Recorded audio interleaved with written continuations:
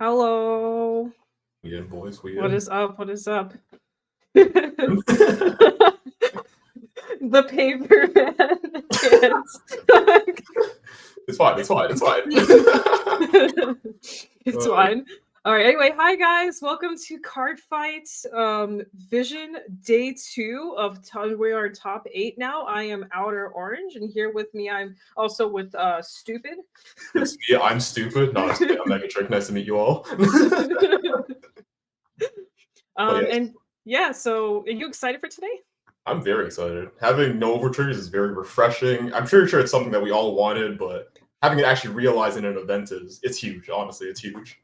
Yeah, I wonder kind of how the players feel knowing that they kind of can play in a different way where they don't have to stress out over just think about the overtrigger if they want to do like a certain combo or a certain mechanic or looping even. Like I kind of wonder like obviously I haven't tried playing without the overtrigger, so I'm curious kind of how it's been running. But I'm really excited. It's just a different way to approach premium now, because it's kind of weird almost thinking about premium without overtrigger because it's been like what 2 years now. God, it's been 2 years. Oh I God, think it's been around 2 years. I think we're about to hit the 2 year mark probably in like January or February, whenever Overdress dropped. So yeah, it's definitely been a while, and it definitely makes the wins feel a lot more satisfying as well. So I'm very excited to see what our players bring today. Me too. What are you looking forward to seeing? Honestly, I already know what our top 8 is, obviously, but just seeing decks that aren't really that are able to just go all in like on any turn, it's going to be a major sort of swing in tempo that I'm looking forward to seeing. Mm-hmm. I noticed there's a lot of Grand Blue decks. How do you feel about Grand Blue? I mean, Grand Blue's has been a very solid deck. I do feel like all the Grand Blue lists we've seen in top 8 do have various different techs that others aren't really running or leaning more into. So I'm curious to see how those perform over the other Grand Blue lists. But I do feel like it's a very solid clan this season. I'm actually kind of surprised. I thought Grand Blue was going to struggle a little bit, just mainly because of like Narukami being a thing, and just all these decks that are kind of just a little bit scarier to deal with as a Grand Blue player. I feel like there's just a lot of stuff you got to tech for, and dealing with like decks like Spikes and stuff like that. So I haven't also really been in the competitive scene with Premium recently, so I don't know how much has changed since the ban of MFD and stuff like that. But I'm really excited. I actually like sleeved up my own Grand Blue deck. I'm like, man, I gotta get back. I got a rumble tumble. That's fair. Grand Blue's always going to be around, man. It's always going to be solid, I feel. Yeah, I mean, it's just something about that clan. There's just always an out, especially now with Beatrice being like a vanguard and a rearguard. You just never really have this issue. You can always like build your deck around something. Whereas I feel like before the boss units weren't as good or capable of doing that. Yeah, Beatrice really changed the game for the clan. She's insane. Does a little bit of everything. Yep. I'm scared for a world where we won't see her. I mean, if that ever happens, you might get something even better, right? True. Go back to Cocytus. okay. Go back to Cocytus. I'd be interested. I think we're going into a game actually, so let's go ahead. Right. Yeah, it looks like we're transitioning over. So this will be the top 8. This is the first round. This is also best of 3. I don't know if she had a chance to mention that, but we'll be looking at Barry and Gleaming Garmore here in a little bit, so for competing. So we're looking at, judging by the sleeves at least, Barry's representing Night Rose a lot, so most likely on Grand Blue, it's safe to say. Yeah.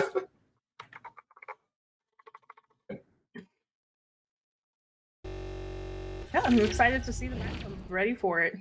Let's run it.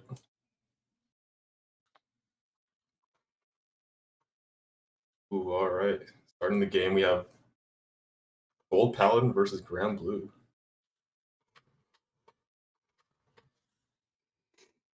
All right, let's see. Who is going first is the question. All right. Oh, no ride. That's interesting. Hang on the crit, go to soul and draw. Oh, a G assist on the other side as well? Oh, wow. What is happening? And a fail. Oh, wait. Did Garmer find the grade 1?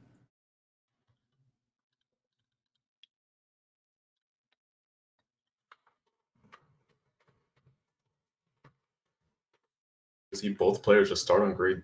Well, missed their grade 1 is Oh, that's a whiff. Oof. Off the rocky start. The grade 1 ratios in their deck lineups is fairly Barry's on 14 grade 1s as well, so that's rather odd. A draw trigger at this stage of the game is pretty nice. Yep, this is very true. And a Geosystem Berry side. He does have the Order PG though, so that might come up later on in the game. Did he whiff? Are they just like, is this just a grade 0 game? Is that what's Grade happening Zero here? Gaming, let's go. Oh no, what is happening? Oh my goodness. And man, we even had the crit draw and everything. That is a blitz order in hand that you can't really It use is that, true. Ooh, heals unfortunately. huge to kill the Jesse out of the damage zone. True. That's massive, actually. Does Garmor find the grade 1?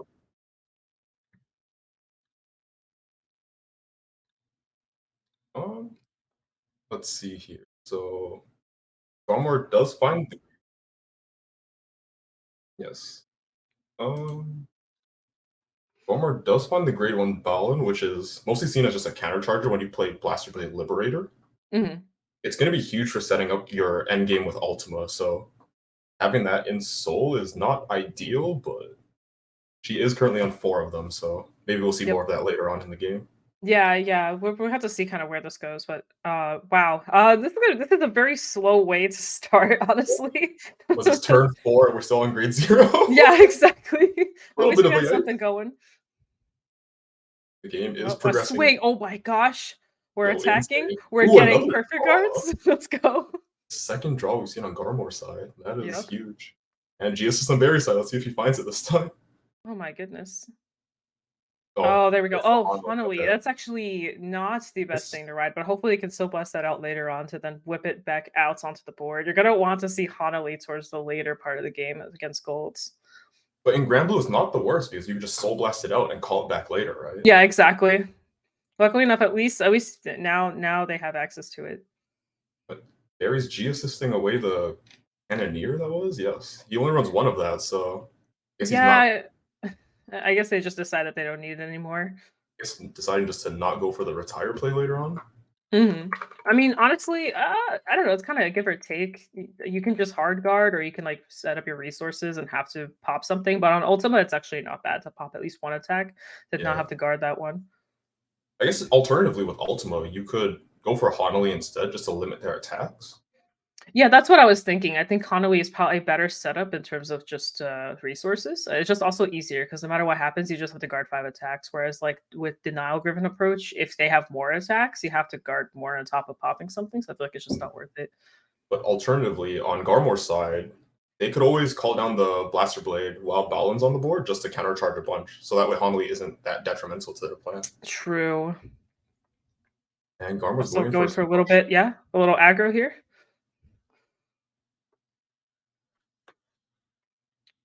I Oh, kind this of missed great. the first part. Who went first? I believe Barry did. He just called down the crit that goes to Soul to draw. Oh, gotcha. I'm checking the Percival. That's a good pickup for sure.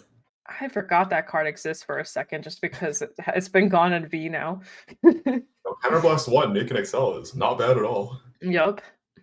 Now we have the Columbard play here. A really Something good way to chill. start setting up and getting the greed, one of the best cards in the clan.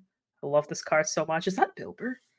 Yep, Barry is Oh on my 3 god. Bilbers. I love Bilber. Bilber is so good in Grand Blue. It's crazy. Oh, Oh, that the crit card goes is to so draw. cracked. Barry's popping off right now. Yep. Doing a rear. Another heal. That's huge. All right. Dang. Wow. Back to 0 Zero. damage gaming. Okay, I see you. The thing is that only soaks up 2 attacks from Ultima at like minimum of 2 attacks. Yeah, I mean, it makes it way easier to just be able to deal with later plays. True. 100%. This is very true, actually. So because there's only one counterblast, now there has to be a choice when riding up to Holy Shrine, if to even ride up at this point, which we're seeing here, the ride up is not going to happen. True. I mean, Uh, Garmor did drop check the Percival, so they could have rode Percival instead to just make that additional Excel. They could have, but also Grand Blue struggles not having GB active, and I think the play was to not set up for GB. And also Grand Blue's grade 2 game, it just isn't that good. Chances are they'll just have to ride up here, and that kind of sucks because then it makes Gold Paladins just be able to do their thing. Trying to get to the But Night Rose. Let's see what happens here.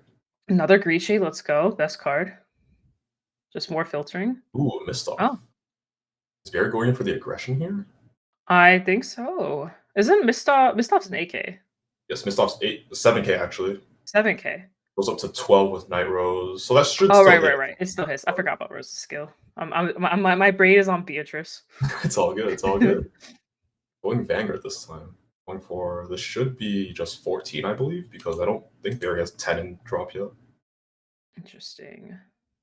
So here we have more Breach Shades. Maybe a Mistoff setup. Shade. Oh, or Jesse. Jesse Counter works too. charge. Yeah. Pretty solid. Yep. Pretty That's solid. actually a solid. Yeah. Just to not get Mil denied. Crit Grenache. All right. Okay. Bring back to hand a Sentinel. Why not? Crit set. Fair enough. 30k shield. 100%. Crit sets are huge, honestly. Oh, I love Crit Sentinels. They're like my new favorite thing on the planet. Is Oh, that no pass? Should be 2, I believe. 2, actually, yeah. And this is 19, which is 15. To the Oh, rear. it's going to rear. Okay. Yeah. I mean, Barry already set up for the like 3 damage there. Probably pushing for more isn't usually a good idea because counterblast in golds is scary. The more counterblast they have, like for every counterblast, it's like 2-3 extra attacks or 2-3 extra excel markers. Yeah, not to mention Holy Shine does have a limit break skill, so that is huge. Well, not limit break directly, but having 4 counterblasts. Yep. Or damage rather.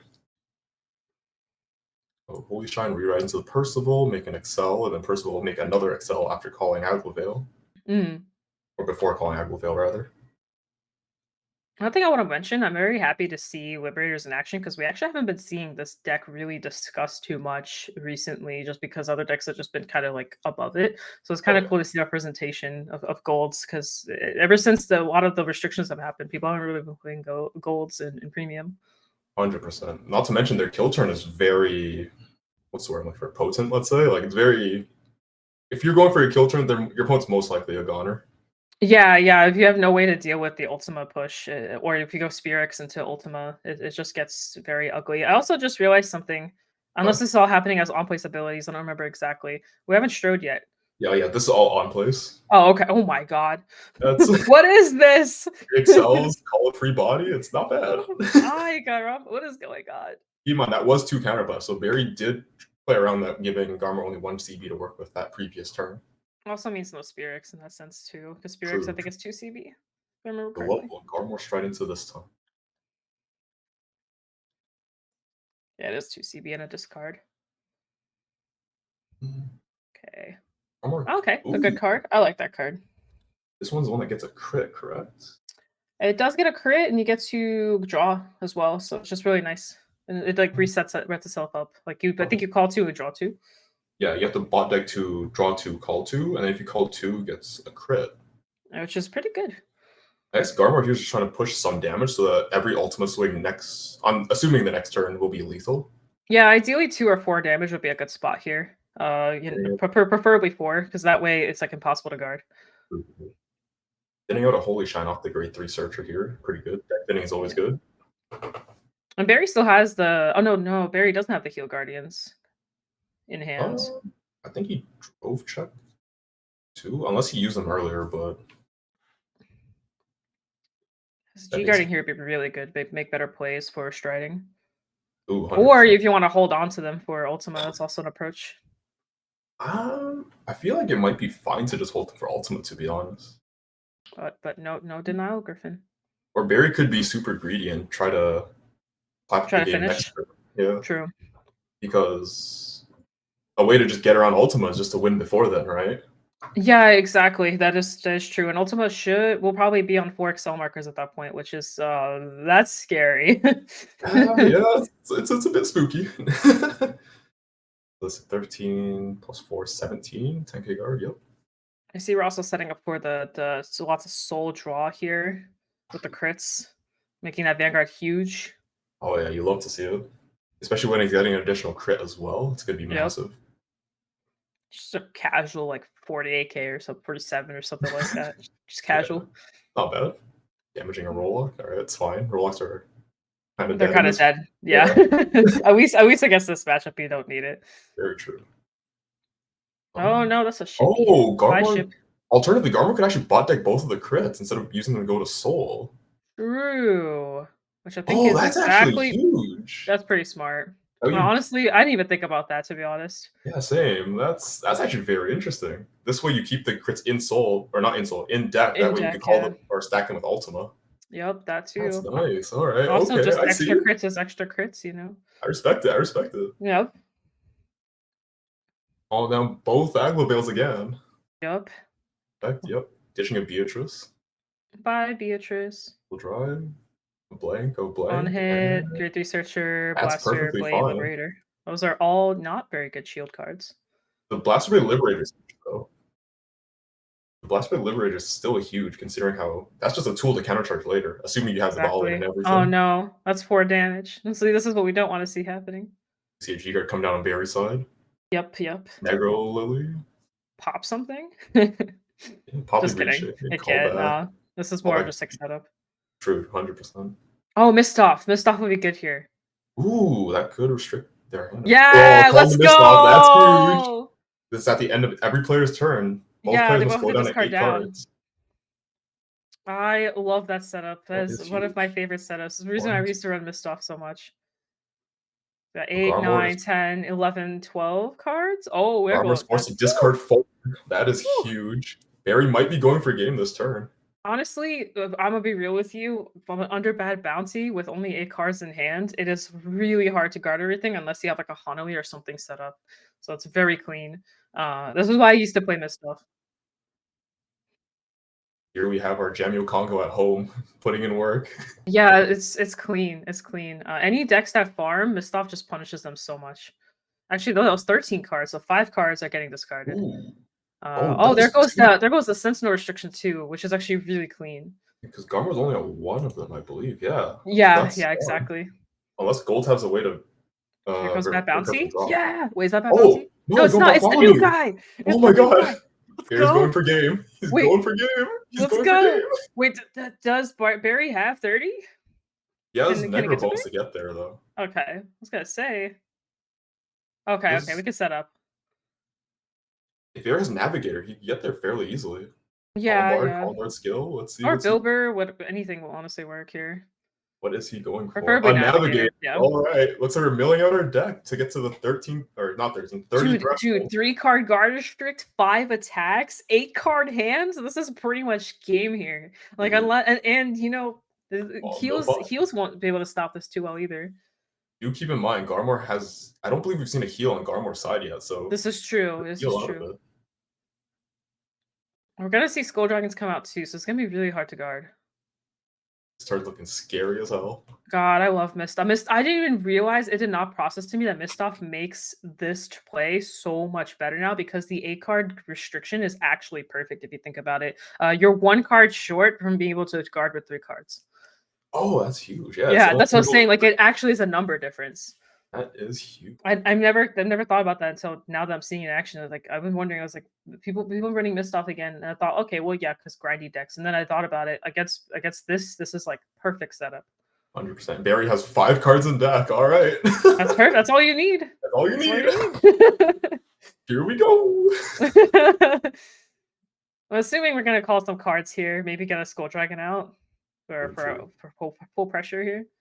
Bartholomew does call 3 with different card names on attack. Yeah, so. yeah. We still want like some attackers right now though, because the only thing that sucks about this stride is the fact that it gives like very little power. It's only get 5k buffs, so like defenses will shut this down. So you want to call the top best attackers, which in this case would be Ghost Ship and Skull Dragon, but Ghost Ship can draw cards, so you don't want to be very careful with that. 100%. Calling out a Greed Shade, using it skilled. We're just going. Storm? Okay. He's adding back a Night Storm. Oh, for multi-attacking, that's pretty good here. And with 2 CB, actually Jesse, 1 CB is the stride. Not to mention Jesse will countercharge, so Barry technically has 3 CB to work with. Yep, and Jesse's just a casual, 14k 3-card card.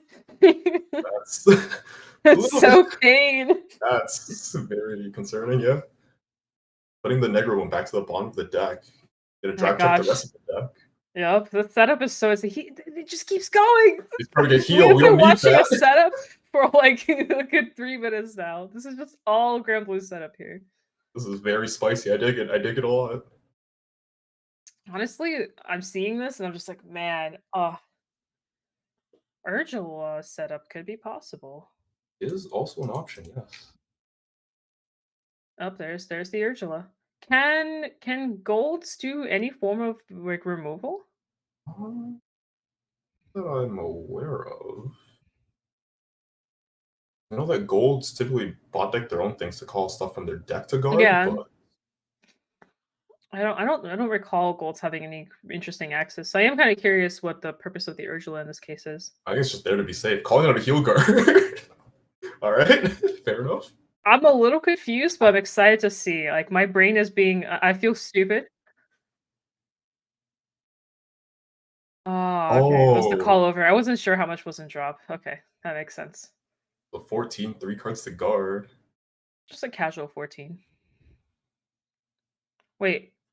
It's very solid intercept. Oh, That'll yeah, be yeah, it. that's true, that's true. And then we're That's a gonna counter charge. recall a This is card here in a 11, sec. 18, so. Okay, Oh, it's taking not a the damage trigger. there. Oh yeah, as long as they don't see defenses here, like this is a very hard turn to deal with. Might clean it up. Here's that's right, here's the reset up, and now we have a Beatrice. full attack back. You Call out just the call Skull that Dragon Skull here? Dragon, I assume? Yep. Yeah. That way it sets up the Night Storm in the drop zone to call back Exactly. off Bartholomew. That's Yep. huge. All right. Mhm. 12. So we most likely seeing an intercept here. Yep. Yep. And then here comes the Really dragon. massive Skull Dragon. Could have boosted there, no? Oh, I guess they said the same in the boost for a Vanguard swing. Yeah. Bartholomew was just called 3, so we're most likely going to see Night Storm, Skull Dragon, and a booster for the Yep, next one. exactly. Just anything to kind of help. You know, As long as looking there's no defenses. at Barry's list, I hope he knows that. I hope that the draw isn't drop. Oh Draw. my! I hope he's aware that it's in draw. I haven't seen it yet, but the assumption is yes. Oh, here's Mick as well. This also Yep, helps with plus 10 setup. to Also, Night Mick Storm? goes back to deck, so when it's sent to the drop zone, right? yeah. Okay. When it's retired, pretty much. And they all get plus 5. Night Storm is hollow, plus 10 due to Mick. Yep. Vanguard is swing for 27. How will Garmor choose to guard this? With three cards. Well, it could be more. They could always PG this, but you'd probably say that for the Skull Dragon. So they did have a defense, which is gonna help a little bit. But yeah, if you try to PG the dragon, you have to draw 4 cards. It's pretty rough. Honestly, without a heal, I don't see a good future here. This is really hard to deal with. 100%. Because we still have the Night Storm attacking, which will bring out another dragon. Or Beatrice into another dragon. We're most likely going to see the Beatrice just to get more. Oh, no, choosing the there's PG a... is. Oh, Wait. wow. Okay, no PG skill, I assume, because that's... Oh, yeah, just hard guarding. 37, 47, so that's 2 10s. Garmor, assume, knows that there's no triggers left in deck. Yeah, I don't think there's any triggers left. I think those are bones at the bottom. Given the amount of mills... Yep. Big Skull Dragon. Can Garmor guard this? I think this is a take. Hope for the heal. If there's another perfect guard, maybe guard that way. Because they are looking at 1, 2, 3 more attacks minimum. Yeah. Keep in mind, so they do have a defense, which may make it harder to go into the Beatrice play, because I don't think Beatrice will hit. Right, because Mick's only 4k, so... Oh, nope, that's game 1. All right. Oof. That was a weird one. Starts off with grade 0 gaming, but... Yeah, grade 0 game too good. That might have helped Barry in the long run, considering how that let him see more cards while not striding yet. However, let's move on to game 2 to see what this. That was intense. I didn't even realize that setup. This is what happens when you don't test enough, but holy crap. Sorry. I probably should have said that, but that's just so cool. Very cool to see, because typically with Grand Blue, you see people strike Obadiah more often than not. I think Obadiah is way too slow majority of the time at this point. Honestly, and if you set up properly, you can usually skip Obi and go straight into Bad Bounty or the Garter Strict guy. I don't. There's like this weird spot right now, and it's been like this for a while now, where just Obi's too slow. It's just too slow. It's been like that for a while. A lot of people don't like Obi, but unless you're going for the grind game, and even the grind game, like Obi just feels too slow. I see. Interesting. I mean, given how Navigator and Bilber exists, I guess you don't really need it. Just mass mill your deck and just pop off from there, right? Yeah, like unless there's a reason you need to set up or you're bricking like insanely hard where you need to mill those 5 cards, there really is no reason. Like I feel like all the other strats just do it better. Like even going from Bad Bounty into Night Rose, you get an extra protect and everything. Like it's really doesn't harm you that much. True. Right. Now players are just gonna start mulligan. Hopefully, they have a grade 1 this time. Yeah, you would think that I would hope that there would be a grade 1 for both players this time. We'll actually have a normal game somewhat. I mean, Because they stabilize pretty well. yeah, the grade 2 game was also a thing as well. Like, Yeah. We had double grade gaming, we had a grade 0 gaming and a grade 2 game yeah, what? spoiled for choice here at Vision. Let's go. Oh dear. I am interested.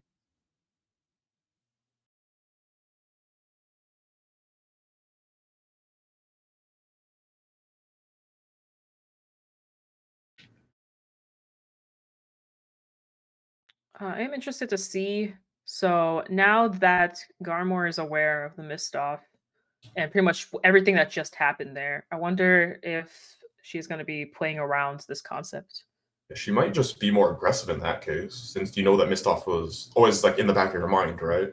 Yeah, yeah. Mistoff is a very spooky card, and knowing that there's just no world where you can easily be able to guard through all that, you kind of just need to kill. 100%. Checking your heal. Oh, I mean, it's good to have for later. Hmm. Riding, riding the Aglo Veil. Will Garmore use the Aglo Veil skill? Yes, she will. She might as well. It's just a free plus to the board, Yep. Deck and thing. you're gonna Call up shuffle that back black. anyway. Yep. Oh right, the grade 1 skill is active there too. Wow, Another double smash. Blaster Blade. That grade 1 is so clutch sometimes. It's just that you can stack a trigger or call a unit. It's just free. Pretty nice, not gonna lie. Hmm. Also Liberators for that, for Yep. whatever that's worth. It is a liberator, which helps with setup too. Ooh, calling them Ooh. back. Just so it doesn't. I guess this is just for to not get denied.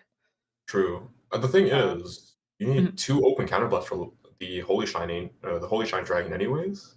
Yeah, this is true. Heal Oh coming down, that's nice. well. Everyone gets heals. I think it's also just having buys on the board for next turn. But even just to apply pressure. That's true. Because you do want those Blaster Blades to be called when you have the ball and just a counter charge. So maybe putting them Exactly. back to the deck later on is much more valuable. I agree.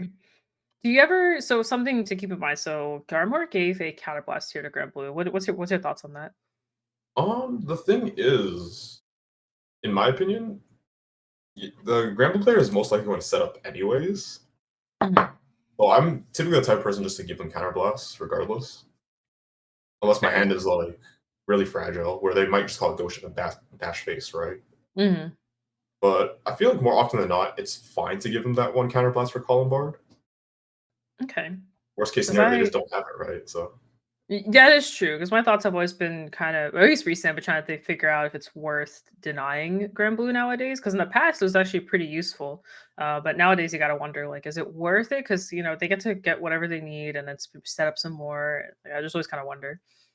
So, like on the flip side, that might help them just unbrick. So that's also something Yeah, to keep in mind. exactly. And look like almost calling up the Blaster Blade just to get a little bit of aggression in there. Still going for the grade 2 game here, I'm noticing. Garmor is really wants Barry to ride up That being said, they first. do have the ball in now just to get the counter charge when, Hmm. not if, but when they'll call another Blaster Blade. So Yep. that's pretty huge. Riding the Beatrice this time around. Heck yeah, best girl. It does so much for this clan. It's a little bit insane. Yeah, I love it. I love this card so much. Protect 1. Yep. Protect 1, so blast, call whatever you want. Also, something to keep in mind, last game we saw a lot of greed shape play, which was like super Shade nice. I is. wonder if we're gonna see the more greed shape plays this time. That Sheer card came amount in of super protect. clutch. Reshade is amazing. Oh, here we Ooh, go for going for the super draw here. they- This is sometimes the setup's oh amazing my because you can god, just more keep draw. going. Yeah, that's so it's huge. Casually draw 3. Call the call bar from hand. All right. I'm gonna assume It we're just gonna helps mill you out a on Jet. brick. Here comes yeah, Yep, Jesse. yep. Get the counter charge. Yep. Pretty nice. Man, I am so the watching this play out, like, oh my gosh, I need to give a thank you to Barry, but also just like instantly just go play Grand Blue after this. It's a very solid clan. I don't know what to tell you. Hey, I know. Popping the 2, bring back the Jesse. Oh, no, we're not doing that? Okay, I guess not. Yeah. The thing is, will Garmor choose to... Oh, Oh, right, gotcha. right, right. So nothing was called Calm, right? So calling down the Yeah. Honolly here. Since Honolly's here, we could assume that Barry's just going to deny as much damage as possible. So the counterblast wasn't used for Hanoi. Right, So because... the skill wasn't the skill isn't active, but I think it's just more so just to have like a booster or Well, the something, thing I is guess. that you don't need a counterblast to actually use Honolly. Uh, Honolly's just... You have to counterblast when Honolly's placed. It's just a continuous for 5th attack or more. really?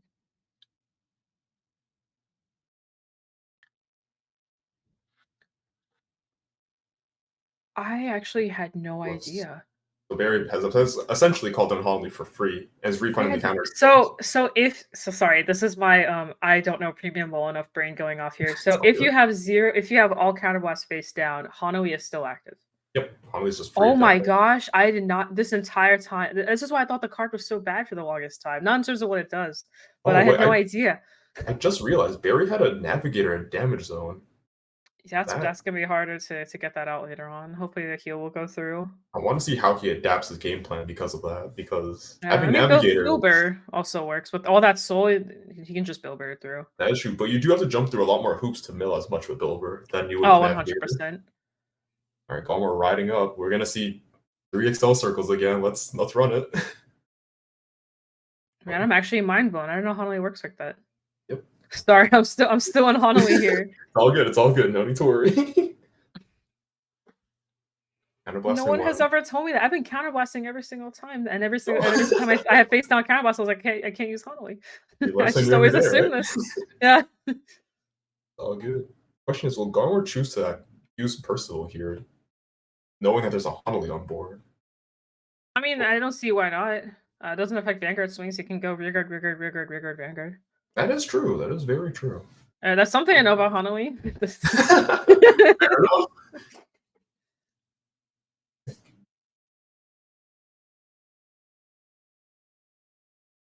Garmor is aware that Mistoff is already on the board, so Barry does have a Yeah, little bit more leeway in yeah. Lily if he decides to go for it. Mistop's also on the board, so Garmor can't set up super high. True, true. So pretty But much, I think the approach here is just call a bunch of stuff, swing with all the rears, swing with Van, or just not care about the Hanoi, swing face. You know, alternative, I feel like Hanoi isn't too counter. Like I feel like it's not affecting what Garmor's plan is too much. alternatively, I feel like Garmor could have gone for XL1 this game instead because Mistoff's already there, right? You know what? You're not wrong, actually. Yeah, since you're going for aggression, why not just go all in, right? Yeah, Excel one I think would have been the play here, since you're gonna lose your hand anyway. True. He's carrying Holy Shine to stride. We also don't know what Garmor's hand's looking like. It's possible that the draws were needed. Oh, true. Considering how maybe digging for Blaster Blades to play here because 2 of them are already out of deck. Yeah. Going for this stride again. Getting the crit is pretty nice. Yep. This is it's gonna be kind of tough here. On the other hand, Garmer's only at 2, so it won't be too terrible That's to true. deal with another one of those painful stride turns. But We might this not might be a even bad bouncy play here. We might see. considering how Barry's drop zone is also very It's very small at the low. moment. Yeah. Yeah, So there's not much to do. bad bounty is more likely next turn anyways. We might see actually OB come out here. This might be an OB turn, an OB game. Well, in that case, maybe XL2 was the correct play considering how Yeah. the Grand Blue player is severely. They're a lot more hindered now considering navigators. And Yeah, damage. they have to set up because with only two or three cards in drop, you kind of have to go to OB here. Barry's also only on 1 navigator, so that's a huge detriment to his plan. Exactly, and Obadiah can fix that. Calling the Blaster Blade, countercharging 2 because there are 2 Balins on board. Casual. Casual countercharge 2 Casual too. must be nice. Imagine having that free access. Extreme jealousy. I'm not jealous. What are you talking about? You're being a Nightmare Doll player. I wish I could charge for free. My goodness, I think the clan would be even more busted. I'm not complaining. Oh my god. I wouldn't complain. Okay. Let's see here. 3 Card cards in for hand, probably going to be going to 6 here, so no discards will happen, which is pretty nice. falling down the board is very huge for more multi-attack and getting around missed off. So Oh yeah, I was about to say. So here I was going to say the Hanoi just doesn't matter here. 2 open counterblasts, really not a big deal. true. Bomb decking too. Like honestly, I think the attacks will just still be very, very annoying. Yeah, 100%. Damage checking a Beatrice. All right. I am happy to see that Garmor is trying to play around whatever Barry will try to do here, which is good. Also, ooh, ow. It's, All the good cards go into the damage over it's there. all the one-ups. Well, not one-ups, Yep. but All good cards. feels bad. Feels bad. That's the worst part about Grand Blue player. You never want to actually take damage, not because of damage, but because of what goes into damage. You're always Yeah, scared of your one-ups falling into there. 100%. I guess that's why heals are a lot more huge in Grand Blue. 100%. Like you'd rather heal. Being at high damage usually isn't a problem because you definitely want to heal as much as possible. Mm-hmm. Also slows down the game enough. Bye-bye. I love Bagovia. It's just so funny. Let me just shove this rear guard to soul real quick. Kind of plays like a Bermuda card. Bounces back to hand. You're not wrong. Having access Coincidence? to that's nice. What? Winkadink alert? I don't know. Seems a little sus. Bot decking the grade 1, bot decking a blaster blade. Bye-bye. There they go. No crit setups here. That's right. We did see the crit setup last time, which almost like hindered the gameplay. Maybe Garmor's actually hanging on to those crits to guard with next turn. Yeah. Could be a possibility. Honestly, if they set up here, survive whatever Barry's gonna do, they should be able to just ultimate and win. 100%. 2, seeing the protect come down here. 4 cards in hand, drop to 7, and then 8 with Aglovale. Just under missed off. Yep, exactly. The setup do be hitting different. Discarding the Skull Dragon. Speaking of setup. Hi, Dragon. I'll see you later. Unfortunately for Garmor, at least, seeing Dragon is kind of spooky. I mean, with a 5-card drop, no Navigator, no Bilber in sight, I think we're okay. True. Seeing a crit But that Dragon Garmor. is a whole 22k right now. Oh no.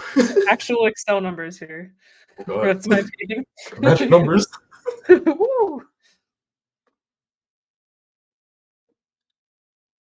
I think the correct play here is just to give it to the Aglovale, right? Giving it a crit is huge. Final check. Oh, another crit. Ooh, Both sides are going to be that's lethal. a draw. I'm going to be discarding again. Sorry, Mustaf. No, that was a crit. No, it was wasn't that perfect guard too? Crit perfect guard? No, Am I incorrect? I think it was crit. Okay, I'm on crack. I don't know how to look at cards. My eyeballs aren't working. It's all good. Both sides are now lethal, so Barry's forced to guard both. And counterblasting both for the Honolulu. Ooh, using the order PG here. Very nice. I feel like you want to save that for the Ultima turn. Considering how this game is going a bit slower than usual. This is true. It is still a triple drive, so it's still activate. So yeah, I'm with you on that one. Maybe there was no choice. We don't know the contents of his hand, so that's fair. That's fair. My hand is pretty small. There's Bilber. Bilber. What are we milling? Best card. Shows the 3. Absolutely correct card. Reachade. Yep. Forcing the back row. Reachade skill. Yeah. Ooh, Mechanic Skull Dragon. So we have both of the ones we Mills. I just realized they went into bad bounty here. Interesting. And here's another Bilber turn. Bilber. All over this time getting the crit. It was a heal or something else. The Honolulu. Yeah, I mean, I want to call over the Honolulu at this point. You don't want to hinder yourself either. The thing is, Barry does have Jesse and drop, so I guess it's fine either way. Yeah, but I mean, if you're going like 10 attacks, you don't want to keep counterboxing for them. Yeah, fair. Negrobone, discard, just call it the Night Storm. Yep, and then retire 2, get the Jesse out. Alright. This is still a relatively scary turn now that Barry's milled quite a bit with Bilber. Milled quite a bit, and we didn't see too many triggers, actually. There was a couple that got milled out, but it wasn't too crazy. Small price to pay, isn't it? Is Rose in drop? I don't recall seeing it. So Rose got pitched for stride, so yes, there is a Rose. Garmor starting off the turn with a G guard. Slay Me Flare, alright. Returning the Blaster Blade will become huge later on in the game. I mean, this is the GB3 setup at this point, and I think 100%. and Garmor wants to take damage on the dragons probably. So not Most taking likely. damage here and then taking the dragons is probably the best play. Calling a crit, calling a grade 1, that's 27, 42, 52, so that's 3 to pass, I believe. Because Vanguard is 27, yes, 310 or 25k to pass. Mhm. Mika's out. There's still a couple 5Ks. I think the crits is still on deck. Yep. Actually, no, I don't even think so. I think we've seen them. Crit. The Banshee crits. That's a crit. Put it on the Jesse. Jesse will be swinging first in the lineup just to get the counter charge potential. Yeah, actually, Night no, yeah, that's smarter because the storm is usually smaller. True. So counterblasting 1, discarding 3 cards from hand. Bye bye. All right. Yeah, we can see Night Rose here. Rosy cheeks coming out. Let's go. There she is. Get that protect back. Yep. Or don't pick it up. I mean, I'm pretty sure this is the final. I feel like this might be the final turn regardless, to be honest, for Barry. Oh, when I 100% I'm with you on that one. All that can happen here is healing out. This is not good setup for. And there's nothing else Barry could do, honestly, in this case. But yeah, this is gonna be a rough turn coming up because I don't see a foreseeable future where Barry kills here. Ooh, and there's the defense too, which is it's gonna screw up the storm Beatrice plays. Yeah, exactly. Just being at 2 damage is just so low for trying to push for bad bounty plays here. Yeah, it's hard to climb back up from there. Oh, another defensive.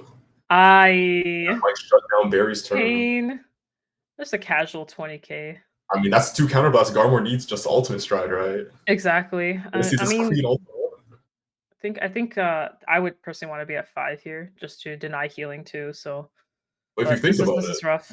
If you call Blaster Blade, if you call 2 Blaster Blades off Ultima, you're gonna countercharge 4.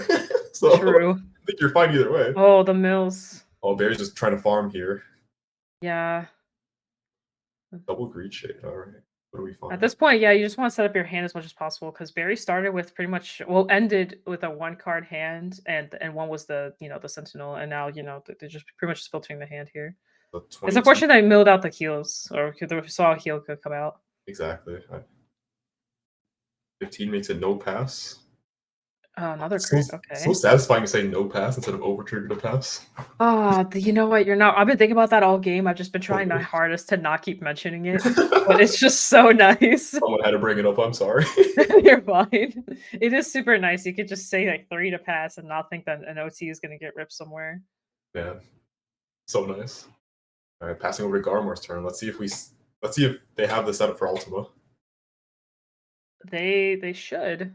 They should. I would assume that the whole point of all of this was to set up for Ultima, and there it is. There it is. It is one of probably the best win cons in golds right now. Yeah. No time. Bye bye. I mean, it is the only Excel clan in United Sanctuary, so.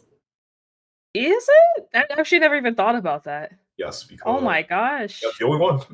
Wow, that never occurred to me. Yeah, the only ones that could make full use of Ultima. Wow. Okay, so here we have the Ultima skill. Counterblast 2. Getting the stack. Yep. I'm excited to see this fresh countercharge 4. I want to see it. You want to see that? I just want to see it. It'll be clean. I am interested if the Sentinel, not the 1 Sentinel for the rest of the turn. Oh, it's going to be active here. Yeah. We'll need a counterblast for it, but we'll see.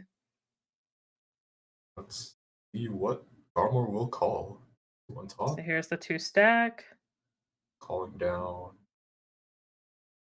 Yep, there. Okay, there's the Sentinel and the resist. Actually, that's smart for the Denial Griffin play.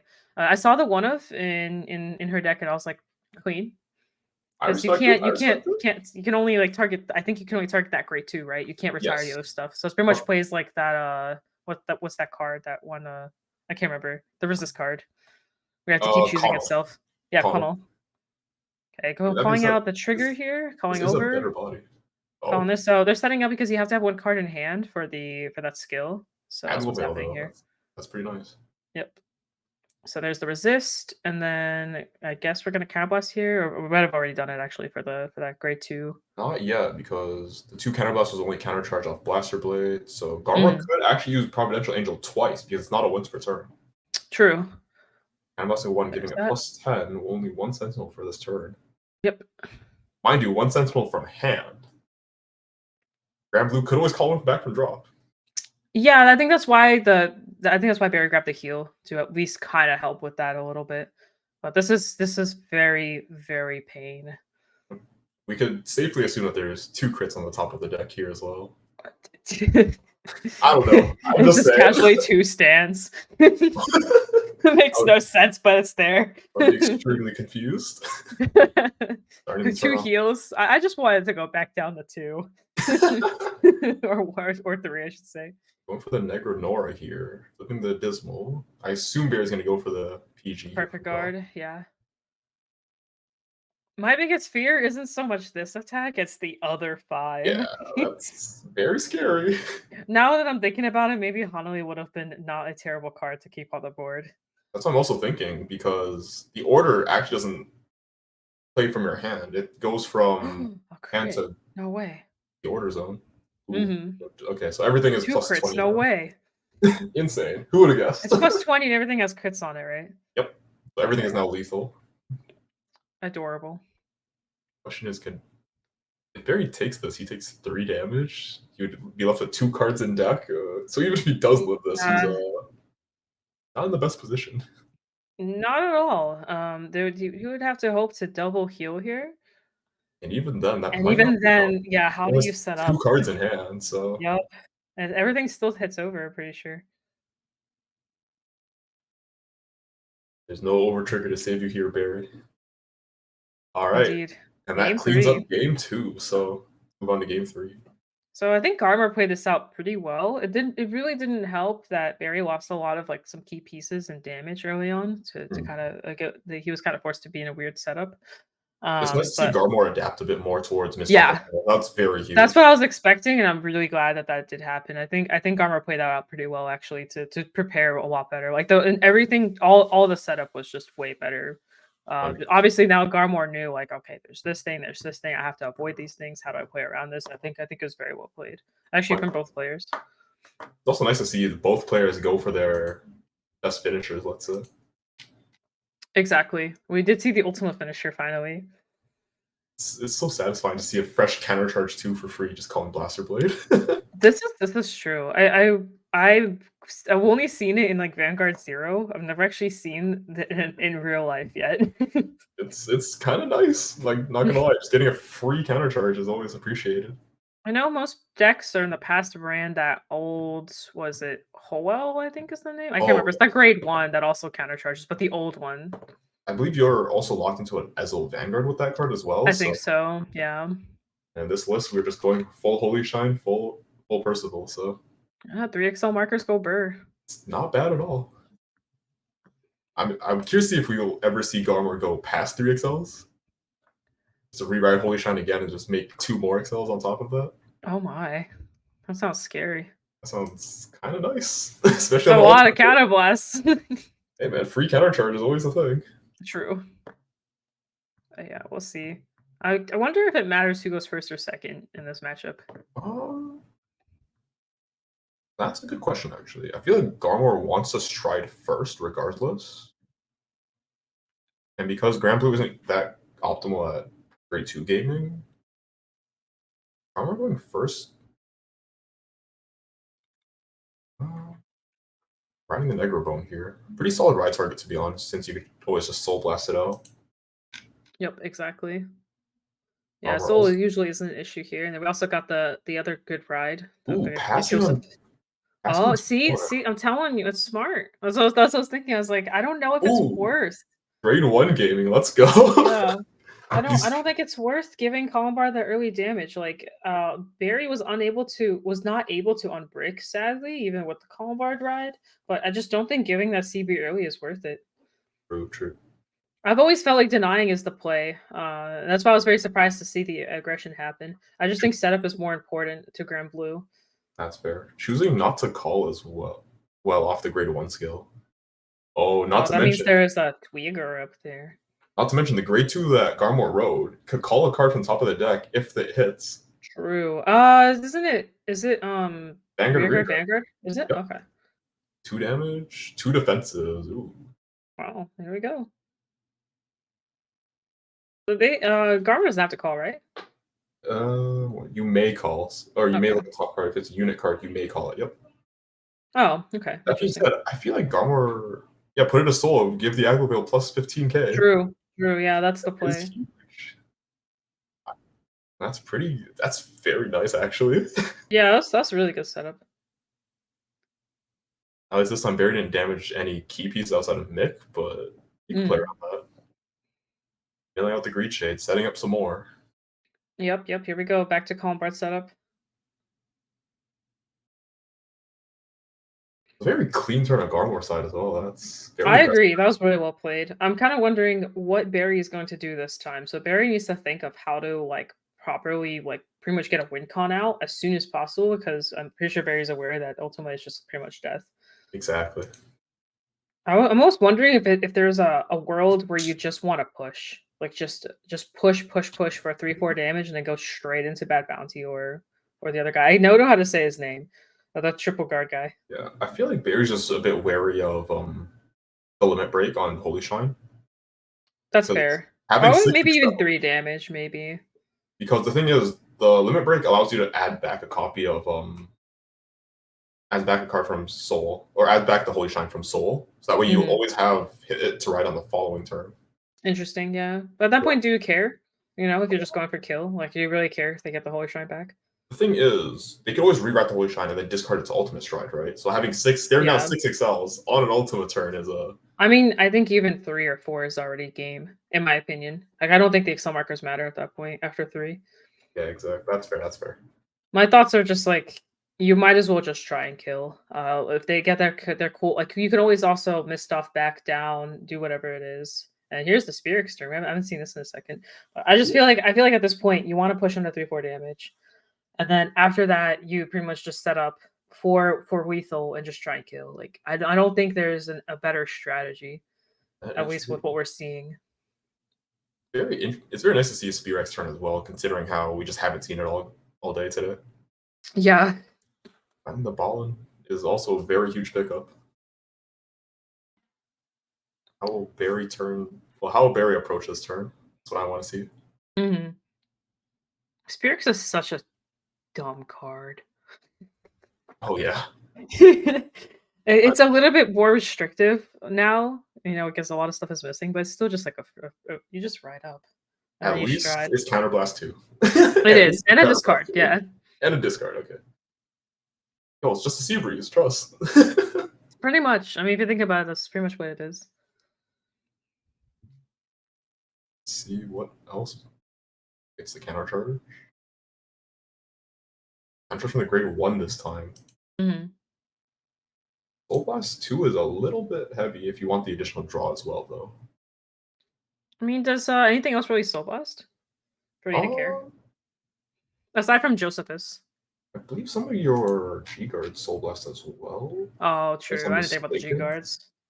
Yeah, the new one definitely Soul Blast. Mm-hmm. I think it's the only one, but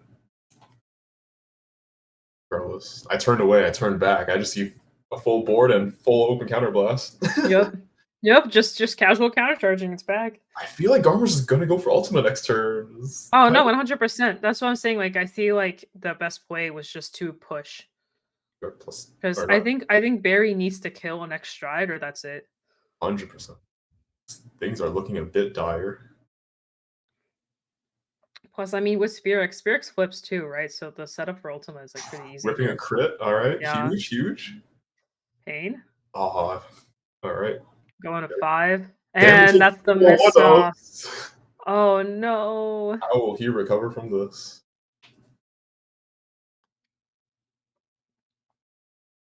I'm trying to think if I was in Barry's shoes, what in the world I would do here? Because being at 5 damage.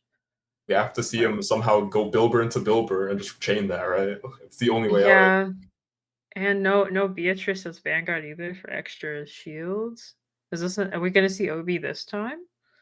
Yeah, okay, All we're the not gonna dots say I was are thinking the same thing. I was like, there I think you can only OD here. Deck in your deck as much as possible. Hope that all 4 heals are just casually on top. Because exactly. there's just nothing else you can really do here. You can also slow it down, can deny GB3, but that's really not gonna help you. Yeah, 100%. Like the Order PG, the Honolulu, the Ghost Ship, the Grenache. Hanoi is pretty good here. I think Hanoi is important just to at least help a little bit with the Ultima turn. Alternatively, you might I think Barry could have also tried to go for Cannoneer just to pop the counterchargers, just to make sure that he has more PGs available for the next turn. Yeah, that's possible.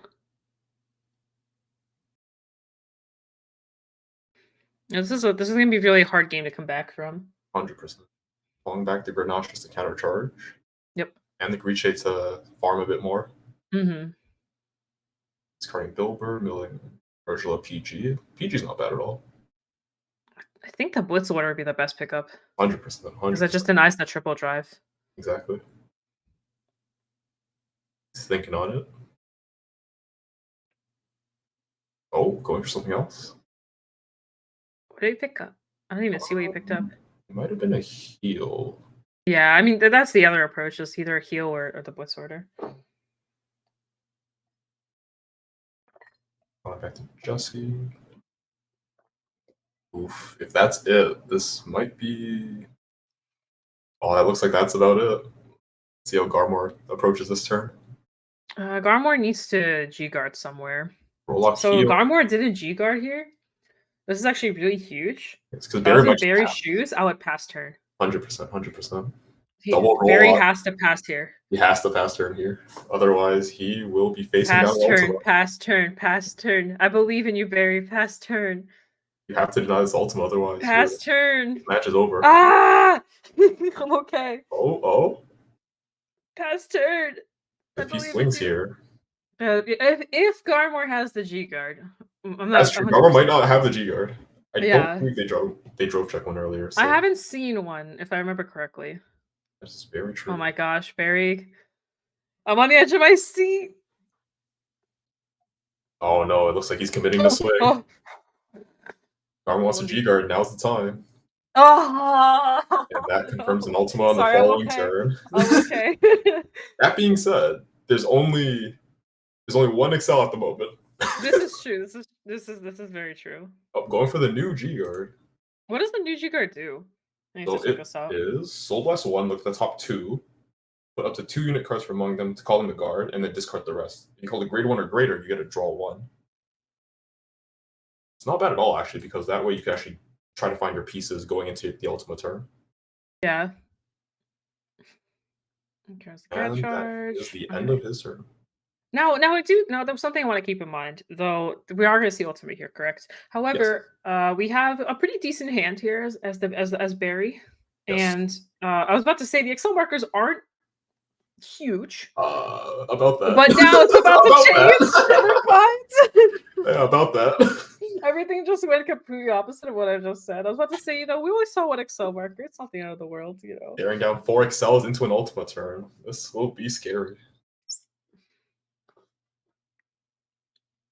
Oh boy. I mean, I'm assuming the Liberator's in hand at this point. Yeah, it's gotta be. Garmor hasn't used Percival this game yet before this, so that means they should have 2 more available in deck or in hand. Yeah. Because one of them went to the damage zone. I believe they discarded crit to strike. There's the resist too. Yes. Wait, they discarded a crit? Off the Spear Extra, I believe. Oh, okay. I was gonna. Oh, earlier. I got you. Yes, earlier. So the Percival should still be in deck. Yeah. I think. I would be surprised if Garmor doesn't have Ultima set up at this point. Exactly. We'll see. We'll see in a second. Because this is Ultima for game, 100%. 100%, yeah. Honestly, I think any strike will probably kill here. I'm gonna be real, but Ultima would be the best thing to set. Yeah, Ultima's a lot more lethal. So yeah, 100%, especially being at 4. So with this many attacks, I don't know how Barry's hand is doing. We know for sure he has a protects, the order PG, and a heal. Mm-hmm. So that's stops potentially 3 attacks, but when there's Oh, nope, that is not Ultima. Oh, wait. no, it's resolving Percival skill. Oh my gosh, it's still going! We need more excels. We need more excels. How many obvious abilities does this clan have? Yes. Yes.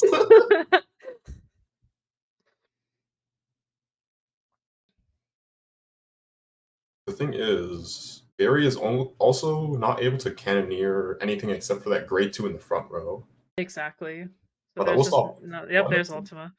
Here we go.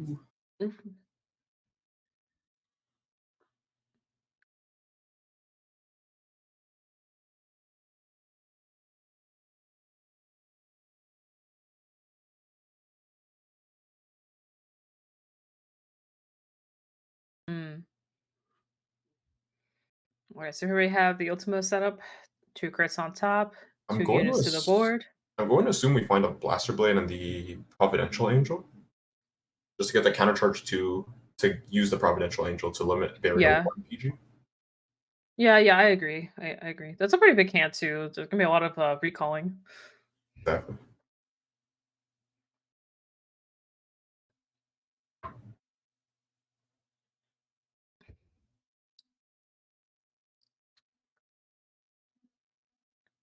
Okay, so Garmor's thinking sort of what the setup here is going to be. Probably, as you mentioned, going for the countercharging setup to be able to pretty much put everything live. And being a protect deck, you definitely want to you definitely want to go for that Sentinel restrict. Exactly. Considering how you already know that Barry has a protect, right? So exactly, Barry will be able to at least PG from drop. So there's true. 1 attack not to worry about, but there's also 1, 2, 3, 4, 5, 6, 7 attacks coming. All that are gonna be plus 20k power, all 2 crit, and Barry's at 4. So Barry can offer pretty a owie. single attack. Yep. Though we haven't seen too many heals come out. I don't remember exactly how many we've seen, but there might be a chance to heal out of this, or at least take 1 blow and can hit a heal, hit a defense. Defenses do help. Makes the guard at least a little bit easier. There's the double counter church. The only thing is that every swing from here on will be at least 3 crit, right? So yeah, Barry that's what I'm saying. The heal would help. You would need 2 heals. Yeah. Good luck. Good luck. That's all I could say. Yeah. It's okay. It's okay. We'll see. There's always a miracle. It is still Vanguard. Oh, that Anything's is a possible. lot of Aglavales. That is indeed a lot of Aglavales. That kind of ensures that. Oh, there's the on hit too. In theory, if Barry does hit 2 defensive heals, those Aglavales will still hit no matter what. Yeah, because Aglavale is pain. A free 10k, 10k. Yeah. Oh, there's the call. There's the super call over that we saw. Yep. Going all in to unlock the potential that is Providential Angel. Yep. Okay, so we have full setup. Great. The angel is active. That's fine. About to hit with that very beefy Vanguard. Setting up the guard restrict. Using it once. All right, makes sense. I think Garmor still being a bit wary of Honley because they could counterblast 2 for that, just make it plus 20 instead of plus 10. Yeah. And there's the 1 PG, discounting your crit sentinel. Yep. Yep, crit everything. Crit. Yep. Crit everything. Crit. Yep. Shows the 3rd. Nope. All right. How funny would that be? Just that would a casual 3 crits on top. All right, let's see what they have next. Yeah, I think a Honey would help here, but it's not enough. They're looking rather slim. Barry's hand is about 5 cards, I believe. Negra Lily.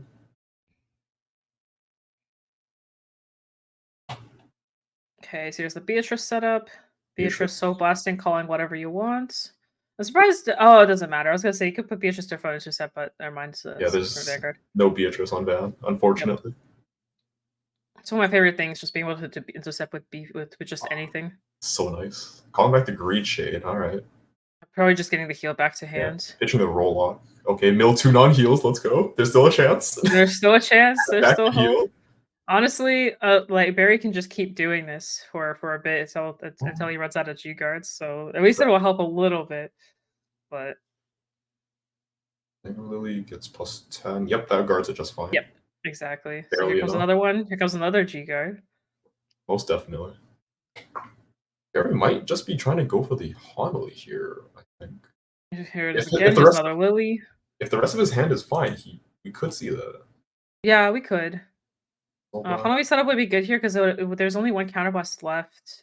Ooh, Oh, okay. Nick, The plus okay. 10. Okay. Interesting, interesting. Oh, that would have been so nice if he was on Beatrice On Vanguard. Beatrice. Oh yeah, it'd be That would have nuts been because so that's an interceptor too, and it goes back to deck. So now we have a little bit of that stacking. Is the rest of his hand able to 22k. guard this? We'll have to see. Garmor has 1, 2, 3, 4 attacks left. one more So time. I'm trying to think. So one counterblast will have to be used for one of the attacks. Because we're at 1, 2, 3, 4 attacks right now. So Well, the thing is, 5. Barry. That's if Barry has the another heal for that Negro Lily to Yeah, call back the true. Hawk. So that would stop one more attack. Yeah. Is it possible to guard this? Is it possible? Is Grand Blue correct? It might be because one card guards one of them for sure because it's the order PG. Yep. He has 4 cards and 5 cards. It's possible.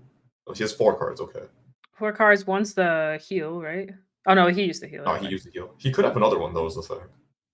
Interesting. Thing is, these Aglovilles are huge because they just get plus 10 for free. Yeah, yeah. The biggest fear is just being able to guard those because the smaller attacks are at least somewhat guardable. Mhm. Honestly, take 3 damage, heal 2. Shuts down the turn. I'm just saying. That might be the only out here.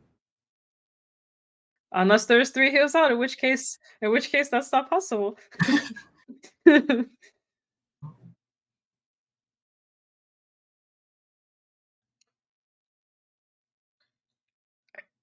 Oh, there he has goes the other another heal. one. Okay, well, let me know for sure that healing will not be happening. How many lilies does I oh yeah, so we do have one more attack coming, and then that'll activate the Oh, Hanaway back to here. So, Hanway. oh my gosh, I actually Here it think is. Barry's gonna be able to guard this. He might be able to live this. Oh my god, if he lives this, all he has to do is just swing next turn. But he's not gonna have any counterblast though. There won't be too much that he'll be able to do, but 10k card it's is still better than nothing. Bear has 2 cards in hand. Oh, he looks a bit frustrated. What happened? He miscount potentially. I think he's short 5k somewhere. I think that's what's happening. The thing is, he does have an interceptor, so maybe that will help. Yeah. So the thing is, as long as he has units on board, so he can always call back to Jesse to refund the counterblast, right? Is he short? I think he's short literally 5k. Because think about the hand here. That Aquaville is swinging for so that's 30k on it. So that's 39 39. to 22. Well, 39 plus the boost, right? So 29 plus the true. It has the boost on it as well. 39, 47, 52. 52. Okay. So Barry's 52 to 22. 2. So that's pretty much 2 triggers. Oh dear, this might be it. Oh, I think they're just conferring powers on the previous attack. Yeah. So, because that would have been 27, 37, 47, 57 shields. Mhm. That would have been enough for the Aglovale that I just attacked. Oh my gosh, this is so close. This is. I'm actually very Okay, impressed. they're thinking back. They're backtracking. That's fine. That's fine. So I think there wasn't enough for the first attack there. Because that attack is 5k less. 1646, I believe. Ah. Okay, so there was 10. There needs to be 10 more guard here. Which probably I'm assuming with the 2 card hand, this isn't going to be enough.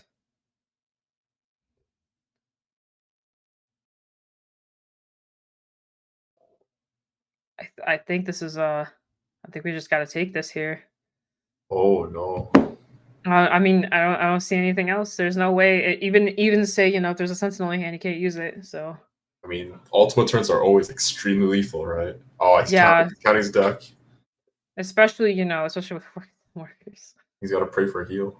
I don't. The heal won't help him here. Got to pray for multiple heals. I don't think he has enough. There's no OT either. Yeah, that's the biggest thing, right?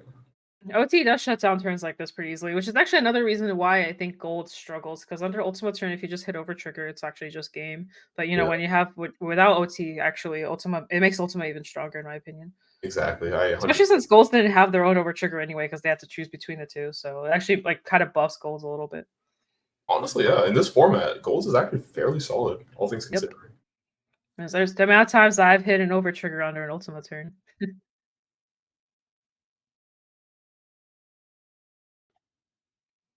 Okay. Bombard. Oh, so this way that gives you the double intercept for the. Okay, so just a little bit of a rewind there because numbers were a bit skewed. Mhm. So it looks like we're doing a small rewind here to change the Lily call to Not to call for the mention, interceptor here. not to mention, Colin does deck thin one, so that might come up. Yeah, Maybe, hopefully. Let's see. I guess we'll see. I mean that 10K, any 5K right now, any form of power will matter here. This is literally like the difference of a one card right now. 100%, especially now that Homley's on the board.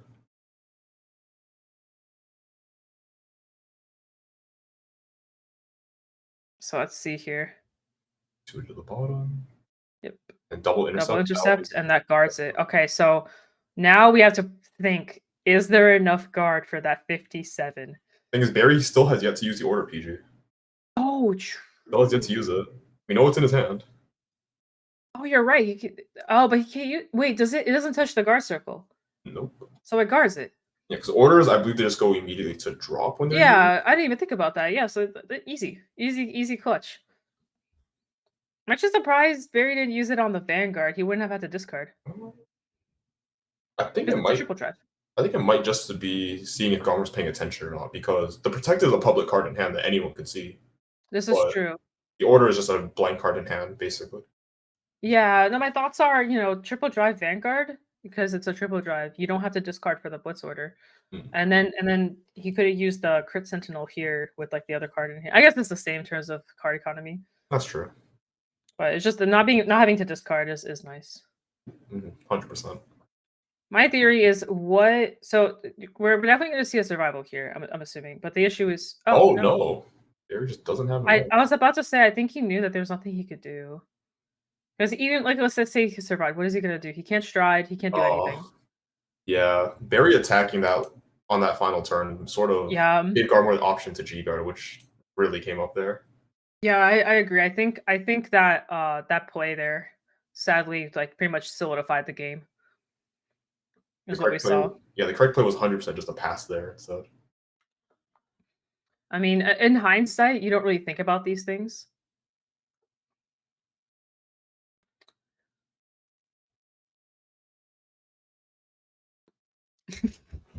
It's still weird though. But anyway, regardless, really good game. Very well played between both players. So between both players, I think overall they played really well. It was really insane, actually. I haven't seen those. Honestly, they both played to their best. Sadly, the last game was a little tough there. Sometimes it's hard to make that call to want to swing or not. You just don't think about it. It's like, oh, I'll just swing here, and just keep applying pressure, not thinking about like, oh, if they G guard here, they're just instantly go to their win con, yeah, and this stuff does happen. So yeah, especially given how it's the last round as well within a best of three. That's the pressure's on, so they're probably just buckling under the pressure as well. yeah, exactly. And Grand Blue is very brain inducive. So sometimes it's a little, in my opinion, I think it's a little easier to kind of miss some things here and there. So it happens. But overall, still very well done. They did a very good job, and I'm proud of both of them. They did so well. Very interesting, like plays on both sides as well. Because Yeah. I personally haven't seen much of Golds myself, so seeing all that in action is very refreshing. I agree. I'm wondering now what we'll see from here on out. So Gaming Garmor is representing Liberators pretty well. I was interested to see how that deck's gonna function. It's actually it performed really well. Very lethal once you get to their. Okay. So we just finished our top 8 cuts there. So we're actually gonna take a little bit of a break here. So we'll see you guys over in pretty much the next once we go to top 4 or wherever we're going next. You right back. See you soon.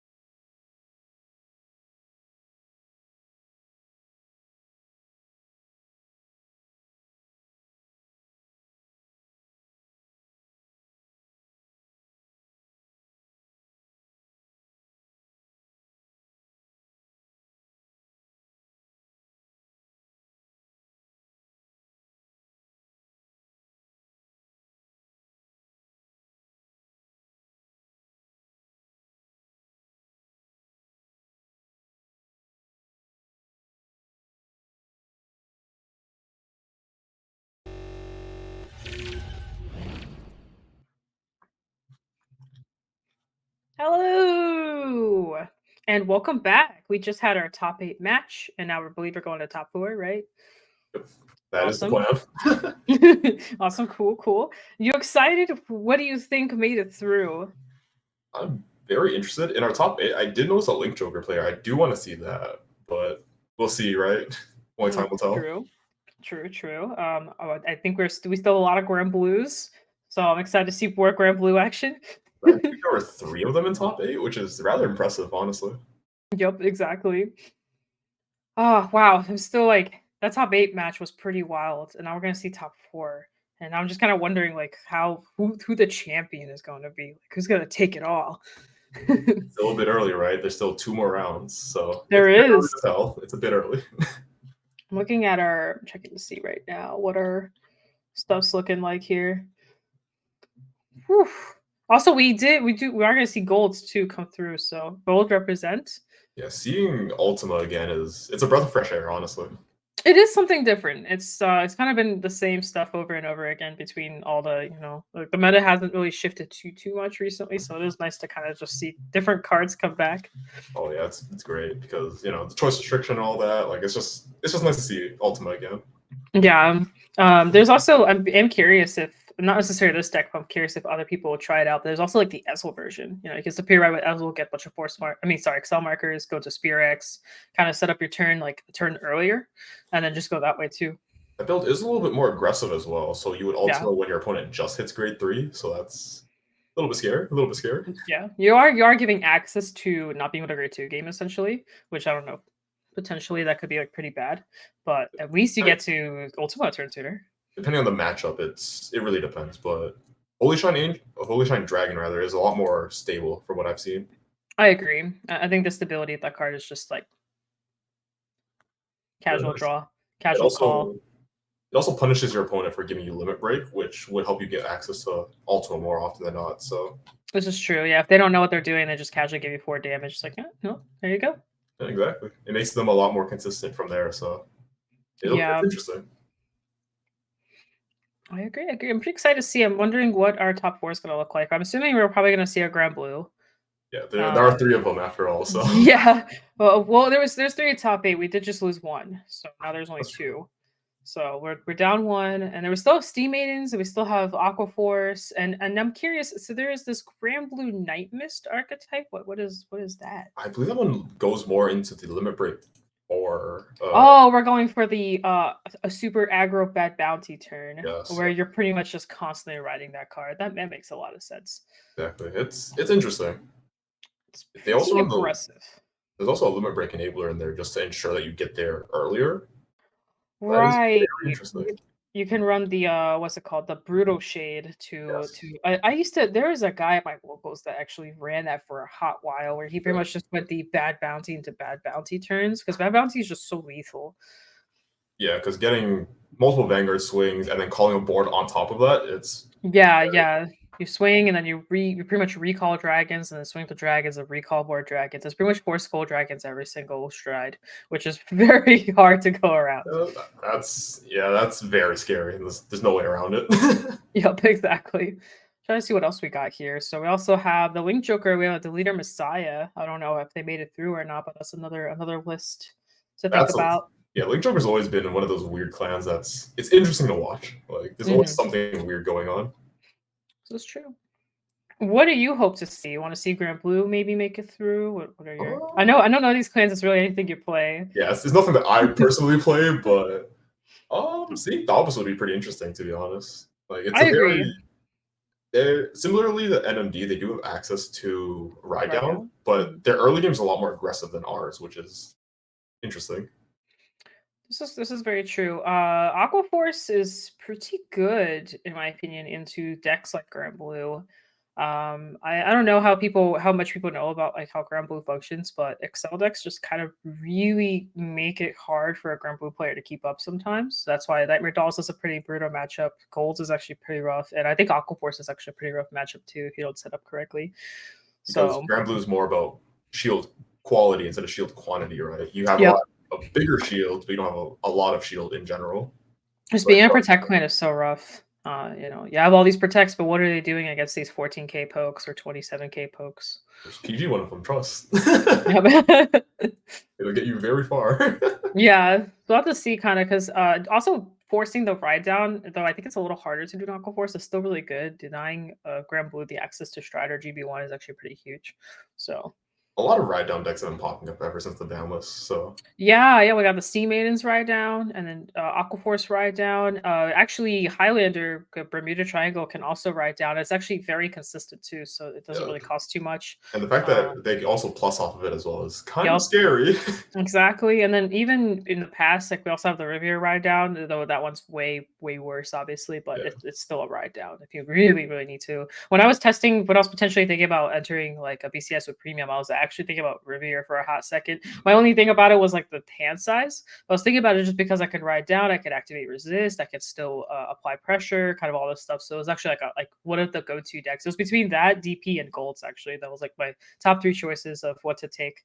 Because I don't like Narukami. I have it, but I'm not really a fan of playing it. And I feel like I need to have some heart to compete. And I have to enjoy the deck at least a little bit to want to like enter with it, right? No, So I feel that. We're in the same boat in that sense.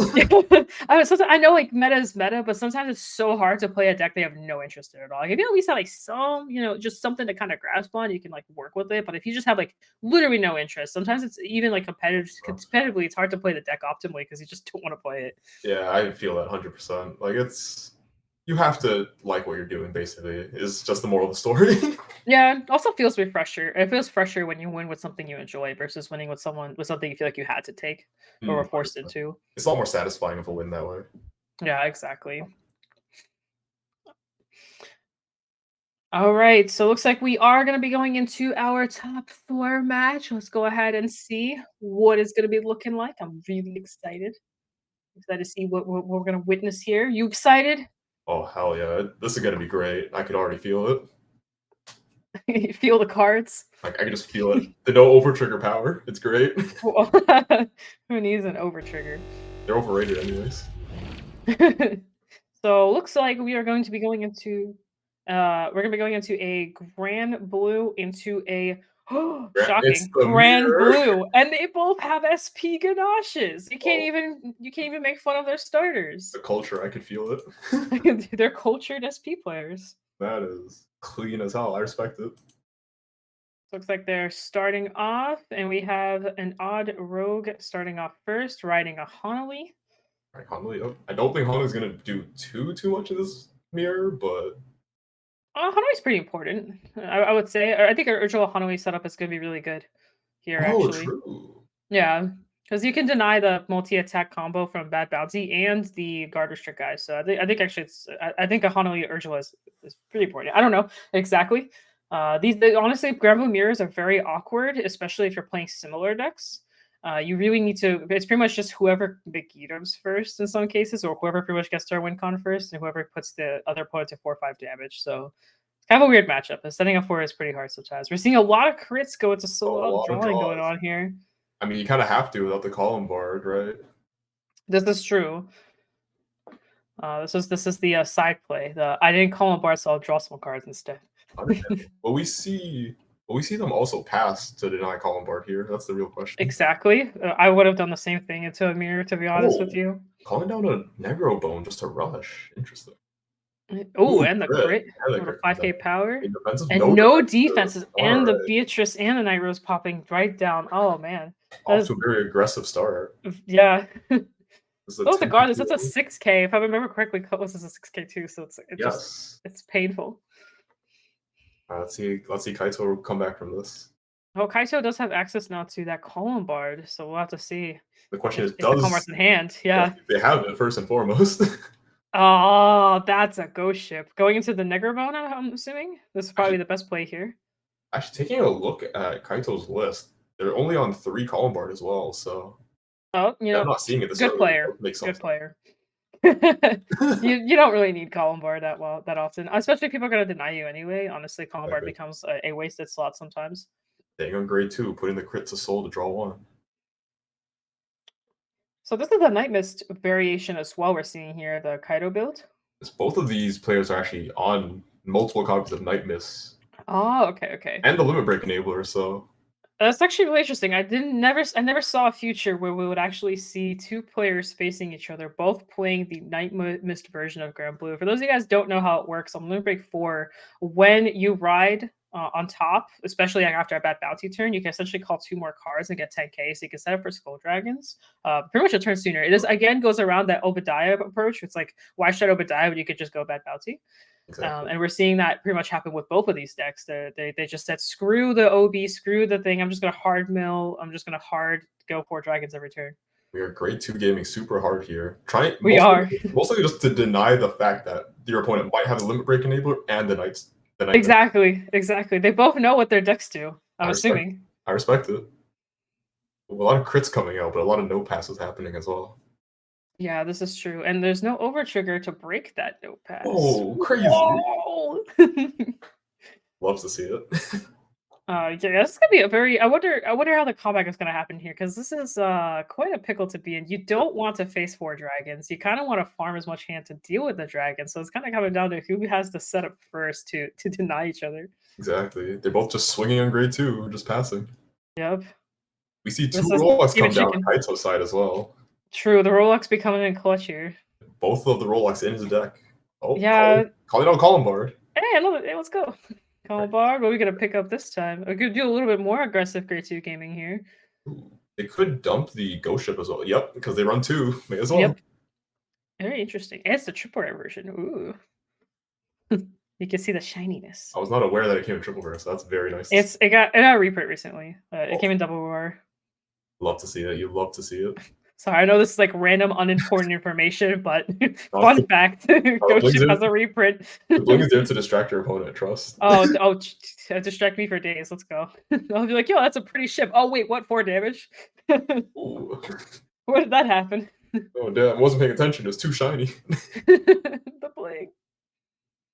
But this is actually really nice here. So this setup is pretty solid, because not only does Kaido it's just able to just attack, but also remove the Ghost Ship from the board and get a draw on top of that. So just easier setup, while also just being able to still force the Vanguard swings. Exactly.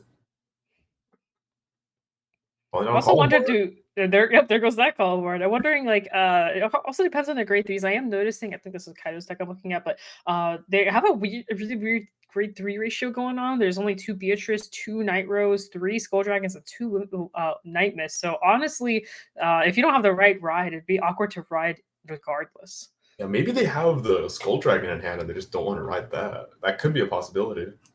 Yeah, I would say screw it, ride the dragon, get the. No, just kidding. The dragon's so good. The dragon's so good. Oh, here's another setup, another Columbard Ghost Ship setup. They're kind of like copying each other now. Yeah, Odd Rogue is going in for a bit more aggression here with the Columbard line plus a Ghost Ship. So I think Odd Rogue is like, can we please just go to 3 now? Can we please just stride our Skull Dragons? I would much prefer that.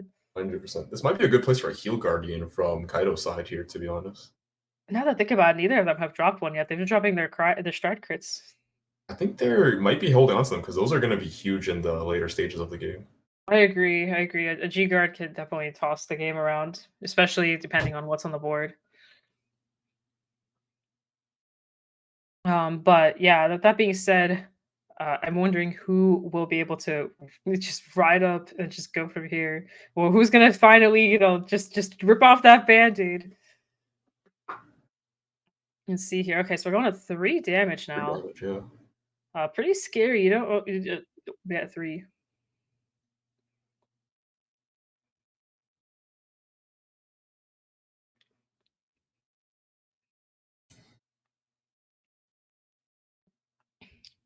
Okay, so it looks like, oh, was that a G assist? Yeah. So there was no 3 to begin with. So that's what I was thinking as well. I was like, is it possible there just isn't any grade 3? And was that a whiff too?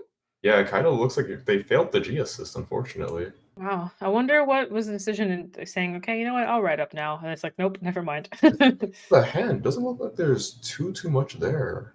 Nope, just a bell. Maybe they wanted to ride just a time to stabilize a bit more. Yeah, because riding into Beatrice or something else could just, protect marker, could give you just access to anything. And also maybe the hand was enough to where there was no fear. Oh, they did get the. Oh wait, no. Oh, I think they're just showing off the hand. A lot of crits out of deck, unfortunately. Yeah, that is a lot of crits out. Holy. I mean, in the previous turn, I believe they were critting each other back and forth and guarding for no passes. So True. Wow. Wow, this is a very almost slow pacing game we have going on here. I mean, It's neither of pretty them want to wicked. give each other first stride, right? It's Yeah. in the mirror, especially. It'll be detrimental. So looks like we're moving up, going for more aggression here. At this point, being at 3 damage, you kind of have to start like Oh doing no, he something. drove check the Skull Dragon. Oh, now he gets Jesus. Pain. Also, now that I remember, he did damage like three grade 3s at this point, right? Because it was a Yes. Beatrice, a Night Rose, and whatever the other card is that's in the damage right now. I think that's the Limit Break enabler. I can't tell. Considering how they only run 2 of each of those, that is Exactly. When we saw the early damage, I was like, oh gosh. pain. See what Odd Rogue does here. I mean, OuterOrange should just right up and start beating that face. I think there's no reason, unless OuterOrange also doesn't have a grade 3 in hand. It's possible. No, And it looks like OuterOrange is like, no. Oh no, we played this grade 2 game. we're just gonna finish Vanguard on grade 2 today. Hey man, that'll be interesting. Crypto game. Is that the Limit Break? Yeah, it is the Limit Break. That is the Limit Break neighbor, yeah. I feel like it's fine to stay on grade 2 here because Kaito, for sure has the Skull Dragon, so they can't G-assist unless they guard. This is true. This is true. Revealing that dragon is pretty rough. Yeah, 100%. Okay. Is this the magic top card? Is this Heart of the Cards? Oh, okay. We're just riding Skull Dragon. We talked about it 5 minutes ago, and here it is. I guess so. Dragon for game. I can't say I was expecting this, but it is what it is. Hey, it's still a beefy boy. It does the Vanguard skill does apply to the power, so yeah. Rear guards to deny counterblast. I like it. Looks like you drove check a Night Rose and a yep. Oh my gosh, so close. Okay. So close yet so far. What do you do now without counterblasting Grand Blue? That's what I want to see. I mean, honestly, if you ride into Beatrice or anything else, you can still kind of set up. Oh, nope. Straight into Night Mist. Might have been the only card pitching the Skull Dragon in to their hand. stride. Do they have a Jessie down? They could go. Okay, they're going into Bad Bounty here. Wait, so honestly, they have access to Cutlass to countercharge. Right. I was about to say if they have Cutlass, they're fine. Yeah, because this list doesn't actually run Jessie. Cutlass too good. Cutlass is for the mill. Jessie doesn't really mill as much or anything like that, so I kind of understand that. Ooh, so here we have the mill going on, hoping to find that Cutlass. There we go.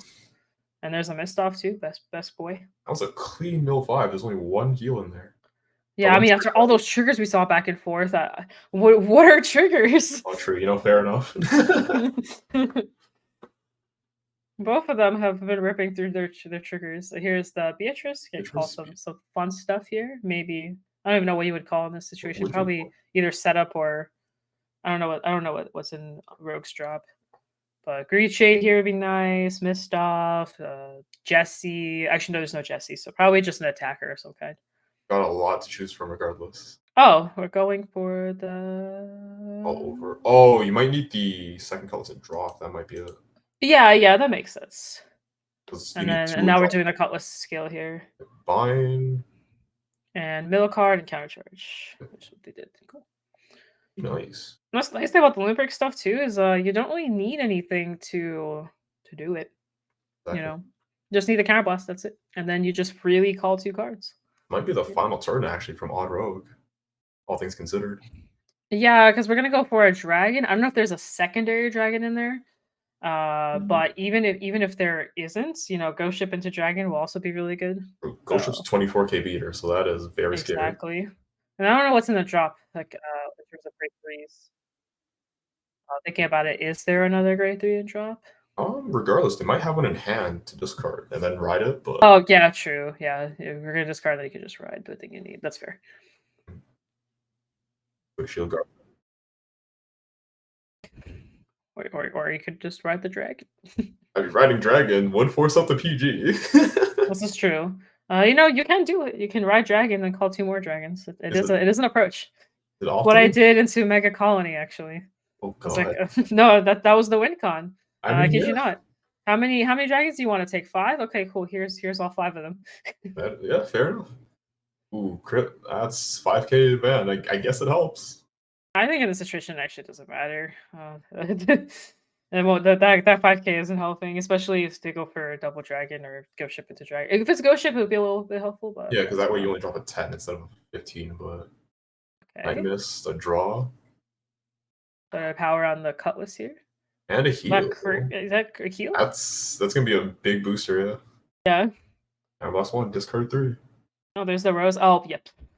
Yep. I mean, to be fair, You don't have there's the no counter counter blocks. chargers. Yeah. Ooh, Yeah. Beatrice though for the revive would be nice. I think Beatrice is the better play here. You would revive a booster, I guess, because you have the limit break anyways. Yeah. Hmm. Because yeah, you can call a double dragon and then use Beatrice skill, Soul Blast, call whatever you want essentially, and I think that's just way better setup in this True. situation. And everything gets 10k power on top of that. So, well, the two calls from oh no, still going to Rose. I mean, Rose does give +5 to the attacker, so it's +15 instead of +10. So okay, double. going for the farming turn. I Interesting. respect it. I respect it. Yeah. So just swing with Night Rose first here. Yeah, force out any. I honestly I don't know if I would have gone for the double ghost ship. I think I would have gone dragon ghost ship. I'm gonna be real with you. Yeah, this is better. This is much better. I think this There we setup because he can. The thing about it is like Ro can finish here. Like this could be GG right here. I think the dragon can solidify that a lot quicker. Yeah, Because especially that Vanguard's huge. yeah, considering how the cutlass gives power due to the That's triggers. 22. Well, Rose doesn't get 10 because she couldn't use her counterblast skill. No, she still gets 10. The 10 is passive, is it not? Attacks. No, choose a call and call 2 cards and draw. And then she gets 10k? Yeah, it's all linked to the Oh. counterblast skill. Oh. Regardless, that cutlass is a massive booster, so. Yeah, I was about to say, so it's 12 plus 6, which is 19, 29, 39. Yep, we see another PG come down. And then the Ghost Ship and the Skull Dragon are both have power on top of them from Night Mist. So I can take one, it has to guard the other. Yeah, Kaito preferably guard this one, take the dragon. It's just a 15k guard though, so Kaito should be fine. But is Kaito gonna have a hand though to do anything? That's the other thing. Yeah, that's the thing, right? Because that's a 2-card hand right there. Oh, lost the limit break enabler, but I don't think it matters here. Yeah. Oh, just a casual 5 damage. You know, limit break 5. Let's go. Okay, so it looks like Kaito can't stride here. Just probably what we'll see. It looks like the strike can happen, yeah. But dishing the Night Rose stride. Yup.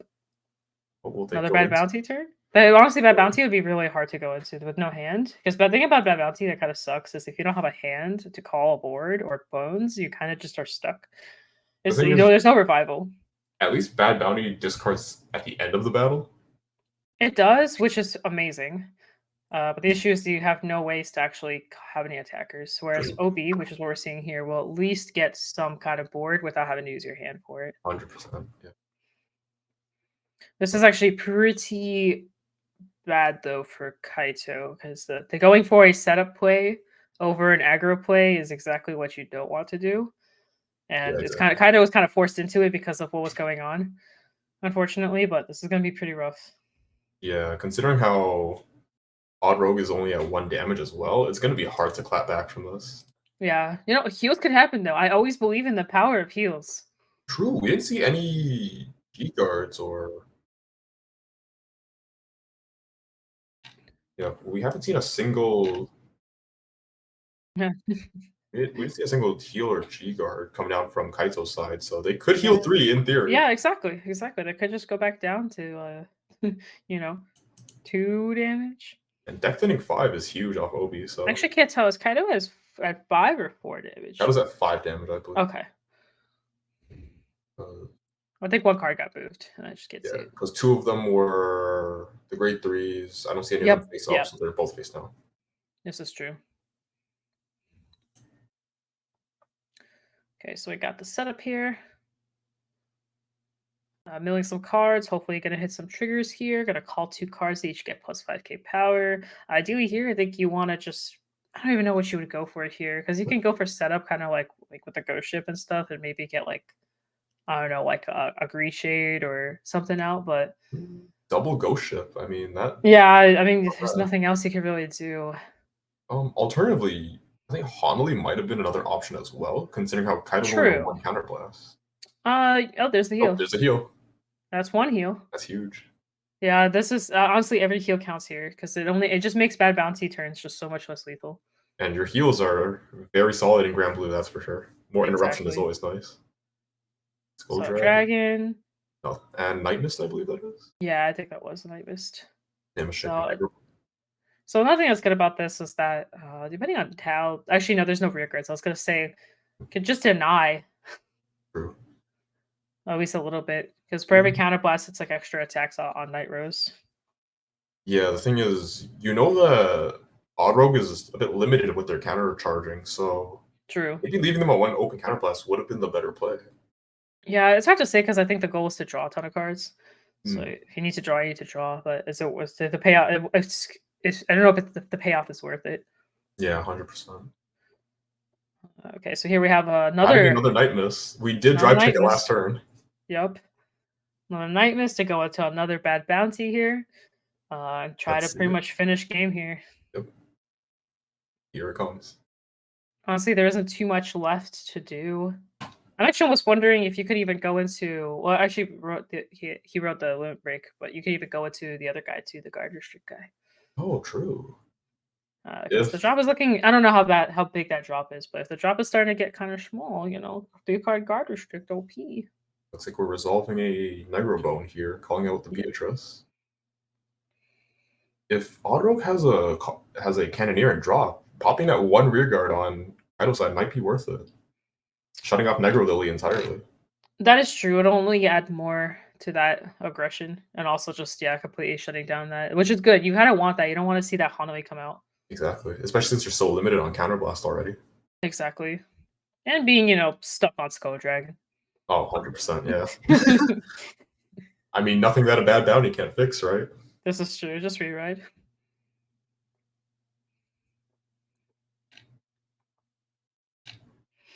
Yeah, so it looks like we're setting up for the super aggro play here.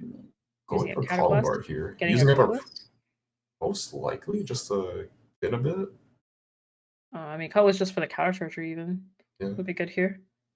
That or maybe if there's another piece that they're missing that they need. And they had a Negro Bone, actually. Interesting. I think they're just going to keep refilling board until they're content. I suppose. I don't know. Your Counterblast seems very important at this stage of the game, since you have so little of it.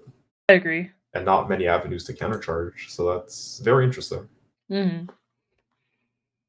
They're already 4 colossus? No, that's the other Grand Blue list. Oh, they're both running 4. No, are they both running 4 colossus? Or Yes, I think I'm looking. they're both at 4 Cutlass, so it's... Oh, wow. I mean, it's a very solid countercharger, that's for sure. And they do have it to countercharge. It is also a free card to the board, honestly. And under bad bounty, calling Cutlass is just so nice because it's like, oh no, I need rear guards. So here I go Cutlassing. Not to mention, if you call Bell, you could return the bound Cutlasses back to drop to use them again. Exactly. That is That is another way to also true. refund more. And she has That power, is so cracked. it's kind of nice. Not gonna lie. So we're just doing more setup here, more recalling, more funny stuff. Yep, setting up. It's crazy how much Grand Blue can do now. It's so nice to watch. It's just nice to see all the funny interactions you can do with Grand Blue. Got a lot of freedom to choose from as well with like what your plays are. Oh, another dragon. So we're going for 6 dragons because 2 dragons here, and then Night Mist will call out 2 more, and then Night Rose will call out 2 more. So this is the 6 dragon play that we're seeing here. This is scary. At least Kaito healed once, so they could take at least one of these attacks. One of the 670k attacks. Let's go. Oh, dear. A little bit scary. I mean, we don't see any resist on the board at all. So in theory, we'll have to Kaito see. could pop one of these, but Yeah.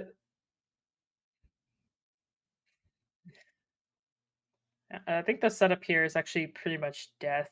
And even popping a dragon won't stop this combo. Because one thing I like about this combo is that you don't have to rely on Night Mist to really do it. Yeah, it's very you could, but you don't need it. Yeah, it's very Vanguard centric as opposed to rearguard centric, which is a very interesting take from the clan, I feel. The setup is pretty much game, usually. I've witnessed this setup before. It's so painful.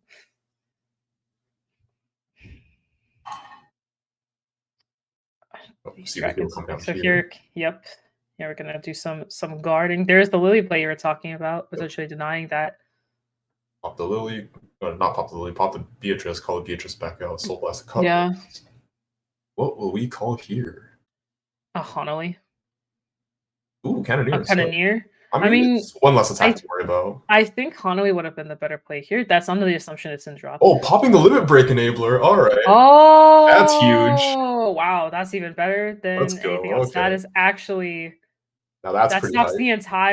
the entire 6 dragon play. Holy That's crap. huge, actually. Well played. That's very clean. Yeah, that's definitely one way to stop all that. Wow. Still gonna deal with 4 dragons though. It's better than 6, but all right? it's better than 6. No, 100%. We take what we can get out here. Yeah, no, that's very true.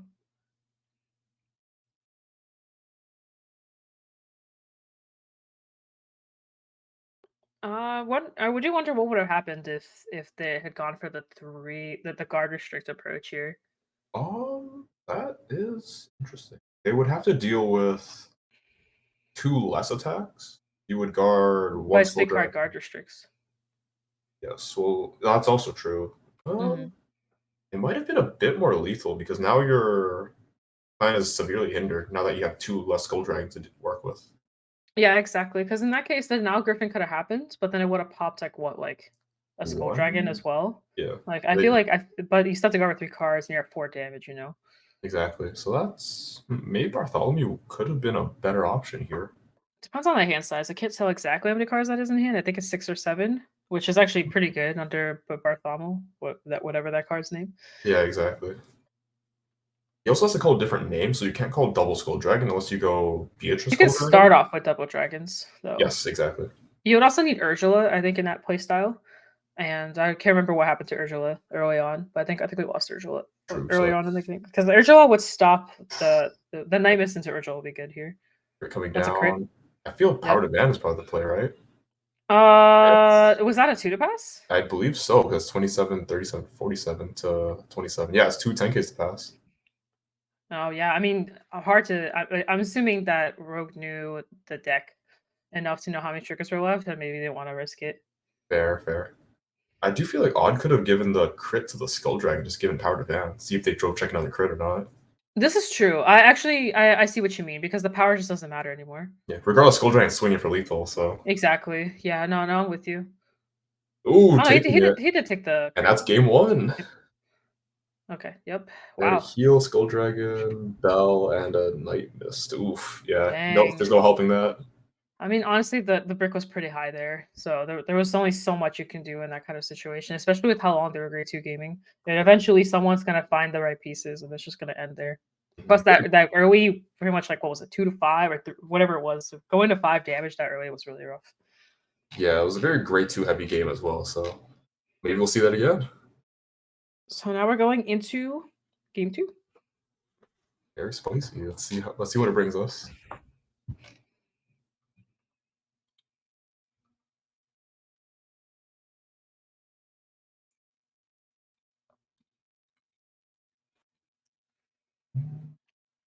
What do you think some of the players could have done differently to show a different outcome?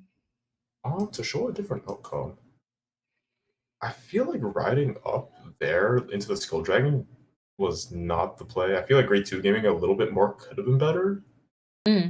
But then again, you're banking on potentially drawing into either Beatrice or Night Rose when you know 2 of them are already out, right? So while grade 2 gaming there could have been a little bit better, your chances of actually drawing into the Night Rose or the Beatrice were a bit slim.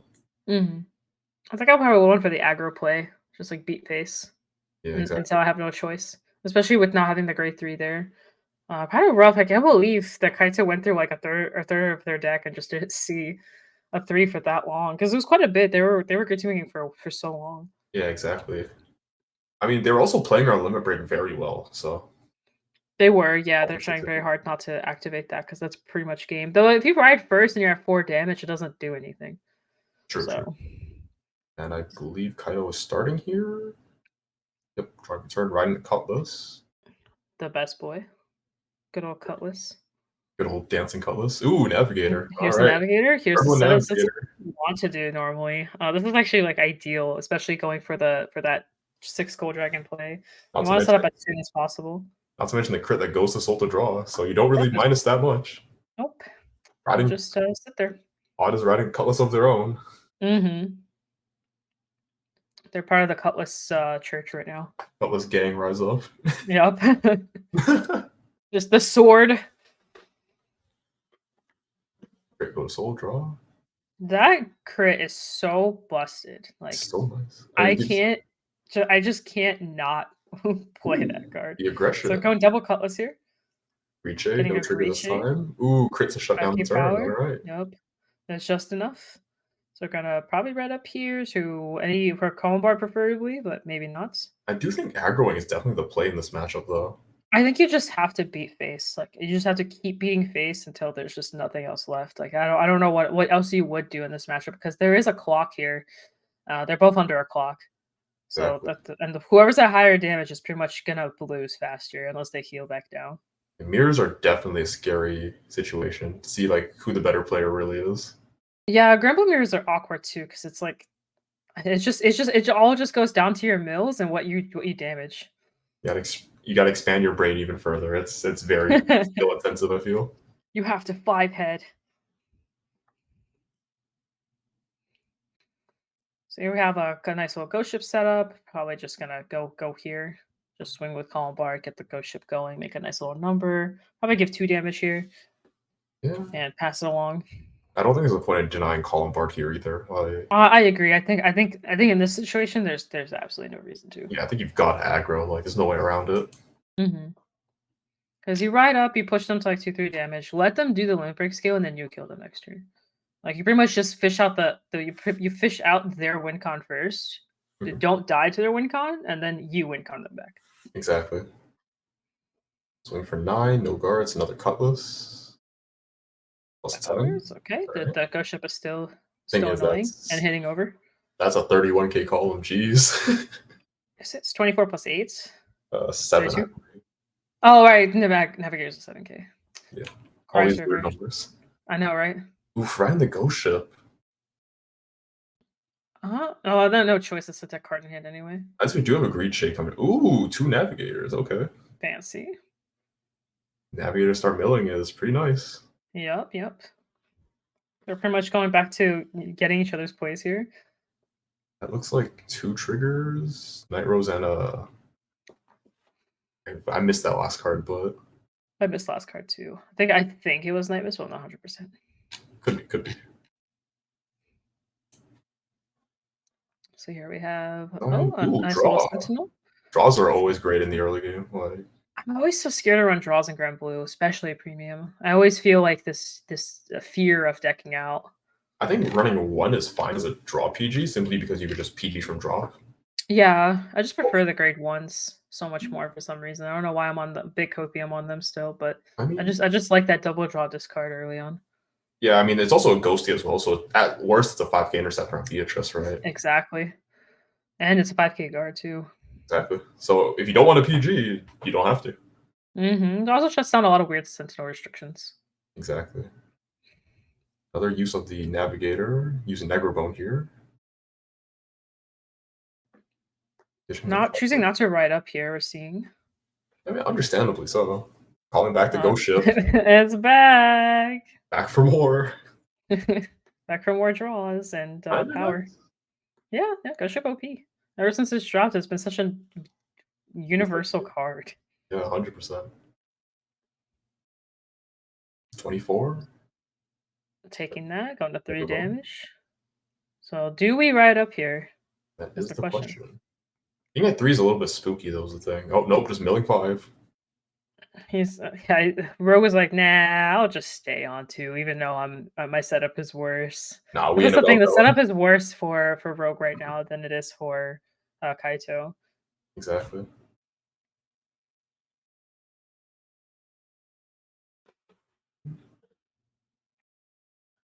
Question is, I feel like one of them could have called down a booster behind the Vanguard just to force out more than 15k shield for no pass. Another thing I was thinking about is Rogue has a way better drop setup right now than Kaito has. Kaito's been farming while Rogue has been milling, which is quite a difference, I think. Like one is going for a win con and one is going for stability. 100%, yeah. I feel like at this stage of the game, you're at least halfway through the deck at least. Oh Oh, my another goodness. column board. Will we see another Ghost Ship revive? Probably. Probably. No. Oh, you can go for Beatrice here too. Gets more Oh, attacks. I it's kind of respect. funny. That column does make 19, so it's a magic number. It is. Who would decide that Colmar can call whatever they want? I don't know, man. Just literally anything is kind of nice. So probably going for 3 attacks now. Maybe call a Ghost Ship on the other side. This aggression is starting to pile up now. I wonder if Odd could actually come back from this. Yeah, I think Odd is just slowly milling, and then just hopes that after the write up they could do something. But yeah, they just both don't want to see the 6 Gold Dragon play, and they're just doing their hardest to avoid that. Yeah, this grade 2 game is a little bit insane. So we have another sweet little 9K. A crit here Nice could little really swing the interesting. tempo. I agree. That's- Yeah, speaking of, there's the there it is. All fix on fan card. Oh, no triggers either. This is huge. Wow. Kaizo's That's back what for- you caught that like on the bullseye there. Yeah, Kaizo's back but he's back with a vengeance, man. Like, Kaizo's like, we ain't doing this like we did last time. no, I bricked game 1, man. That it doesn't count. Run it again. Well, there's that perfect guard. Goodbye, and get another draw. Honestly, I feel like in this situation now, Kaito can just sit like this for like another 4 turns. Yeah, like Kaizo's in a very good position at the moment. Question is do we ride up? And we do. Forced to ride up into the Beatrice. I mean, at this point, Rogue just needs better cards in hand. Like that hand just got destroyed a second ago. Exactly. So. Calling back the Ghost Ship. Nope. And then, honestly, just call something else. Set up swing face. Hope that you can survive a limit break attack. Because being at 5, we're pretty much back in the same situation we were last game, except now it's vice versa. Yeah, now it's reversed. So, double Ghost yeah. Ship. No, but we're pretty much just seeing the same thing happen. So now what's going to happen is Kaito's going to ride up, instantly go into limit break, Yeah, and then just win. Like, which is exactly what happened last game. Alternatively, you could always swing Into the rear. Yeah, just and pass turn. But based off this setup, it doesn't look like that's what's happening at all. Because I agree with you. I think that would have been the play, is to not do any of this, just straight up swing into the rear guard. Yeah, 100%. I think that would have been the ideal play. And a near crits. Crits? That's not the worst, to be honest, but it's a 30k shield. I still think you want to deny limit break here, to be honest. Yeah. Like on the off chance your opponent doesn't have and just double defenses like that. I mean, those are crits out of the deck, right? Yeah, I mean, you don't really need crits anymore, though. You attack with 6 dragons. That's true. That's true. And now being at 4th, the limit break won't matter here. Like if you want to pop something, it won't change anything. 100%. I think the better approach would have been ride Beatrice, swing to rear. Maybe call something back, just have a body on board, but yeah, you could have. They could have called the crit, put the crit to soul draw card, swing to rear. 100%. Like I think that would have been the best setup, because you still at least get 1 draw and you're denying pretty much access. Because since Rogue already rode up, all he has to do is stall a turn, and then Rogue can go into his limit break. You know. Yeah, exactly. But what's happening here is Rogue being at 5. Though we are seeing Kaito did not ride the Night Mist. Kaito can also go into Bad Bounty pretty freely. Yep. Do it anyways. Trying to see how big Rogue's hand is. Wondering if with that small of a deck, the play with the 3-card Garsh might not been terrible here either. Yeah, Bartholomew could have been very huge here, considering how this is the 3rd or 4th turn of Navigator. Yes. Yeah, I mean, that deck has to be like at 20, 29, or 30 at this point. Because you can always revive stuff with Negrabone and just rest those as well, just like set exactly. Because your opponent's at 5, you could always just start to lethal that way.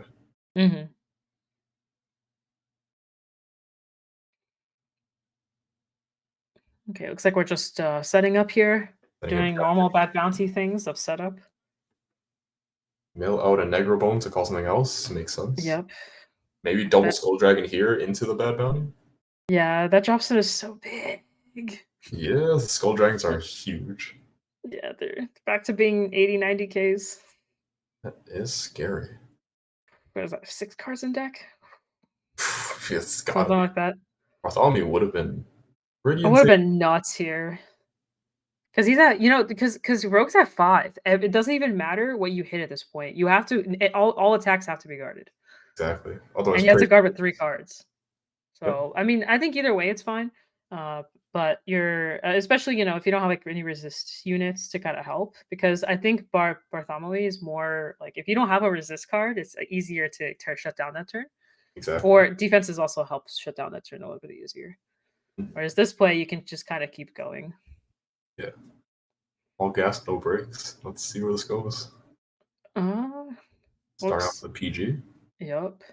Discarding the Cannoneer. Bone, Rollock. Is that a Crit? I can't can't tell. tell. There's a something. It was something. It was a trigger. I'm assuming it's a trigger at least. Yeah, looks like a trigger, but it's hard to tell. Or a crit. So going into probably another rose. Most likely. Yep, another rose. Yeah. Came back that sweet, sweet, sweet perfect guard. And now we're going to with the dragons here. Massive Skull Dragons. And that's And game. that's game 2. All right. Yep. On to game 3. And these games have been just going to game 3. Yeah, there hasn't been a 2-0 sweep yet. These guys are really fighting it out like this. You'd love to see it. Yeah. Man, that crit was definitely like a turning point there.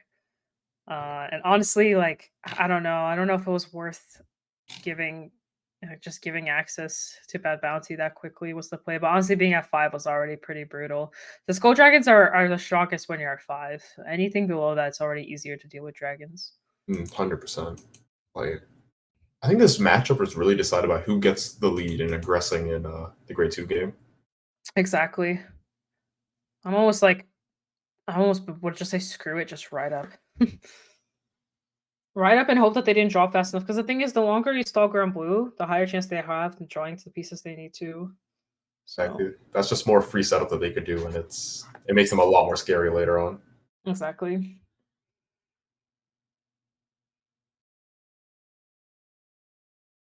All right. I still can't believe they're both playing such similar decks. Like they're different, obviously, in terms of choices, but the end game is pretty similar. Yeah, both of them running multiple copies of Night Mist is very different. That's for sure. Yeah, because so many people are so used to like the Beatrice Night Rose approach. It's weird to see decks that actually revolve around the Women Break 4 version. I think. Do you think that's a result of there being no OuterTrigger, or is that just a choice that these guys are making for some reason? Maybe a combination of both, because honestly, the Olympic deck has been the thing this whole time. People just haven't really been playing it. I'm not really too sure why. I think it's been pretty strong. It's really good into mirrors. Like mirrors like this is kind of where it shines the best, because if let's pretend one of them was playing a regular Grand Blue deck, the Olympic deck can accelerate faster. Yeah. Because it could just end games quicker, whereas the regular one can be a little bit slower. But I don't know, because there's no OT, kind of helps with the Skull Dragons getting shut down. So I do agree that approach makes it easier. Not to mention that even if your opponent, let's say they hit multiple defensives, you could actually just pivot into just drawing more cards if you know you can't kill them with calling ghost ships. Yeah, which is what we saw a lot happening between both players. Exactly. Trying the Mist off here. I don't think Mist off will be doing too much in this mirror, to be honest. I agree. They both haven't really been farming that crazy. They've been replacing cards, but they haven't been like drawing like a ton of cards. Exactly. Ooh. There's that Cutlass again. Denying counterblast. Oh, deny. That was a denial there. Was it worth it? I mean, denying Column Board in the mirror is not bad. True. But that's two damage, You can ride up, start applying pressure, push them to 3-4 damage, force them to ride up, and then go to kill. Kaito did have the read. Yep. Will Odd Rogue commit anymore? I think Odd Rogue is assigned to swing or not. That's true. I feel like it might be worth it to pass, not gonna lie. Yeah, I don't know. I feel like remember we were talking about the previous game, it's just all about who just damages board at this point, right? Yeah, but like at the same time, denying counterblast when It's if you give your opponent the lead, they'll just run with it, right? So yeah, that's true. I think a ghost ship, okay. Homie's like, I'll just run my ghost ship. It's fine. I wrote it once, I'll write it again. Ooh, calling down the Cannoneer to aggress. Yep. Interesting. Swing with the rear first. No trigger. Want to pass? So they have the So Night Rose. Rose. All right. Do we ride up? Or are we passing? That's a Okay, question. we're going Nope. into the Column column to boards. rear. Do they both run 3 column board? Or I know one runs 3. Let me see. One of them, Auto runs 4. Okay. Interesting. Calling out the Yep. ghost ship. Because funnily enough, column board in this matchup is actually very important. Yeah, 100%. I feel like it is 100% worth it to deny in this. You just don't want your opponent to get any sort of lead whatsoever. Yeah. Now we're seeing that casual ghost ship setup once more. It's kind of nice. It is. Thinking about still- moving it back. I still feel like calling a booster behind the Vanguard will be a lot better in this. I agree. I agree with you. You know this just even being as a Dolls player that being on a 9K base can be really rough sometimes, and having that extra booster to pull aggression is just too good. Your opponent can't just 15K is a no pass. Exactly. So if you get around that, then it becomes a lot more tricky for them. Plus, you can always like keep it there for Navigator too if you need to. 100%. I'm with you. I agree. I would have thought the same thing. Those magic numbers do matter. Every little bit counts here. 24 to van. Skull Dragon's damage. That's fine. There's more dragons coming. Yeah, there's always more dragons. They're inevitable. All right. Making tough decisions here. What do we do? Because Kaito does have the Night Rose, and they are on 1 counterblast, so they could just like ride up. Oh, right to Beatrice. Oh, wait, hang on. We're thinking here. We see a That's Skull okay. Dragon there too. I say ride the Skull Dragon. Why not? Right to Beatrice, though. Okay. Beatrice is good here. He's had enough of the Grade 2 game. Calling it the Skull Dragon. That is not you mean bad the ship? at all. Or not Skull Dragon, the Ghost Ship, right? Ship into rear. Yep. I get to draw a card. Face, and then face again. Another crit would solve a lot of solutions here too. Is that a crit? Yep, that is a crit. Nope. Everything to rear or Putting the 3. Oh, it just gave everything to rear actually and passed. Oh, huh. Oh, interesting. I think you just don't want to like since your opponent's going to the stride turn, you probably just want to limit their counterblast as much as possible. There's also limits on limit break too, like the super limit break, even on 3. Exactly. So ideally here, the only option is like OB. I mean, even then, OB is not the worst here. It is a bit more of a slower game, anyways. Yeah, I think OB's good. I think that or the other Obadiah. I don't know if they either of them run the old OB. I'm pretty sure they both do. I would just guess. No, one doesn't run the old OB actually. The old Obadiah doesn't need counterblast, right? Yeah, it's just free. It's just a free 3 mil, and if you mill 2 hollow cards, you just straight up call a card for free. Not the worst. You call Beatrice in the back row, and then use Beatrice's skill to call something in the front row. It's Right. very, very nice. So for no, you can do a lot with no damage, surprisingly enough, under the old Obadiah. Interesting. So it looks like Ride Beatrice called the Ghost Ship. Issuing Night Rose to stride. So big Obadiah, yep. I mean, there's just no other option. Like, what's the point of striding into anything else? Yeah, there's no way you're killing safely when your opponent's at 1 damage. Well, it's still 5 mils from deck. Yeah. That way your trigger count goes up. Well, your deck count goes down, but the amount of triggers... your trigger count goes up. Yes. And the amount of triggers you can hit. Let's see what they mill. Probably just pieces. And then we'll probably... I'm trying to remember if they run... Do we have... I'm being confused between both decks because they're both like so similar and so different at the same time. Yeah, there's like a couple different bits and pieces here. So Hanoi probably be pretty ideal. So double Cutlass, Greed Shade, Night Miss. What will the last card be? I also noticed none of them run the Night Storm for that. That's a good point, actually. Yeah, neither of them run it. I think So. you don't really need it. Yeah, because if you're going into Night Mist, I guess you wouldn't want to waste a column on the Night Storm. You would just call Skull Dragon there instead. Yeah, the dragons just do the work for you, essentially. 100%. I Oh think yeah. I think a Hanami would be nice somewhere here just to kind of slow down. And neither of them are running resist cards either, which again, like that was more like a night storm type of thing. You kind of need it for that. Mhm. But I'm actually thinking into a matchup like this, you kind of want at least one card that says, "Hey, you can't touch my stuff." You are Grand Blue after all. You could tech in a lot of one-ofs. Yeah, and Hanami being touched is something you don't want to happen. Mhm. So ideally, having a Hanami and Urgel on the board really helps. 100%. So we have a Ghost Ship. So a double ghost ship to draw. Pretty nice, pretty solid. Yep, yep. I would say screw it and call the Hanami, to be honest. Yeah, The worst that happens is it gets popped. That's worst case scenario. yeah, but that forces a counterblast on the other side as well. So Exactly, exactly. honestly, not the worst idea.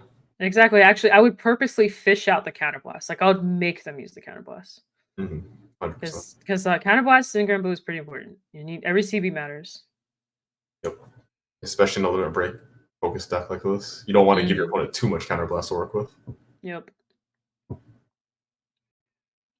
Brooke's thinking.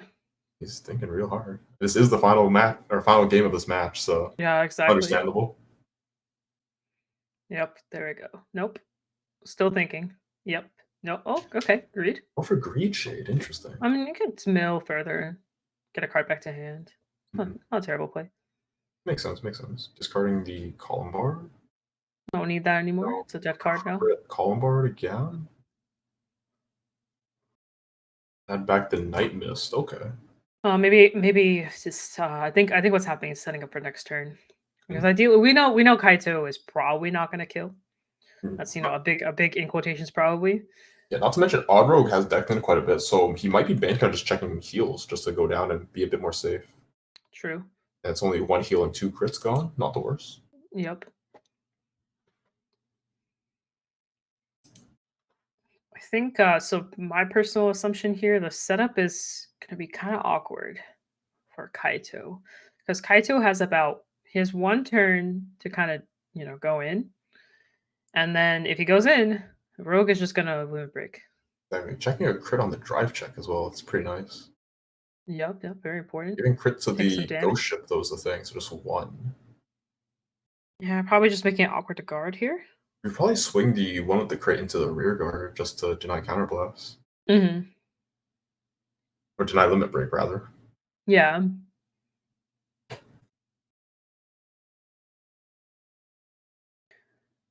29 Choosing over here. boost. Yes. Not. Feels a bit weird. I think you just boost anyways, but Yeah. I'm trying to figure out what the thought behind that was. I guess I just went into Van, but seems a little odd.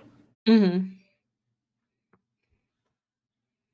I feel like the crit into rear would have been better, but I'm not too sure because Yeah, they both had the Olympic enablers, so it's if they have it, they have it. yeah, I think they just went Van in that case because guarding with 15 would guard the ghost ship unboosted, so True. a little bit odd, but maybe there's something greater at work here. Yeah, I mean, maybe there's something we don't know.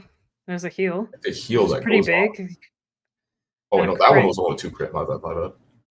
I think I missed all that then. It's okay. Passing it back over to Kaido's turn. Yeah. So now being at 3, they could go for the bounty play here if they want to, or they could chill and kind of do the OB play as well. Yeah, do have quite a few options here.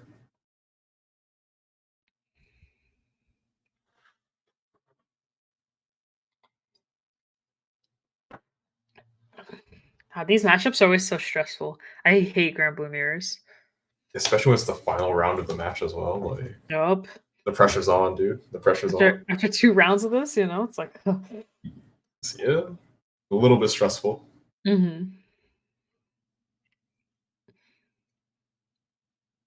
Kaido's really thinking what the play here is because I would be in the same thought process of like, what do I do to win here? Because your Because opponent's at 2. yeah, exactly. And if you push to 5, they're limit breaking, and then you have to survive. It Instead just of gets. Night Rose. Hmm. I think just getting the protect is huge here. Yeah, it is a perfect guard. You need it. Discarding the Skull Dragon. Going into OB? Hovering over the Obadiah. Let's see if they go for it. No, they are going into OB. I was thinking the same thing. I was like, I don't know what good stride there is to go into here. Yeah, because it's very unlikely you're killing them while they're at 2 and they've set up already. So it's like Exactly. But Kaito at least knows for next turn that Odd is most likely going to go for the limit break play. Yeah, there's no reason not to.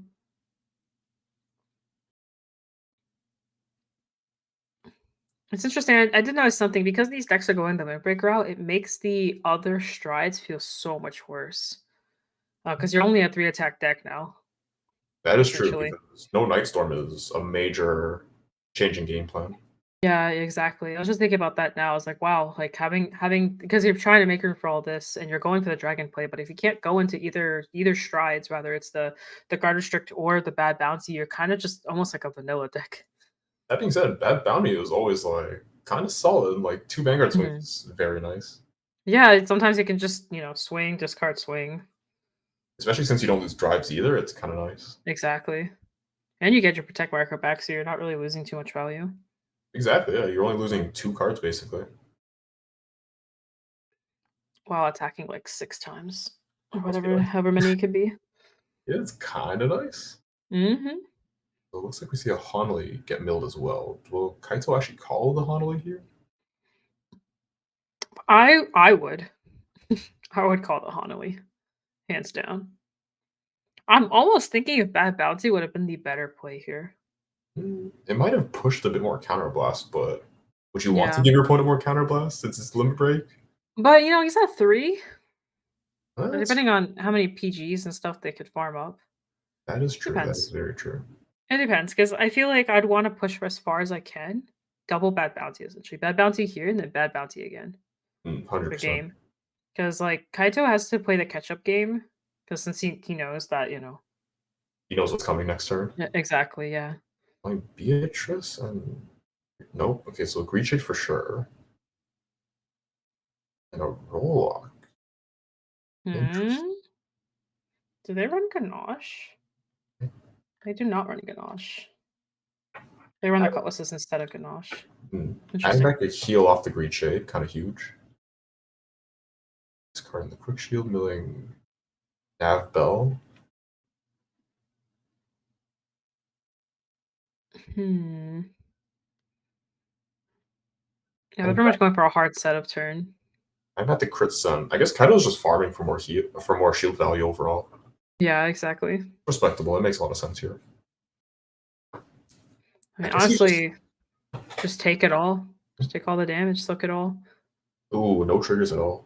I guess he just wanted to call down the Rollock just as a booster to ensure this hits. Yeah. Yeah, exactly. And then here, honestly, there's not much else you can do. I would say just take the damage. I would pass If here.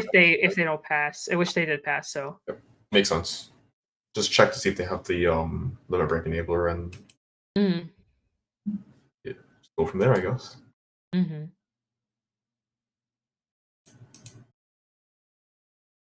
Having that at 1 is so scary. Yeah, 100%. Because they're both running it at 1. I feel like you might have wanted to run it at more copies, but I guess the idea is that you can always just mill it off of column bar. Probably space issues too. That's true. I guess you only need one anyways, but You only need one, but it's most so the thing about the thing that's interesting about this deck is that most people won't know that you're going for this approach. true. So honestly, like it's just kind of like a safety into like mirror matches essentially. Since Exactly. if they don't know, you don't need to worry about the limit break enabler unless you heal back down.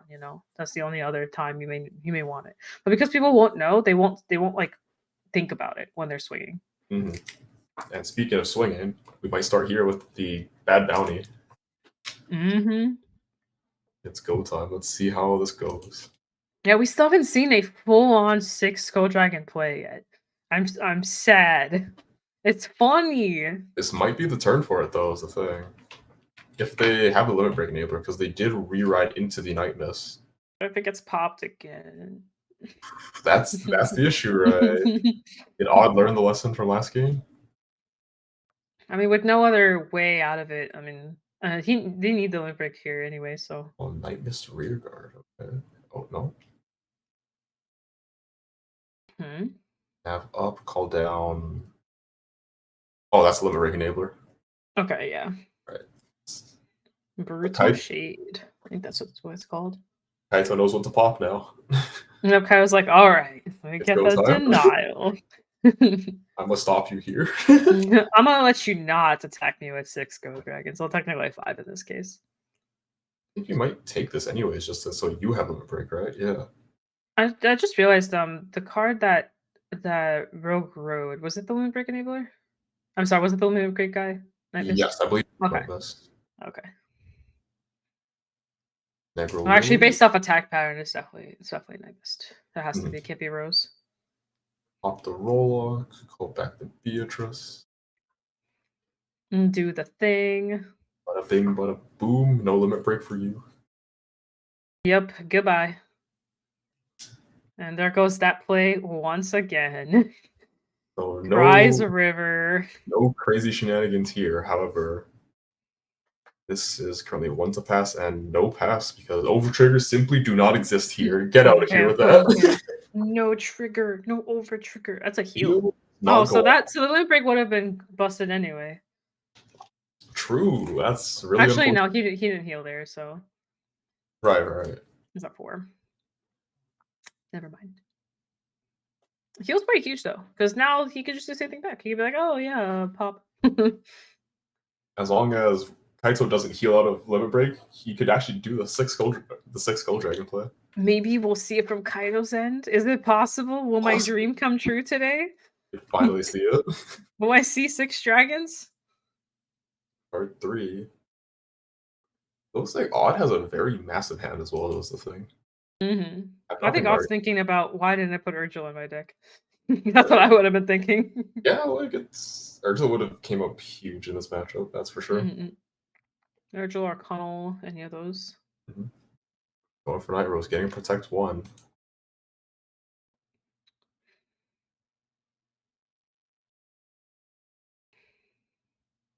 All right, so pretty much going here with Rose, swinging in. Loose. Rose using a skill. Yep. Call some homies. Call some wagons. Wagons or ships or greed shades. Yeah, at this stage in the game, I think you have to attempt to go for game. You think so? I kind of think you have to. You're at 3 damage. Your opponent's gonna run 6 gold dragons into you next turn. True. The wagon. I see Kaito's hand there. It doesn't look too bad though. That is fair. They've both been kind of farming like for a while. That is true. This mirror has gone on for quite a while. Let's see here. So that's 22 plus 6, which is 29, plus 5, which is 34. God, these boosters are massive. Ooh, a draw PG coming down. That's gonna be really useful, in this upcoming turn. That's gonna be huge. Oh, he is so low on deck though. Oh my gosh, I just realized that. I didn't just realize it, but it's like processing. I think he That's might. a 2-card deck, I think. Yeah, depending on his deck size, he might not be able to take any damage next turn. I don't think he can. I think he's either at 2 or 3 cards. I don't think there's any more. Regardless, it's very thin, so... This is why you don't run the draw. I'm telling you, it's scary. I mean, Odd is running 2 draw PGs, so that might be a factor here. Oh, 2. Dang, that's even spookier. Man is on a highway to deck out. Very dangerous highway, that's for sure. Heal comes down, Kaito does heal. Yep. That's still on 4 though. Still on 4, yeah. As long as taking the other one. I was like, I'll just take all this. I will guarantee my limit break here. There's no way to heal out of limit break unless you have double heal, but even then. Exactly. I highly doubt that double heal is going to happen. Agreed. So here we have the Night Mist coming down. We're going to be striding. Gonna get that bad bounty. Damn, who would have guessed? Who would have guessed? Crazy. I thought it was gonna be the old Obi. Damn, I really thought it was Megiddo. Imagine. Let me just Megiddo here real quick. I mean, it's 5 Skull Drag. No, it isn't. There's no Night Mist. Never mind. Or Night Storm. True. Still not 6. Yeah, true. It's I want to see 6. Unfortunate, yeah. I'm here. I have come here to commentate Card Fight Vision for 6 Skull Dragon attacks. That's all we need here? That's all I wanted. So, believe Kaito is looking at what to call off of Beatrice.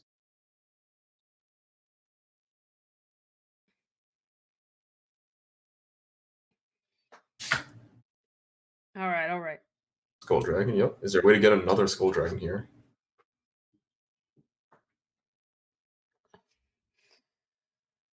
All right, I think we're going for the 6 dragon play. Not really Yeah. sure. I guess I got the Olympic You there could. just in case. Yeah, just in case. You never know. Also, Yeah. it's more bait. Please pop my Olympic. It will change nothing. I've done it twice to you. Please do it. Do it back to me. I want this punishment. I want to feel what it feels like. It's like, come on now. I'll check double heal just so I heal out a limit break. Yeah. Question is, can Kaito get the last, well, not the last, but the other Skull Dragon rear guard? Don't know what their drop zone's looking like. Can't really tell. Charge off Cutlass. Oh, another Cutlass. Just to Another get more counter charge? Might just calling be over that's. I think they're just setting up for a game here. just to mill more. And then they can now Necrobone back. I think they're searching for another dragon, actually. If they have Bell, that could be an 18k booster. It might be huge. Yeah. Oh, no, nope. it's just going in. Swinging right in. Only 5 Skull Dragons. Oh, no, actually, no. Navigator. Navigator, yeah. Bell's a 7k. Oops. It's okay. It still makes hit numbers later on. That I being think said, I here. did see a Skull Dragon get milled. Yeah, we're good. We got the dragon set up because I think that was what was happening here. Chat the ghost. Finally, the 6 dragons have appeared. Let's go! Here comes dragon number 1. 80k, take it or leave it. You're taking it. All right. No trigger. Dragon 2, take it or leave it. I don't think dragons would matter too much here, anyways. But all right, Dragon 2, what you got? Let's see Odd live through this. I want to see it.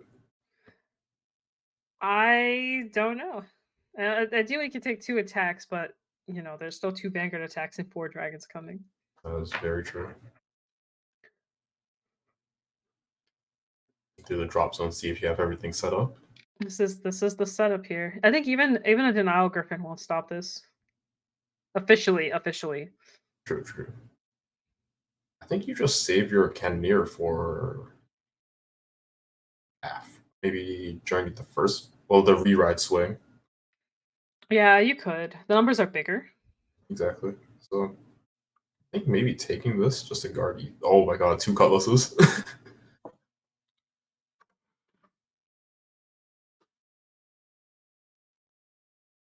Swing with Vanguard. Okay. Pushing the heal. Healing Okay. here.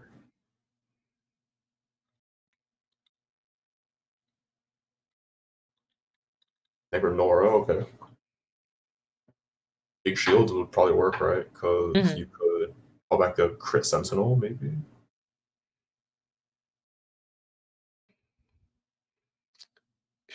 Ooh, the new G-Guard, okay. Yeah, we don't see this too often, actually. I've actually got to pull this off. Let's see what it does. Every 10 card Counterblast, every 10 comes a drop. She minuses a crit.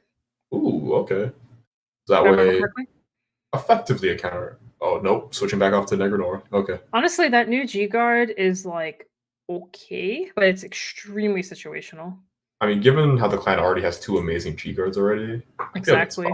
Yeah. One of the few clans where it's like, oh, it's like a privilege almost. It's like, oh, we got this crit denier, whatever. We got these other cards, Like if it was any other clan, it would be like, oh my gosh, yes, we have a way to deny minus crits. Negranora calling back the heal guard and see another crit, so that's 45k shield. That should be no pass. Everything to the Vanguard booster. I mean, it makes sense given how Skull Dragons don't need any more assistance with power. I just realized Kaito's low in deck too. Whew. That's spooky. Counterblast 1, discard 3. Yep, there they go. Bye-bye. See the Night Rose, and let's see 2 more Skull Dragon swings. Yep, and then 2 more after that. Oonga boonga. Let's go. Dragon 1. Dragon 2. Let's go. Well, actually, this is Dragon 3 and 4 now. All right, I Dragon mean, 3. PG. Let's All right. go with the boost. Yeah. Even though It's you most, don't need it. I mean, later on, that boosts another 2K to the future Skull Dragon. True. Imagine hard guarding one of these. Oh, that'd be insane. Shivers. Now, my question is that would laugh really hard if there's just a casual perfect guard in that 3-stack deck right there. I don't think there is, but it'd That'd be be wild. funny. I mean, honestly, I think Kaida's gonna close it out here. Most likely. Okay, PG coming down. Okay, bye Dragon. Dragon 4. Let's go. One more. Okay, got another perfect guard. Another protect. Yep. And, so those with were the two protect. publicly known PGs. Let's see if Odd has more. Dragon 5. And Dragon 6. Let's go. The 6 Dragon Skull Dragon play is real. Let's go. We're finally seeing it. Now, can Rogue survive this? Because, ouch. Because that 2 cards left in deck. That Vanguard column is huge as well. Yep. Oh, another PG here. Okay. Oh my goodness. Homie was ready. Ooh, no triggers checked. That's not right. Okay, Dragon 5. Another PG? perfect guard. Dude, I think he has a G guard. He has a G guard. He has a G guard. He's gonna pop it. Oh my god. He lived. Just watch. The man just 5 PG the dragons. Minus crit. Yep, that'll do it. Holy shit. You just watch. That's insane. That's actually hype. Survival is real. Oh my! I've never seen someone survive like 6 dragons and 2 Vanguard swings like that. That's hype. Oh. What the heck? 2 cards left in deck. We're not striding here. Well, you can't. He only has 2 cards left in deck.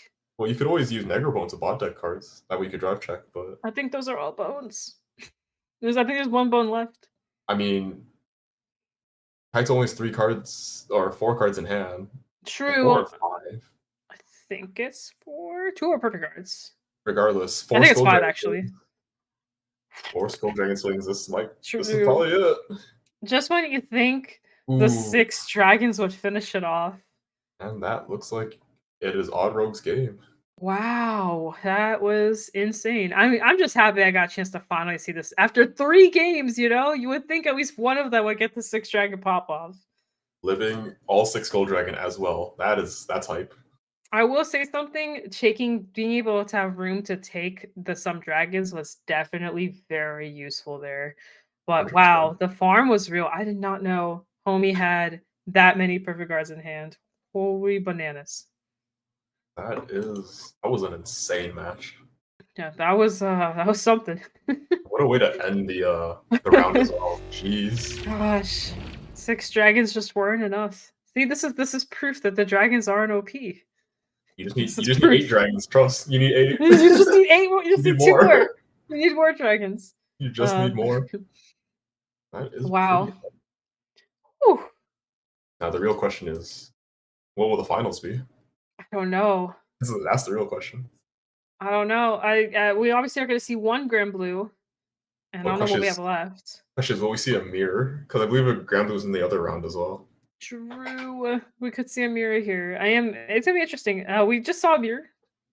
I would prefer to not see another mirror, but yeah, I can't stop the tides of the players and their plot armor. So whatever happens, happens. Yeah, considering how you might see another mirror, this finals might be just to determine like what the best Grand Blue build could look like in a no OuterTrigger format. True, and isn't the other Grand Blue player also a Night Mist player? Also playing Night Mist? Oh, actually, no. I'm trying to think. Because we saw. No, those were the two. I think it was only 3 Grand Blues total. 1 got knocked out, and then so there won't be a mirror. 100%. I misspoke. That's my bad. No, it's okay. But yeah, so we'll see. I can't remember what the other 2 players were playing, but it won't be a mirror, thank goodness. No offense to Grand Blue and the players, anything like that. But we might see Garmor again because Garmor won the last round, right? So it could potentially made it. It's Garmor and whoever the other person is. So it's one of the 2. So we'll see. I am curious to see. I think it's Steam Maidens. Based off what chat is saying, but I don't know. That would actually be a really interesting matchup because the write down is OP. Constantly writing down a Grand Blue is like Yeah, that's they might have a very huge advantage because of that, because that would force the Grand Blue player just to ride up in general. Yeah, the good part is at least about the Night Mist list is that they don't really care about GP1 as much. Other Grand Blue lists do care a little bit more, just with now different plays and stuff like that. But into Steam mains, I feel like you just don't care. Because what are you going to really pop? Like, you have to pop kind of a few things to kind of stop Steam mains full engine. Yeah, So that's fair. ideally, want to pop the front rows because that way it stops the Schlichma. But Altern regardless, Alternatively, mhm. maybe going Honolulu or going Mick is Holly's the probably the play. play. I think Honolulu or Mick is probably gonna be the better setup there, but both of those do need to be on GB1. Actually, you don't need to be on GB1 for either. So honestly, because of that, I don't think the ride down will hurt Grand Blue as much. A lot of people were very reliant on like just better Obadiah turns and all this stuff in the past, and especially with the Cannoneer both being locked by the GB1 stuff. But nowadays, especially with the Night Mist play, you just don't care. You just ride up, counter blast, do your thing, call 6 dragons past turn. Like nothing's really locking that aside from how much damage you have. So. That's fair. That's fair. I've seen Steam Mates do some crazy stuff though, so I'm curious to see where that Humans matchup is pretty goes. wild. Those decks are wild. I saw the top players play with those decks too. It's like ugh, very scary. 100%. The ride down is too good, and it's so free. It's like the one of the freest ride downs right now. Yeah, a lot of clans have very solid ride downs. Like they don't neg as much. Yeah, yeah. But Steamy is like it's like a discard. That's it. They also build soul because you can just ride at a grade 2 from drop, right? So it's like Yep, exactly. And then you could activate on place abilities, and it's just like, yeah, you bruh. can do some funny shenanigans there during your ride down, which is it's kind of cool to see, honestly. Yeah, I agree. I agree. I'm pretty excited. It'll be very interesting. I don't know who would actually win this matchup. I feel like both have really fun and interesting win cons. I feel like it's gonna be pretty evened out.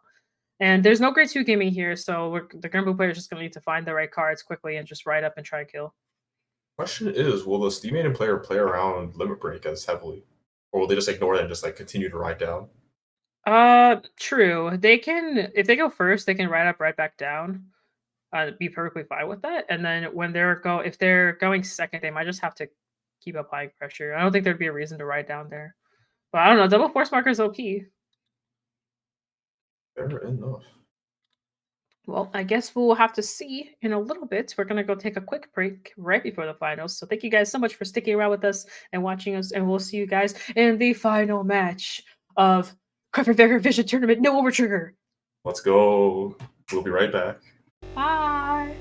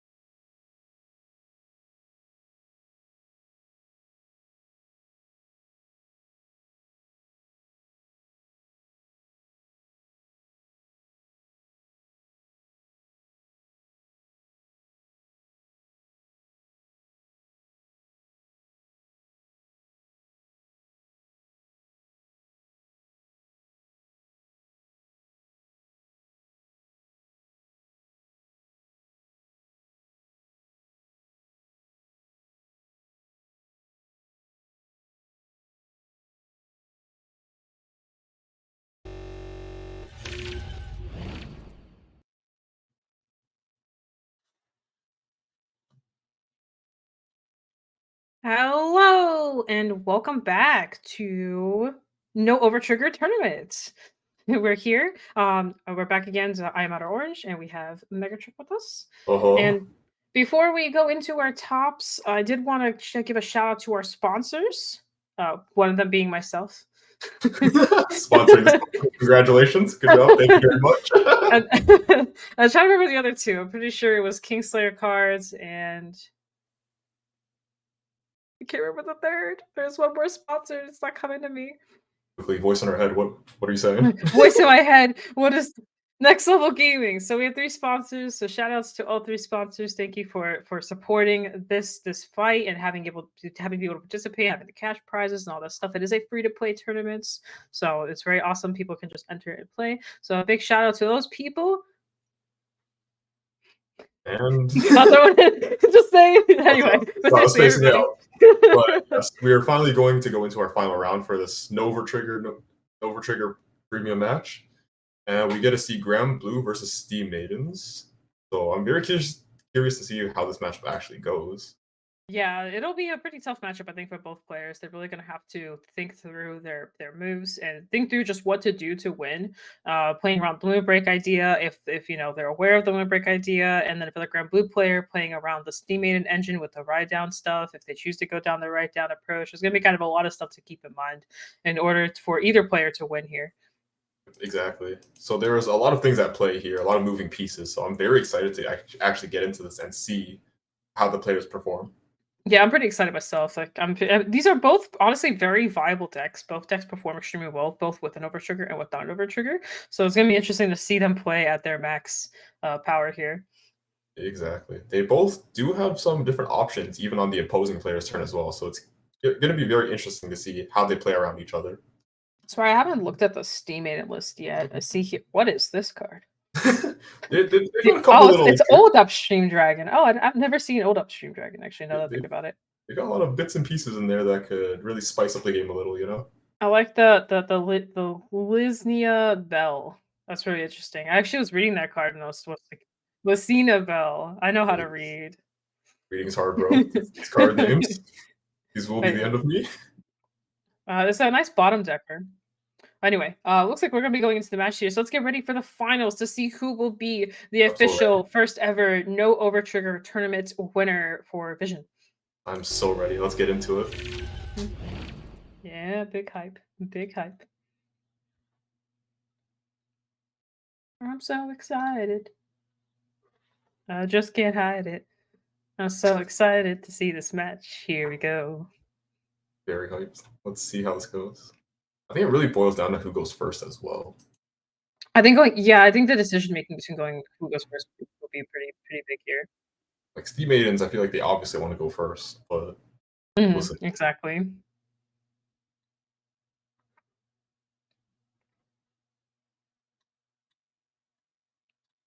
I can't wait to see this match.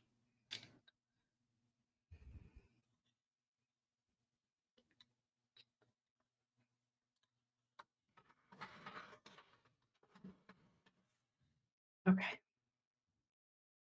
Anyway, so it looks like we had Grand Blue go first. Yes, looks like Grand Blue went first, riding the Honolulu. And then we have the very broken grade 1 card. Not gonna lie, I have to pull up the deck log to actually see the names here. This is Elu or Elu. Elu? Yeah, they all have like very similar names, but just a difference in vowels. True. Let me see here. Yeah, that is Elu coming out. Full blessing 1, binding a grade 2 or less card from hand. Drawing 1. It was a trigger unit, so they gotta draw an additional card and just passing turn.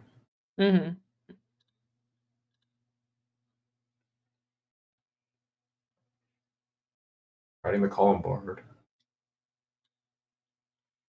And just swinging. No funny shenanigans with Navigator or anything.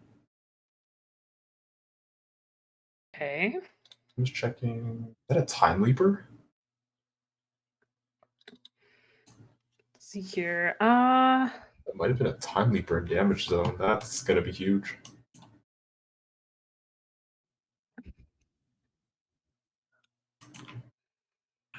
So, okay, so looks like we're setting up for the Gear Cat here, getting another Entrahana, which is very good. I'm liking the fact that they played the Grade 2 Steam Maiden on Vanguard to utilize Entrahana all the way through here. It's just really good setup. And so denying the combo is actually pretty huge here, and giving Entrahana access like that is actually kind of a good thing to bad thing, because now the rush is going to be pretty real. That is true. We see 3 cats coming down already. That's a bit huge. Exactly. Those numbers are going to get massive as they go, and on top of the Entrahana skill to so blast and look at top 2, bind 1, put 1 to hand. It's going to be pretty nuts. 100%. This is the ultimate Grade 2 game. You really can't outplay this, like, I guess, aggression too much. I feel like it kind of comes down to just right up. Well, luckily they're going second, so that way these numbers don't hit magic numbers anymore. This is true. Start swing with Van. Not committing another attack. We're getting another card. Yeah, there is a card in bind, so there's actually already a... I keep forgetting about that skill. Whoops. That's 100%. I'm gonna be real, I didn't know that card was over there. So it's okay. Cat does a little bit more than just filter the deck, so... Yep, exactly. So here we are swinging in. Colossus and the Grade 2. Finding the Colossus so we get time leap into it later. Yep. Yeah, it's usually best in the bind zone. At least in premium. And that way your opponent can't really touch it or send it to damage zone due to a damage check. So. Imagine having cards that work with your bind zone. Oh, crazy. Impossible. Don't have those yet, except for Bell. Origami who? Mm-hmm. It's riding Night Mist and swinging. Swinging to rear, maybe? Might be ideal here. Might be. Because Gears doesn't really have too much counter charging outside from, the normal stuff that the Steam Maidens provide. But that's mainly on, the other Grade 3, and this is more of an Anglissa build, so... Question is, do you really need the counter blast? The thing is, you do have the crit that does counter charge, so that's always an option. That is true. And honestly, now that I think about it, yeah, maybe it won't matter at all. I think swinging to Van is probably ideal. I'm just thinking more like how much counter blast can just Gears need to kind of do its thing, but I don't think they need too much to keep leaping. Exactly. Like they have a lot of options, even if you don't give them too much counter blast. So let's see how Sea Slayer responds here. I almost feel like this probably is going to Vanguard. I mean, if it's going to rear, it makes sense too, because it's denying that potential Entrahana style. Now it looks like it's going to Van. Heal guard minus choosing the heal guard. Yep. That's a crit. Yep. OFX. No trigger. Okay. Looks like now. Sea Slayer might just be willing to stay on low damage and give limit break, just so that way you can soak up more Skull Dragon attacks. Oh, a Geas is coming down. That's why they were thinking. Ooh, wow. That's probably why they were thinking through what they want to do there. That is tragic. So we got Time Leaper. Didn't they damage a Time Leaper too? Yeah, so that's both Time Leapers out of the deck. My gosh, that sucks. Granted, since your opponent rode up, you don't really need them anymore, but... That's true. Fact of the matter is, they need to find a Grade 3 that gives a force marker here. Just any Grade 3. There we go. That's a Grade 3. And it has a force marker on it. All right, we can start playing the game now. Now imagine you just write Colossus casually. It doesn't do anything. I know, exactly. Just a casual Colossus write-up. I mean, we know it's in the bind zone, but still. That would bamboozle everyone. Yeah, the true tech. Oh, shit. Okay, so we're going to write up the Anglissa here. The pitching 2 for the G assist. Bye-bye, Quick Shields. Quick Shield. What else will we get rid of here? Is that the Spike Brother Quick Shield? Yes, it is. Wow. Talk about denying clan loyalty. Yeah, I mean, they could just be a Spike Brothers player, but, That 0.02% of the entire community. Let's go. Yeah, they still exist. They do. They are. There's been a lot more. I respect it a lot, not gonna lie. I do. I think Spikes is pretty cool. I do too, is what I meant to say. Question is, where will this force marker go? I guess it just matters where they're gonna be time leaping primarily. I'm assuming they're gonna be time leaping on the column on the circle that's empty. I could see that. Probably the force marker will go there. I'm not 100% sure. I've only seen this matchup a couple times. True. Yes. So Yeah, going to the that seems Overtime, about right. pitching a Time Leaper to try. Yep. Don't Yeah, need that screw that anymore. card. Yeah, we don't need that. It's a That good, card's long gone. a nice card, but not in this situation. Nope. Going to Slishma. Schleishma. Such a funny name. Which, It's fun to say. yeah, it's got a lot of Schleishma, repeated sounds. Schleishma, Schleishma. Question is, what else will be called down here? It's calling out. Ooh. I'm trying to remember what is that? Is that So this card both players bot deck a card from their drop zone and shuffles their deck. If your opponent bot decks a card, you get a counter charge. Oh, it's the other steamated girl. So you're giving your opponent the option to give you the counter charge or not. That makes sense. I mean, this is a good way to return Time Leapers back to the deck, so that way you could Time Leap during the ride down turns. That's interesting. I looked at this card earlier, like when I was looking through Steam Maidens, like all the Steam Maidens and a total of Card Vanguard, and I was like, this is a very interesting card. And also, Odd Rogue decided not to return anything to deny that counter charge option. Yeah, that makes sense. I mean, I would do the same. 100%, especially when they only have one counterblast and it's face down already. So I just realized this card in this deck actually works really well because no overtrigger. Because ideally, you'd want to just send back the overtrigger. 100%. I mean, sending back any trigger is huge, but yeah, true. But OT is even bigger. Exactly. Guard with it, send it back. Hee. Might do it again. Who knows? You want to see me do it again? Try calling that grade 1 again. I dare you. Oh dear. I read that card. That was like the first thing I thought. I was like, oh, I don't think I want my opponent to send it back over trigger for a counter charge. But in this tournament, it's pretty good. It's not bad at all. All right, swing for, I believe this is 20k. Yeah, it should be 20. 2 in bind. Yep. There we go. Time for the best part. Soul Blast. If they want to, if they can. Looks like they're choosing not to Soul Blast because Soul's probably short. Oh. Because the Schleishma Soul Blasts after, once the calls happen and all that kind of stuff. So. True. So much space in G zone, that was the thing. Mm-hmm. Swinging. We're flipping. Flipping at Schleishma for sure. Schleishma. Bind 1, call 2 from bind. And then you're the front row 10 because, Because why not? Yeah, why not? Feeling cute. Plus 10. Just feeling adorable. Might put 10k to my front row today. Who knows? We'll find out soon. There's the Colossus coming down. The question is there a point in using the Colossus skill here? I don't see why not. Just because the hand rip is still a hand rip. 10k power as well is really good, and I would. I mean, as long as you have the hand to do it, I would 100% do it. Plus, it makes the cats a little bit bigger. Not that that's really that important, but also the grade 2 does bind the Time Leaper to get plus 12, I believe. Because plus it's plus 3 per grade. So yes, it's plus 12 and plus the 10k off the Schleishma. So that's a beefy grade 2. And we are binding to use the Colossus here. All right. Yeah, and plus you want to set up bind. Like, there's no reason really not to. Chris, power to the Colossus. I think that doesn't really matter. If they hit a defense, I think power to Colossus is ideal. No trigger, so 2 damage here. 1. That's a Night Rose. 2. That's a heal. That's pretty huge. You do need that. Plus, I see a lot of pieces in there, so you want to get rid of those pieces. That's helped build the drop zone quite well. Yes, exactly. See, now with the defense, everything still hits over, at least in this case. Otherwise. Yeah, I would have hit over regardless, I guess, but it makes the numbers better, especially if there's 2 defenses. Losses here is 33, so that's 15k guard. 43?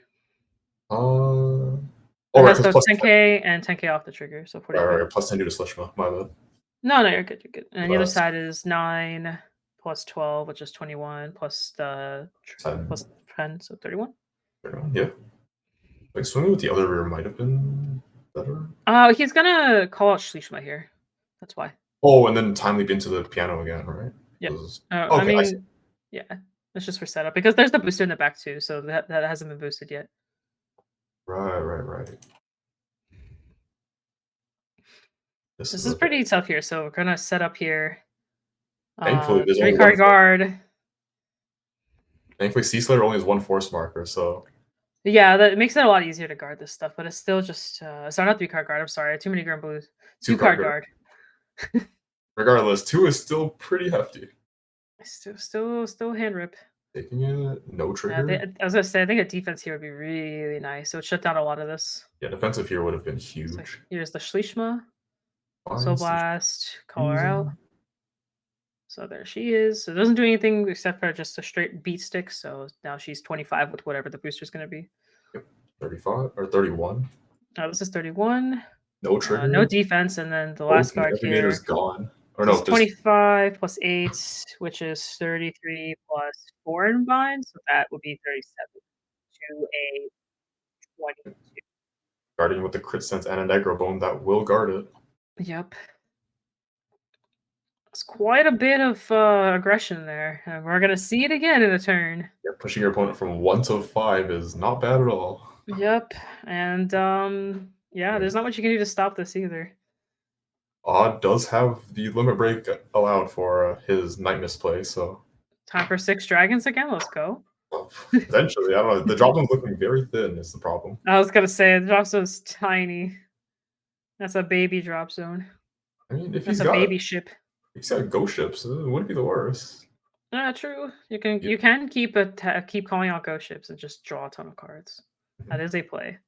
Beatrice, Soul Blasting the Columbard. Calling out the Columbard. Alright, let's see what we're dumping here. A ghost ship. Potentially. I don't know what else you would even go into here. The dragons are too small. Ghost ship is your biggest beater. You can go for setup, I guess, but what are you setting up for? Maybe Navigator, but even then, it doesn't really feel worth it. Because Navigator's weak here. Realistically, this is your final turn, so. Yeah, unless a double heal happens here. I honestly think the bad bounty was probably not the best approach. I think actually Obadiah would have been the better play here. I know it's like the last turn, but you want to deck thin that deck as much as possible. Yeah, that's what I'm thinking as well. Because the drive checks looked kind of thin on Sea Slayer side as well. Yeah, exactly. 2 blanks and a crit, so it's like a lot of the hand might not be too good, but yeah, and plus, like we know we're not killing Sea Slayer, right? They're at 1 damage. There's just no potential way we can 1-6 them here, right? So ideally, I think Obi would have been the play. But Odro did find the Navigator off the Columbard to mill 5. Let's see here. 3. Cutlass. It's 5. It's hard to tell what was milled there, but hopefully that was something good. Maybe not the Skull Dragon. Maybe just mill more so the Skull Dragon's bigger. Mm-hmm. I don't even see a world where dragons would be the ideal go-to here, to be honest with you. Wow, did you just drop a Bird Guard for that? I think so. Whew, I guess they're going for the dragons here for the 6 dragon play, but I mean, how are you gonna 1-6 here? You can take 4 dragons in this situation right now. And we know the hand too. The hand wasn't terrible in terms of shields, so 100%. because of the G assist. Alright, so what will we do here is the question. Because your front row is rested, so you're not doing much there. Would you just call down your hand and just go, or? I guess so. No Jesse, no ways to get a free rear to the board. Unless they have Negro Bones and draw. That might help them They out. might have a couple. I think I see 1 or 2. I think we've seen a couple. So dropping the Night Rose, maybe just going for Skull Dragons? I suppose so. I mean, there's no other thing you can do under this turn. At the end of the day, it's a massive beater. Well, not massive, but like it's a respectable beater. It's respectable. It's respectable. We respect this beater here. Respectfully smack you for a big number. That's here. What are they popping? That's interesting. Oh, that might be to help with stopping the Bearlock in the G zone. Fair. Okay. The Bearlock needs you to bind from your board equally to their grades being 3 or more. So that's true. That's true. That way they're forced to just bind their entire back row to do that. But yeah, and I don't think they'd want to lose Gear Cat for that. True, because Gear Cat's a pretty solid booster. It's just a slightly busted card. It's, a little bit good. Busted. It's a little bit good. just a little bit, like say 2%. I'm not jealous or anything. Oh my gosh, I do not want to think about that in dolls. You're like, oh, you had a defense? Oh, it's okay. I have this random Gear Cat that says I get 1k for everything in my soul. I'll have that enemy. Oh, let's see. So call out the Beatrice. Beatrice is most likely going to call out a Skull Dragon.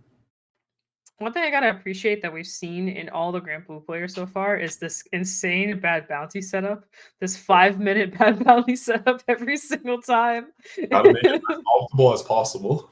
And you will never forget what a bad bounty turn looks after all this. I've seen it in my dreams, dude. You'll be dreaming about that Beatrice Skull Dragon setup. I'm gonna wake up in a cold sweat, just like, oh god, 6 Skull Dragons.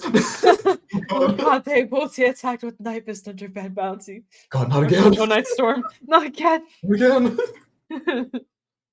Oh boy. The only thing that sucks that I will say under stuff like this is the 13k for over the 12k. The Beatrice just doesn't hit anything, which kind of sucks. I guess just call down a booster from hand because. Yeah, you have to. That's the thing. You're forced into that setup. It's very awkward. They might have enough Cutlass and Drop Zone actually. True. That's a free way to get a booster. So. You are correct. They're running 4, so. Oh, resting a crit and the Beatrice to mill 5. Yep. Dealing 2 heals. That's a lot of heals. It's fine. They don't need them where they're going. They don't need them. What do you mean? They don't need them. Gosh. I mean, realistically speaking, if you're getting rid of your heals now, you can't heal out of your own combo. So that way your opponent's only option is to heal on 6 instead of earlier damages now. This is true. That's under the assumption that we can kill here. Well, assuming that we're going for a kill. Well, I'm going to assume that they're going for a kill turn. I will say, at least in this situation, you know, Steam Maze is Steam Maze, but it's still a 4 stack, meaning that they don't have as many Sentinels to obtain. So, you know, they have to somehow burn. They still have to deal with the big dragons. I don't recall Sea Slayer grabbing the Steam Maid and Arlem off of the cat searches either.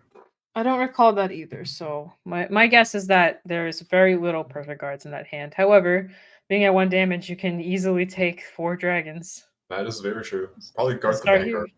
I would guard both Vanguards and take the dragons if I have a PG one of the dragons. 100%. Because there's no way that the Skull Dragon did a crit because of the attack pattern. Exactly. And the other thing is, you want to take the dragons, hit defenses. It makes the Vanguard turns a lot easier to guard. So if you hit 2 defenses here, for example, the the Vanguard turn becomes way more guardable. You can pretty much guard 1 card. Exactly. So that's what I would do. I would just keep taking damage. There goes a perfect guard. There goes an Arlem. Oh, so I think that's the only Arlem actually. No, they run 2 because Arlem has 2. That was 1 speed. Gosh, Arlem just straight up has 2 different arts for some reason. Oh, she does? What the hell? Yeah. And that's she does. That's a 5k defensive. Wow, I learn something new every day. So there's a defensive, which is good. It makes it easier to guard the Vanguard now. 10k would make a 1 to pass, but I don't think you want to leave it at that. 1 to pass. What's the worst I can have? Like some chat energy. And you can count the triggers, you know. Say 1 to pass, you won't. You won't hit this trigger. You won't hit this trigger. I dare you. Voice in my head, shut up, I'm not betting with you. The voice wants to bet. Voices wants to gamble. What? I quite simply refuse. Like a G guard potentially. Are they considering the Bearlock here? I can't believe that's a 1 to pass. Wait, how is that a 1 to pass? Well, if you guard with the 10k. Oh, right. Okay. I was about to say right now it's not even a 1 to pass. Because force numbers, you know, it's exactly kind of nice. True, you're right. Force numbers go burr. It's true. Oh, just counting triggers. I would do the same. I'd be like, how many triggers are in there? I gotta figure out if this 10k 1 to pass is gonna help me. You never know, it could come off. You never know.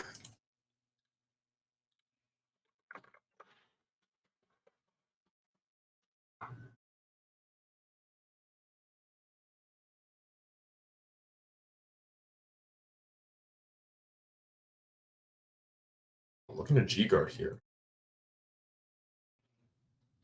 I'm trying to think. Like, I feel like there, in my eyes, I feel like there's just a very simple. I guard this. I take the dragons. I guard the rose. I take the dragons. Well, here's the thing. They are at 3 though.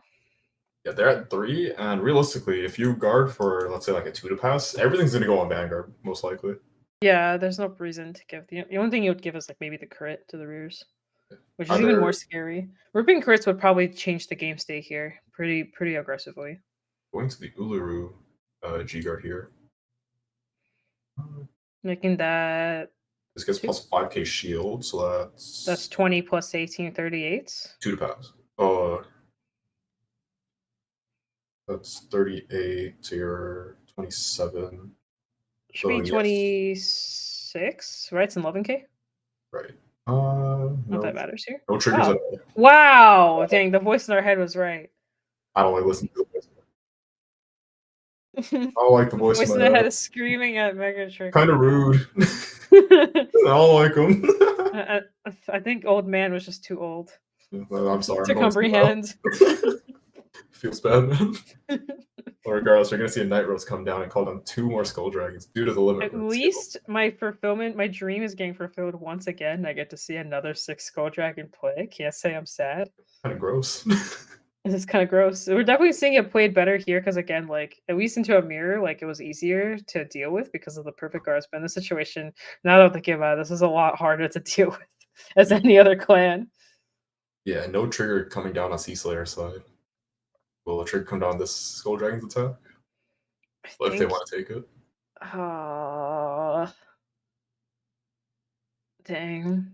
It's actually I was kind of I was kind of memeing on the idea that the Skull Dragons is the way to go, but apparently it is. This is not bad. Like Yeah, for some Navigator reason in my just mind I was like, oh well, after what we just saw, there's no way 6 dragons is that crazy. And now I'm like watching this, it's like, wait a second, it's taking me back. if there's a Navigator, there's a way, and that is a heal. Ooh. Does not go off though. Doesn't go off. You were talking about this actually because they wouldn't be able to heal. You They were have to heal right. on 6 now. Yeah. So milling out those heals on the Grand Blue side is kind of nice. Yeah, forced out to that because if they healed here, actually would have been huge. Exactly. That way they would eat another Skull Dragon attack, right? Exactly. No, you're totally right. You called it there. Props to Megatrick. He may not have called the one to pass, but he did call this. I may be stupid, however. However. So we're gonna call up 2 Skull Dragons and a Beatrice. Yep, pretty much this is Dragons 5 and 6 now. And Night Rose is 22, 28, 22 plus 6. 30, 30, 33? 29 plus 5, 34? Something along It's just the same number as we had last time. No triggers were put on it or anything for the back row.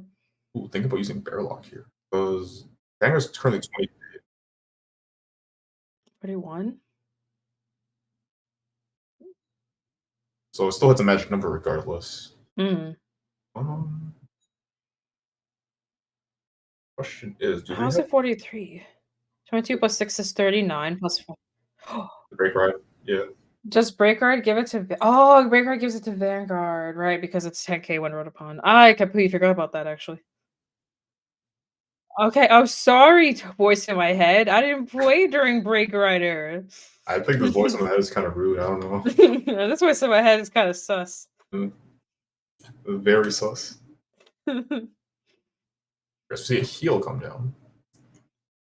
Doesn't matter too much at this stage, but more power is always good, I guess. Yeah. The question is, do we have the 2 perfect guards here? Because that's pretty much what we need here to. We might just be hard guarding one of these. Perfect guard one, hard guard the other. I mean, he's at a 28k base, right? But I don't know how big those dragons are because depends on how that drops. I assume the dragons are between 60 to 75-ish. Yeah, because the deck still looks like it has a fair amount of cards, unless the shadow's a bit weird. But looks like we're hard guarding one of these. Oh god, and PGing the other side, I assume. I hope so. Otherwise that will close. Nope, that's game 1. All right, game 2. Looking Dang, who would have thought? I'm thinking about it. It makes sense. My mind completely didn't think about how good. I mean, it makes sense. Anytime I've seen this deck, I've always seen it in a mirror situation. So the 6 dragons never really felt that ridiculous, but now it feels ridiculous. Yeah, it's not bad at all. Not gonna 1 to 6 is OP, and the only thing I can shut down a turn like that is ideally OuterTrigger or like 3 defenses. Exactly. At least this way, now that the Steam Maiden player lost, they could choose to go first, which would probably be important. Yeah, it'll allow them to take the tempo of the game a bit more. Yeah, I agree. So hopefully, as long as they don't brick on the timely for dragons, they should be fine. Because you really need those in deck in order to perform the ride down and do it effectively.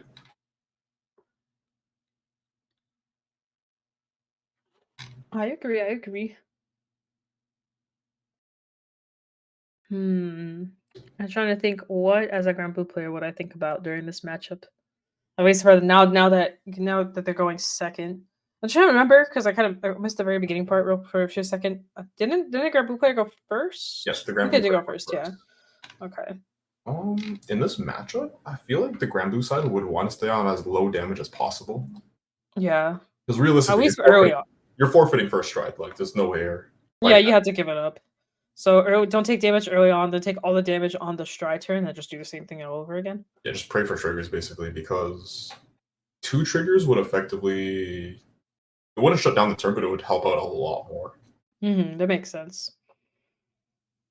Because my thought process is pretty much do exactly what happened here again.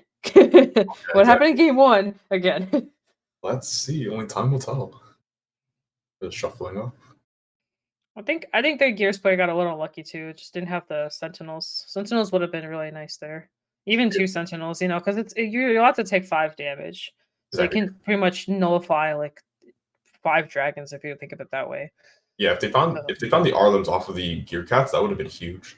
I agree. I think it would have been a big game changer because I think that's what really set aside. That's why I was so not lenient towards the dragon play because I was like, "There's no way you can 1-6 here. Like, you take 5 dragons, guard the vanguards, guard another dragon. Like, theoretically, it doesn't seem that terrible, right?" So, Speaking of riding the cat, it looks like you found the Enterana here, so they yep, do have that option for next turn. Looks like the Grand Blue player wrote the Limit Break Enabler. yep, that is what happened there. They're not gonna need it, in my opinion. I guess you don't really need it in this matchup, to be honest. From the looks of it, looks like the Gears player really only has like a couple lines of play, and not too much really stops what Grand Blue is trying to do. Like from what we saw. Choosing to damage deny because Enterana going +3 for a counter blast is not bad. Yeah, I think the it's important here. You don't want to find that perfect card. Yeah. That being said, the Gears player is forced to ride up because of the ride down mechanic being pretty strong in this matchup. Checking a crit as well. 2 damage. It's like a trigger went to damage zone, but it's fine. We don't need triggers. We got dragons. Well, the last game really showed that, now didn't it? Yeah, he didn't hit triggers. He didn't need them. I told you, you didn't need the heals. You're not wrong. So riding the column hard. What will we find here? A ship. Potentially. You can also choose to damage deny even more here, but I don't know how worth it that is. I don't think you need it anymore because the thing is, once the Inglissa ride happens, they just ride up to Time Leaper, which is free, and then right back down to 2, which is also free. There's literally no combos behind that. Ooh, going for the Navigator here. Ooh, time to mill. I respect it. Like, milling this early on would help with your stride turn when you're forced to ride up. I agree. Pretty solid.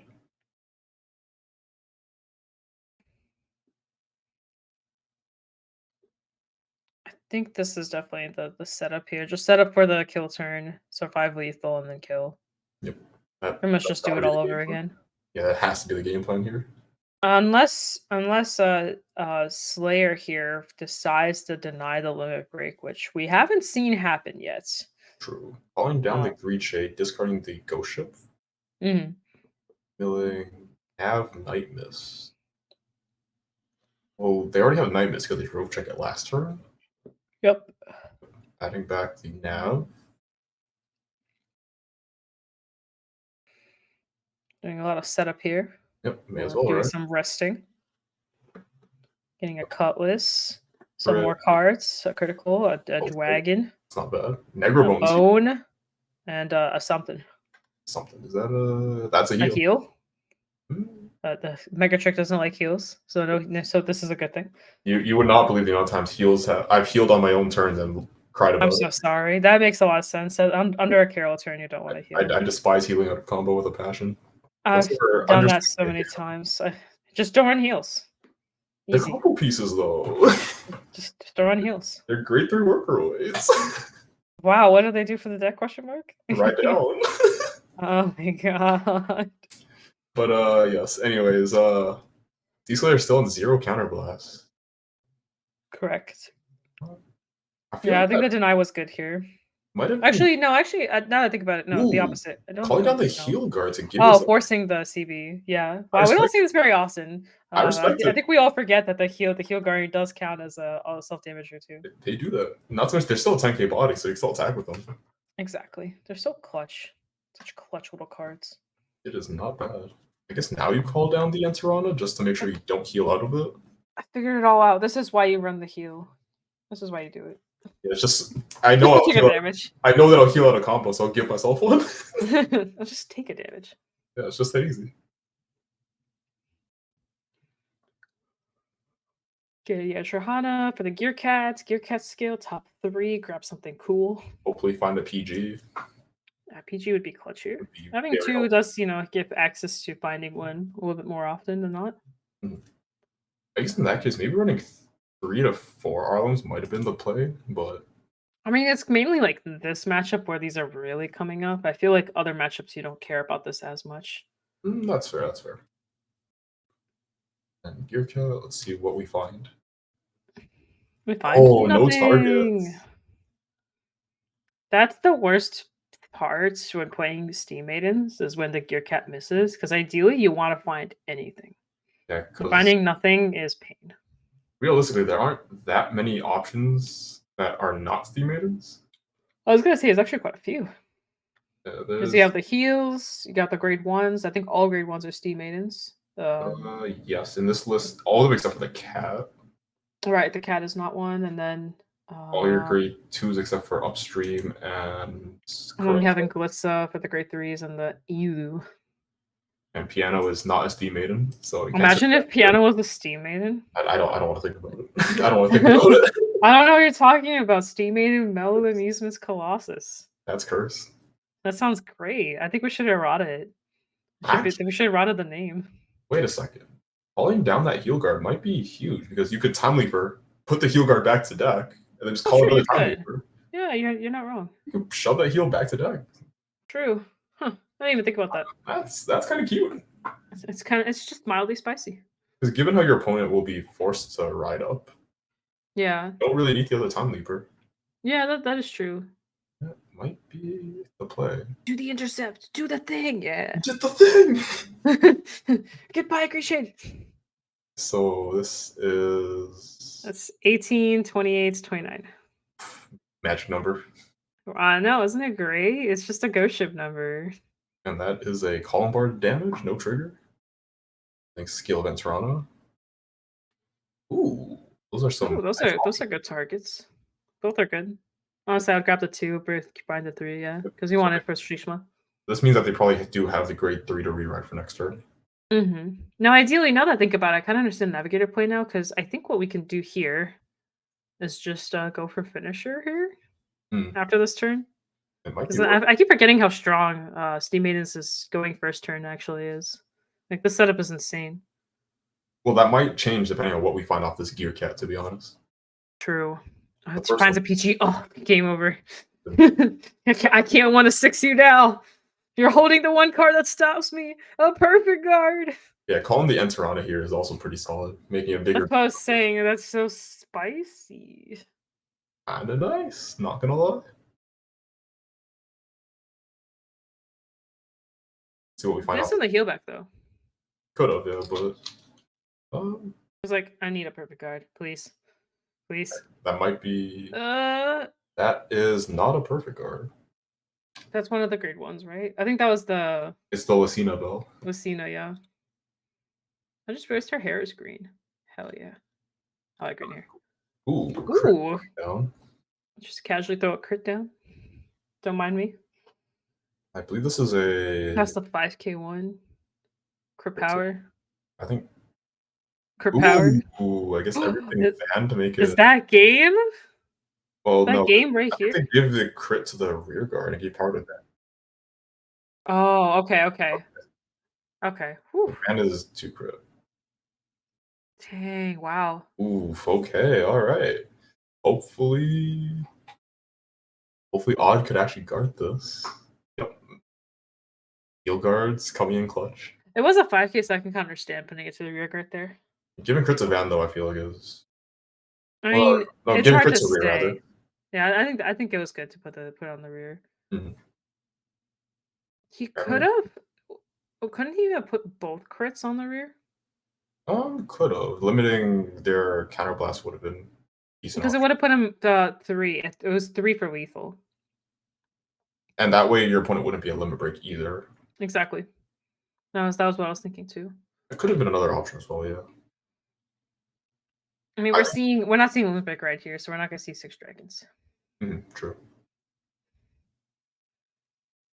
Now we're back into a pretty bad situation again, where Steam Maiden player is at 1, Grand Blue is at 5, and we have no win con this time. I feel like you still go bad bounty here, considering how you have the. I don't even think we're bad bountying. We're not even stride. Oh, wait, no, We're not right, even right, trying. right. We can't stride because Steve made his road down. That's my bad. Yep, exactly. That's what I mean. Like you're kind of just out of options here. This is not the situation you want to be in. I think Odd just tries to deck in here and find heals, like Yeah, might as well just keep reaching. because heals are the only thing that are one card guards against Colossus turns. Mm-hmm. Assuming that Sea Slayer does have the one of Colossus in the deck.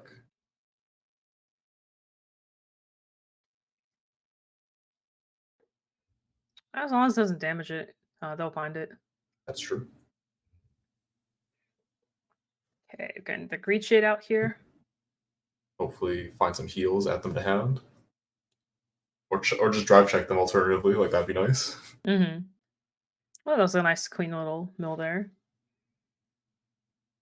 Getting back a heal. Yep. Just going for the defense play here. Reach Set it, up. Yep. And now since GB won't be active, but they'll be able to at least kind of do some stuff with the G cards. Mm-hmm.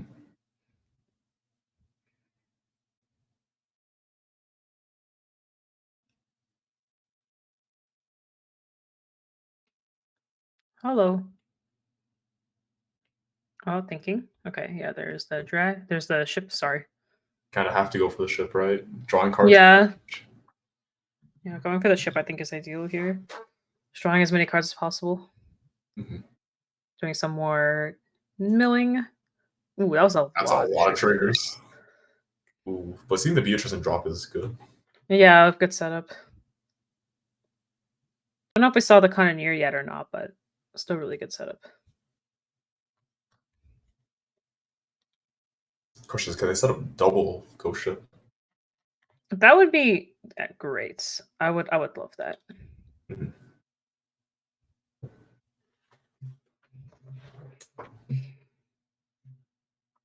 Okay, so preparing. I mean, you can always retire them and get more out, but yeah, four ghost ships would be really awesome here.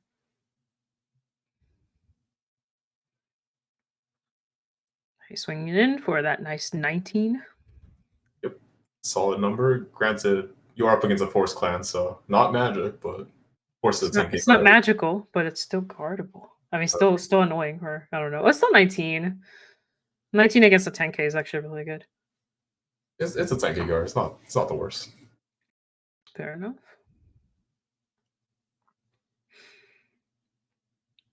So this turn really isn't going to be anything too crazy here. Guard and intercept.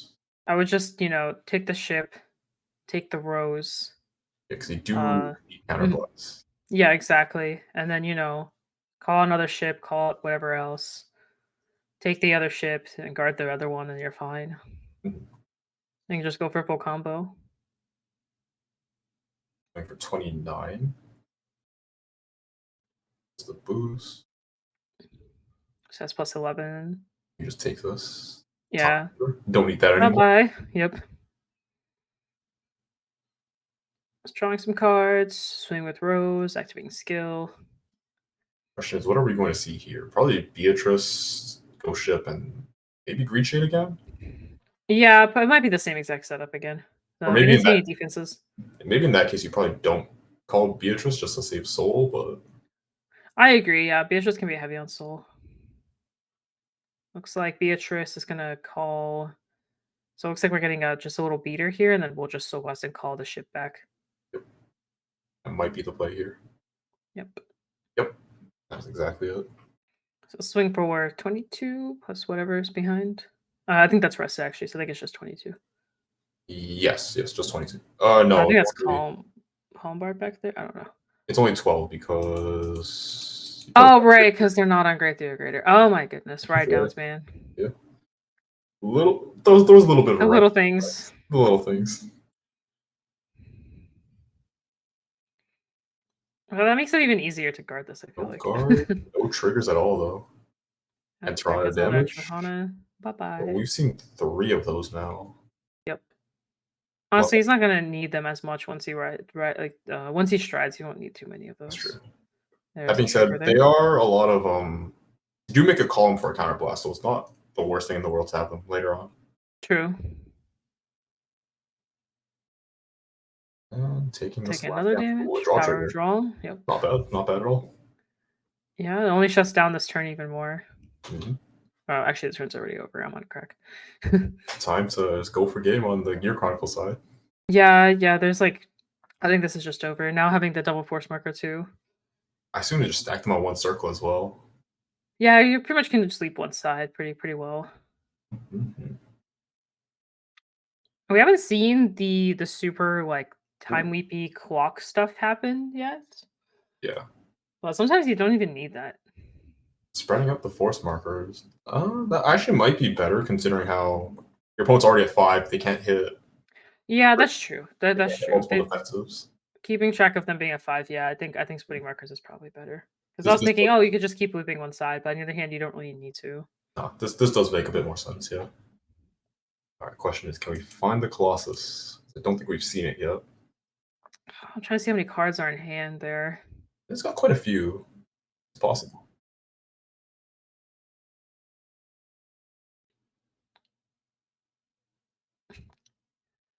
The voice in the head got a little weird there. Oh, There's the Colossus. Alright. This is probably it, to be honest. There's no OuterTrigger to save the Grand Blue player. Nope. It's just all a braining of how to get to a win con. What else will be called to the force marker? Because I believe the cat has Honestly, to. anything. The cat? The cat, yeah. When this unit boosts, it gets power, so you can't. Oh Just yeah. Get it. No, so yeah, Calling, sadly, it can't attack. calling anything is fine though. Yeah, you just call whatever as long as you can boost with it. That's what I'm saying. I don't think it really matters what goes there, as long as it's just something that just does stuff. I mean, there's nothing wrong with playing a save, of course. Mm-hmm. Yeah, Yeah, as long as it hits. 6 damage heals could happen. Just making sure. Hey, just a casual 10k to my front row, feeling cute. Feeling cute, might just do it again. Who knows? Yeah.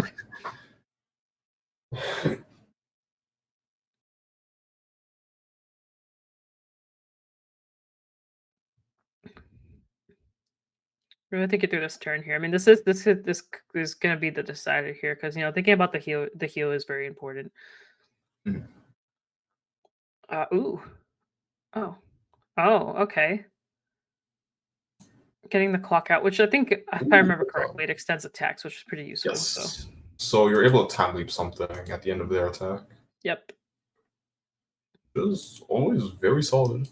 Although the position is kind of weird considering how I assume you just boost the TikTok with the cat instead just to make a bigger number. Yeah. Let me read the clock again. So at the end of the battle that your other rearguard attacked, you you time leap that unit. Yep. Okay. It's gonna And you disappear put from the this in circle the stall. anyways. Yeah. Going with the Negro Lily.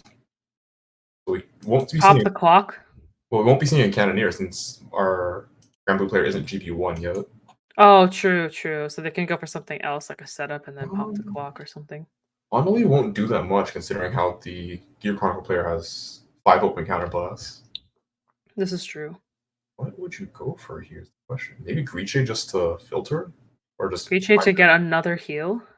Potentially. And then that looks like we might be doing that right now. Yeah, and then just do it again and pop the clock. That might be the play here. Pop the clock, because then that stops the clock extends attacks. Yeah, that stops you one don't more attack. want. Yeah. Adding back the heal, yep. I'm trying to think of. There's nothing really you can do here to stop the outcome, to be honest. But it's better than like in my mind, I'm thinking like there's still gonna be 1, 2, 3, There's still a lot of attacks coming, even I, with the s- popping the clock.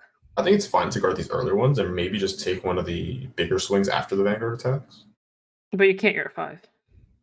Well, yeah, just praying for 6 damage heal because Oh, true. Okay. it looks of it, the Grand Blue player's hand doesn't look like the biggest. Yeah, and there's a 2-card guard strict here, so Exactly. So it's praying for a heal when your opponent's numbers are I think I already would want the heal here because so what do we because the numbers are gonna get even bigger after a Vanguard swing true. because it's gonna be a 10k buff on top of a triple drive. It's like That being the said, heal won't stop it there. yeah. That being said, the TikTok column still hits even over a defensive heal. So That is also true. But we do have the Greed Shade and Interceptor. Because this grade 2 is only 20k, right? using a skill of the grade 2, bind it, calling out a grade 3 from our bind zone. Oh my. Yep. I didn't even think about that. We need more attacks. We need more. We need more. We need more. Oh my goodness. 22. Yeah, I would definitely just take the first damage and hope for the heal. There's just no point in guarding all of this. If you take this, you get intercept freely with the Greed Shade if you do check. Exactly. That's what that's why the Greed Shade's there. Makes sense, yeah. There just isn't enough cards to block all this. Vanguard alone, you have to drop 4 cards. You have to drop 3 cards if you want to PG it. Yeah, especially since you're already at 5 damage. Like that's huge. Be guarding again. They cut up the base, which is another thing that's possible going for the Mick play. That's also true. If just making sure this is the one that ran it. It is not the one that ran the Mick. Never mind. It was the other person that ran it. Yeah, that's the problem with so many Grand Blues in our top 8. Yeah, and surprisingly enough, all the lists are running similar stuff. But looks like we're going for a Negro Lily again. Yep. Pulling out the Cannoneer. To pop the clock. Yes. And now we have 2 interceptors. Maybe just popping the cat. The geared cat. Fine. Yeah, that way it stops the attack, but then you can still use clock skill to get something out. I think ideal. I think that the same outcome. It's still the same number of attacks. TikTok only works when it boosts something. You have to when something else attacks. So you have to time that specific thing that attacks. So yeah. In that So case, you can read that. I think popping the clock is ideal because that way there's nothing from deck that'll be coming out here. True. And you'd rather not have something coming out from deck. Like you'd rather be able to see what exactly the line of play is going to be here. Fair enough. Yeah. So this is just a measly 18. Yep. The double intercept would do fine here. Exactly, which is I think the goal. Yep.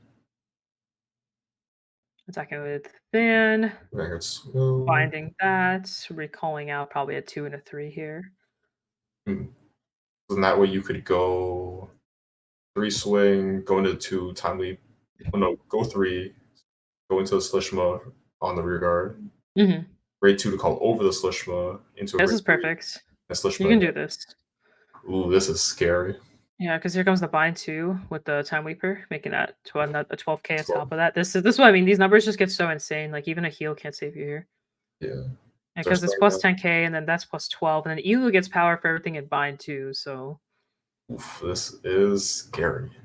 No guard. I think it's a no guard, and they're healing. Oh my. More power is more power, I guess. Yep. Second check, Mellum. Third check, a Gear Cat. And a 6 damage heal. All right. Yep. Still in a. See, I feel like just taking the first damage would have been the best play here because I think they would have saved a lot more hand if they had just taken it. Yeah, because they did all that setup for 3 small attacks where they could have done all that setup here. It would have been safer. Yeah. Would have been better use of the shield as well for these exactly. Instead of like having these 20, 25k shields for like 20k attacks, 18k attacks. But I don't know. The numbers are also a lot higher here, so it's a lot harder to block. Like the double intercept wouldn't have been useful. 6 damage heal is pretty clutch, though. Can we see another one? And there were no crits, which does help the Grand Blue player here. Nothing is, you can heal out again. Okay, that's game. Oh, nope, and that is game 2. Yeah, that's game. Yeah, so looks going like there was to game 3. Watching the Grand Blue player's hand at the time. Yeah. in terms of shield value at least, but Yeah, reading ahead, I think you just have to take that first damage, but it's okay. yeah, You don't want to bank on it either, but with how many attacks were coming, like with 2 card guards per attack, it's just hard to guard all that. Steam Maidens with multiple force markers is definitely a force to be reckoned with. Yeah, exactly. Game 3, I assume the Grand Blue player is going to go first, so Which seemed to work out pretty well the first time, so we'll see if it works this time too. they really just have to live the stride turn and just clap back harder, I guess. Like, Exactly. I feel that's what it really boils down to. I also did see the team main player was bricking a little bit. They G assisted and all this other stuff kind of happened. So, That is true. That's but true. they had a really insane good turn 2 setup. Mhm. So hopefully there's no G assist this time around, and they could actually sort of stabilize Play. a bit more. Yeah. This is the final round, the final match to confirm who will be the top champion Oh, for NOverTrigger. a world where Vanguard is untainted by overtriggers. One could only dream. I will say watching these games play out without Overtrigger is very nice. It's also just, I guess, in a way relaxing. It's kind of refreshing, to be honest, because Yeah. It's just nice overtriggers. to see people make moves, like make decisions based off of their deck, not the Overtrigger being in it. Because overtriggers are just kind of frustrating to see, just in general. Yeah, if we saw Overtrigger in any of these games, they would have been completely different games. I would have been upset. I wouldn't be. I wouldn't be here commentating otherwise. Really? I'd be upset. Oh my god. Just not pleasant to see, you know. And I agree. I think it's the biggest downer. It's like when you see it happen, it's like, oh, I guess the person that hit it probably wins here. And in most scenarios, not all, of course. Looks like we're going for a turn 1 navigator play. A good setup, especially going first. Yep, especially calling down the crit that goes to soul, just a Casual draw. casual draw, get soul. It's a good card all around. Oh, I guess they're holding on for next turn to Navigator again. Riding the Arlen, so Oh, that's a goodbye perfect guard. maybe denying the counterblast for the column bar here. That might be the goal. Yeah. Hold down another card, maybe the gear cap. Is Arlem a 6K? Yes, Arlen's a Okay. 6K. Swing Okay. for a 1 to Spell's a pass. 7K, yeah. Ooh, Okay, finding doesn't the hit. Antirana though. Yep. Which means, it also means a Grand Blue player can just be like, I'm not gonna swing here. Yeah, I'll play the slow game. I don't mind. Oh, Yeah, we're going for especially since they're GS. navigating. Oh, ouch. Can't really Big tell what's owie. there though. Is the thing. Yeah, I can't either, but okay, so they Bring in found a Breach here. greed. And then there's a Night Rose, That rolls Skull Skull Dragon. Dragon, crits, Beatrice, and I think Limbrick. I'm sorry, Yeah, Night Mist. that's a lot of grade 3s. I was just thinking the same thing. I was like, man, that's Oh a lot no. of great threes. Indeed, big on that. He has to finish fast. Luckily enough, he still has the navigator set up so he can navigate again and navigate again next turn, and then potentially just try and kill. But But seeing it's all gonna be the, a lot hard to deal with that stride turn. especially considering how many grade 3s you have in hand. Yeah, that's a lot of non-shield. If I were the Theme Maiden player, I would just aggro the following turn. Like I just go. I mean, he could deny damage here so that they can't aggro. that is true. Getting rid of Night Mist and a crits. Yep. And here's the resting. I see a Negro Bone, so that might be able to find us something good from draw. Yep. Given how many grade 3s we have, may as well discard them, right? Mm-hmm. Yeah, honestly, you're not wrong. Just get those ghost ships, get any form of draw back to the board. I Yeah. agree because you don't need all those grade 3s. Exactly. Using the crit, go to soul draw.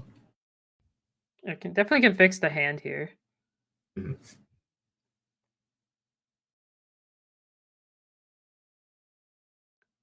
Okay, they passed. Okay, That's smart okay. move. Smart move, 100%. Because dealing with 3 attacks like that, It's all of which are hitting over defenses, is just not worth it. calling down a rear guard as well. Yep. Try and ping 2 here, maybe be ping 3 damage. Potentially. Wow, that's a lot of So, it's a lot of the same card. I'm seeing triplets. Just hit a What's going on? defense. Just hit a defense. That's all you need. Yeah, because Do knowing it. that their hand is flooded with grade 3, this might be worth it. Yeah. I mean, they saw the hand. They're like, oh, pretty much what you said. They're just gonna start rushing. It's going to capitalize on this. Oh no, No defenses. that's not a defense. You just need Like I, one. like I said earlier, you don't want to be taking all this counterblast early because you're Yeah, forced to ride. that's true. Boom. Forced to 3 down. Oh, Wow. Cannoneer gone as well. Yep. How will the Room for healing though, at least to kind of help a little bit there. true best case scenario, double heal would be very nice. Yeah, I mean, you want to stay at least at some kind of damage for WinCon here, but you also don't want to die. So Exactly. That's the biggest. I think surviving should be top priority here. what do you mean? I have a funny feeling next turn's going to be kind of scary. I don't know. I'm feeling cute. I want to go to 5, heal back down to 4, and then go for WinCon. Easy. Oh dear, that's Easy that's a bit claps. it's a bit of a risky game. No. This is just Vanguard. We're fine. Fair enough. Calling back the Greed Shade. See what we will add. Going 2. What are we grabbing? God, I love Greed Shade. The amount of work that this card puts. We've seen Greed Shade so often today. It's kind of ridiculous. Yeah, I think out of every card, the most I've seen has been Greed Shade. I mean, Greed Shade's putting in work. Yeah, it's a good card. Milling, thing to hand, anything you want that isn't himself, I guess, so good. Mm-hmm. All right. And milling off Navigator. I don't think you want to give too much counterblast here, because that way you can make your time to enter on and make a bigger column. So This is true. Also, I can swing to the rear guards too, since they're just chilling there. 100%, yeah. That being said, you don't necessarily need counterblast to play the game on Insta Maidens. Yeah, exactly. You can just ride up and do the thing. Yeah, I think you need a counterblast for Schleishma, but that's really it. a lot of your strides don't require counterblast, so Oh no, Schleishma isn't that. What the heck? Schleishma isn't a CB either. either is History Build Dragon, which is Ugh. another option that they could go now if they want to go for more time leaping. That's true. I like History Build. That card's funny. Yeah. Considering how this build runs TikTok and Mellum and upstream, it might be an option to go into next turn. I mean, I'm assuming that the current blue player will give damage. I don't think they're gonna deny here. It's going to be hard to come back from 0 to 6. Exactly. I think they still have to swing. They're just trying to get a setup going. 100%. I think at this point I'll just rush down. Rush down, maybe keep him at 3 so that way he can still heal, right? And then just that's good to see. And then just keep oh, power. So and the heal did not go off, which is also good. Power to Van's always nice. Very appreciated. Good night, Rose. Counter blast, call 2. Maybe call Beatrice there. Yep. So blasting. Probably do another Ghost Ship Greed Shade play. That's what I'm thinking as well. Such a very it's so good.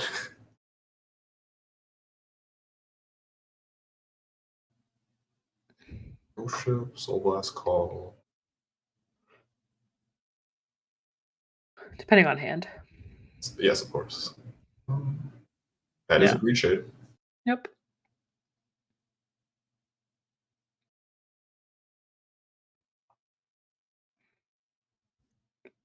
I mean, you kind of have to farm as much as you can here, right? Like, your goal is just to survive the next turn. Like, there's no way around it. Take 2 damage, survive the rest. And we have received notice that we've entered time, so this is now turn 0. That being said, the Grand Blue player added back the heal, so that might come in clutch later on. Yep. Is 2 to power. All right. Force numbers. Not to mention the Vanguard's only 12k base. Yep. No triggers. Okay.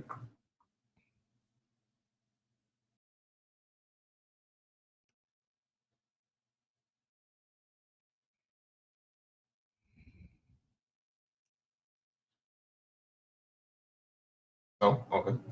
It's gonna intercept instead of the quick shield. That's fine.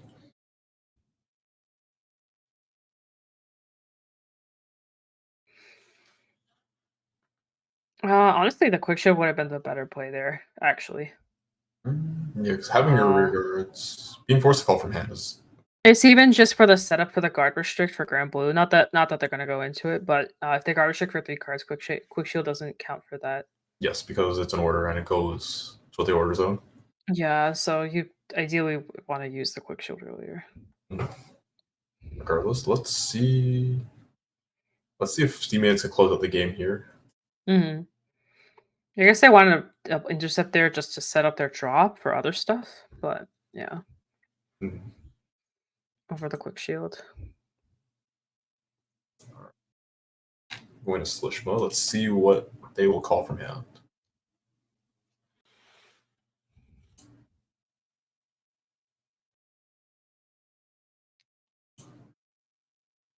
Okay, so we're going for the Intrahana play. Yep. Find the cat. What are we There's not looking that at? many cats left. I mean, any amount of deck thinning is good, right? Hmm.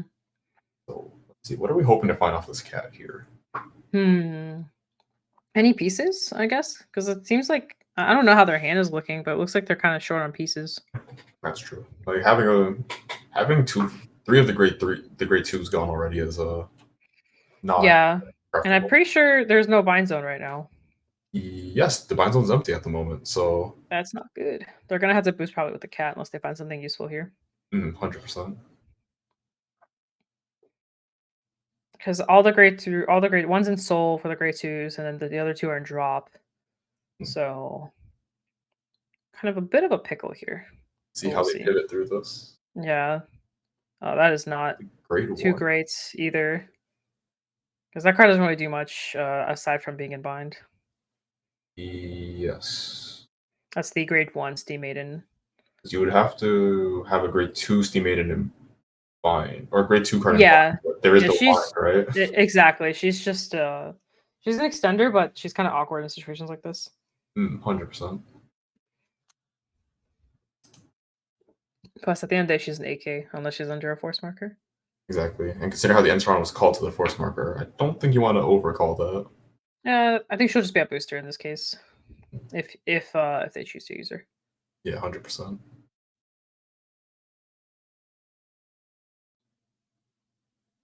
Calling There you out go. another Another one. Enterana. All right. Yep. Might as well. Take those You don't cats need out too of the many deck. counterblasts. Yeah, Don't want to drive check those. We're looking for triggers exactly. here. I think that's the last one or second to the last one. I saw Oh, one in damage. they didn't ride one this game, so Oh, true. Yeah, there there's might be one. one unaccounted for.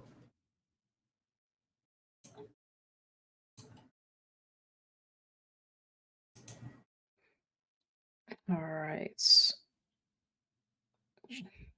No, not having a bind zone is kind of rough here. They could probably create a bind zone with the Intrahanas, but that means they have to boost with them. That is true. That is very true. Let's see what we find off this top three check, though. Could be nothing. Nothing. A little bit Also, they unfortunate. rode the perfect guard too, right? Yes. So that's one Dang. less Arlim in the deck. PAIN. It is what it is. So I'm trying to think of what the setup here is. Swing with the rear without the force marker on it, right? Try to get at least something bound, which also is still it's kind of a mystery what that bind's going to look like. Exactly. And then swing with the other side unboosted. Call back 2 cards. Hope that one of them's a 3, and even then you can't really kill here. Mind you, we don't have the piano active, so Yeah, one and card then guard there's for this no turn. piano. Gotta Yeah, capitalize on it while you can. exactly. So we have here Time Leaper, a crit, crit to hand, Leaper to A little full bit bind. strange, yeah. You can still call it out. It's just not a It's 3. it's a 15k body, like may as well. Exactly.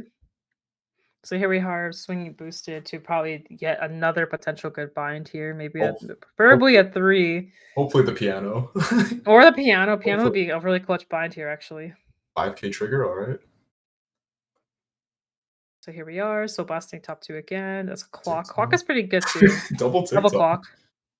I mean, that's not bad. Yeah, it's better setup than what we had earlier. So True. now swing with Van, bind, and then Trahana. Yes, because you could call back Enterana plus the TikTok. Go Enterana, no, go TikTok, go Enterana, TikTok, time leaps Enteron into the Colossus.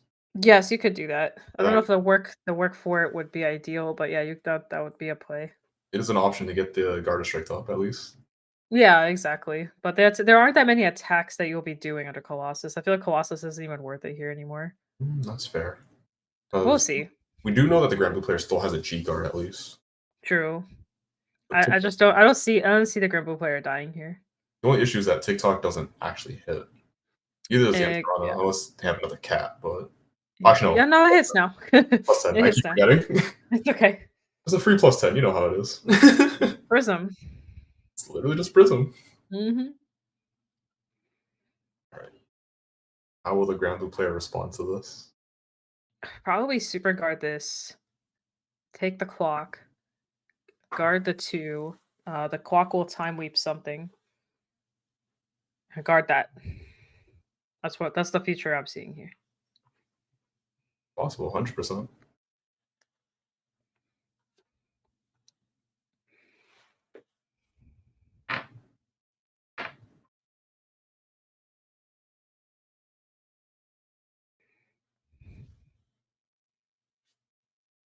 The big thinking.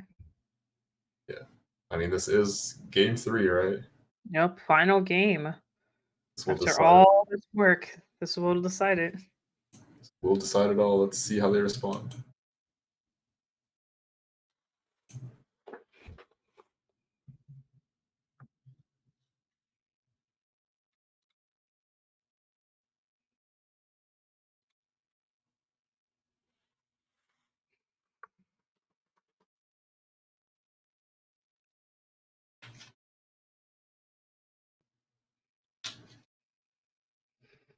Hmm. I think every guard matters here because I can't tell how big that hand is, but it doesn't look massive. So, Vanguard swing is still a Vanguard swing, and the crits I feel like are a good way to decide this too. But the perfect guard is also a very valid way to go. This does make sense considering how Colossus is still a potential. Yeah, so and perfect guard is just not nice. Ooh, Okay, that's a crit. Not bad, not bad. And I was gonna say because these have 4, the crits actually matter here more than I feel anything like else. giving it to the TikTok would make the most sense here because you want to swing with that first. Oh, we're giving power and then crit to the TikTok? Oh Huh. no! You don't want to try and check the Colossus. Wow. But double crit, that's Yeah, that's what I was saying because it makes it that way you can't take a rear anymore. Like, you have to guard it. So that being said, um, drive checking the Colossus means you can't time leap into it anymore. that is very true. That's very true. And also, so we're not gonna probably see something being time looped here, but it will just be 1. Ideally, if you just guard these 2 and then take whatever the clock will time leap out, and then you're good to go. Oh, also mind you, the L is also out of the deck because the CBN player wrote it, and it's only a one of. Wow. So they don't have any more grade 3 targets. Ideally, I think that what they're gonna have to do is go into Anglissa and then Yeah. use Anglissa to go into Schlichma. Yes, that's most likely the play here. See Negro Lily come down. Pop the clock. No, going for Greed I'm Shade. Not kidding. I'm GB1 yet, but popping the clock would have been nice here, actually. I mean, Yeah, honestly, they could just pop the clock on the Entrahana swing, completely stopping those last 2 attacks that I just brought up. Mhm. So they guard this, and then they G guard again. Granted, wait, no, they don't have enough counter. Oh, they don't have the CB. Never mind. I take it all back. Granted, it's still not the worst in the world. They could still play through this. Yeah, they definitely can. Because they're still at 4 damage, so Yep. I think the Grand Blue player is just chilling. Yeah. That's what I'm saying. Like, I feel like there's nothing. Not having the guard strict is definitely changing this game around. Mm-hmm. I think the guard strict might have solidified this actually. Drive checking that was super unfortunate. Yeah, because I think he was thinking about it. It wouldn't have been super crazy because the Colossus would only be coming out after the Entrahana swing here. So it would have been a second before it came out. So the Garshik would have only been active on the Colossus and the Schlichman, which Ooh, isn't like that crazy. Going for greed again. G-guard. Oh, Okay. changing their mind. Okay, I see.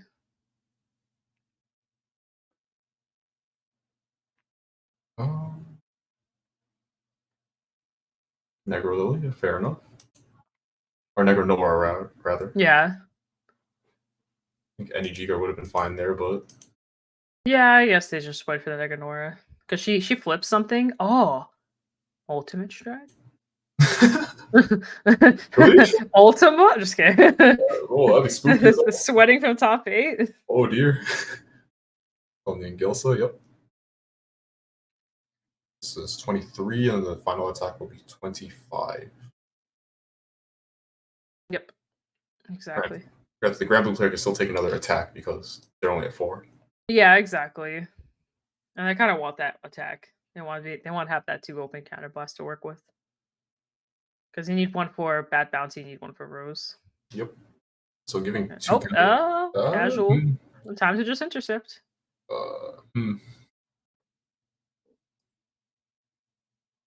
Wait, what's happening? Oh. What's going on? So they took the damage.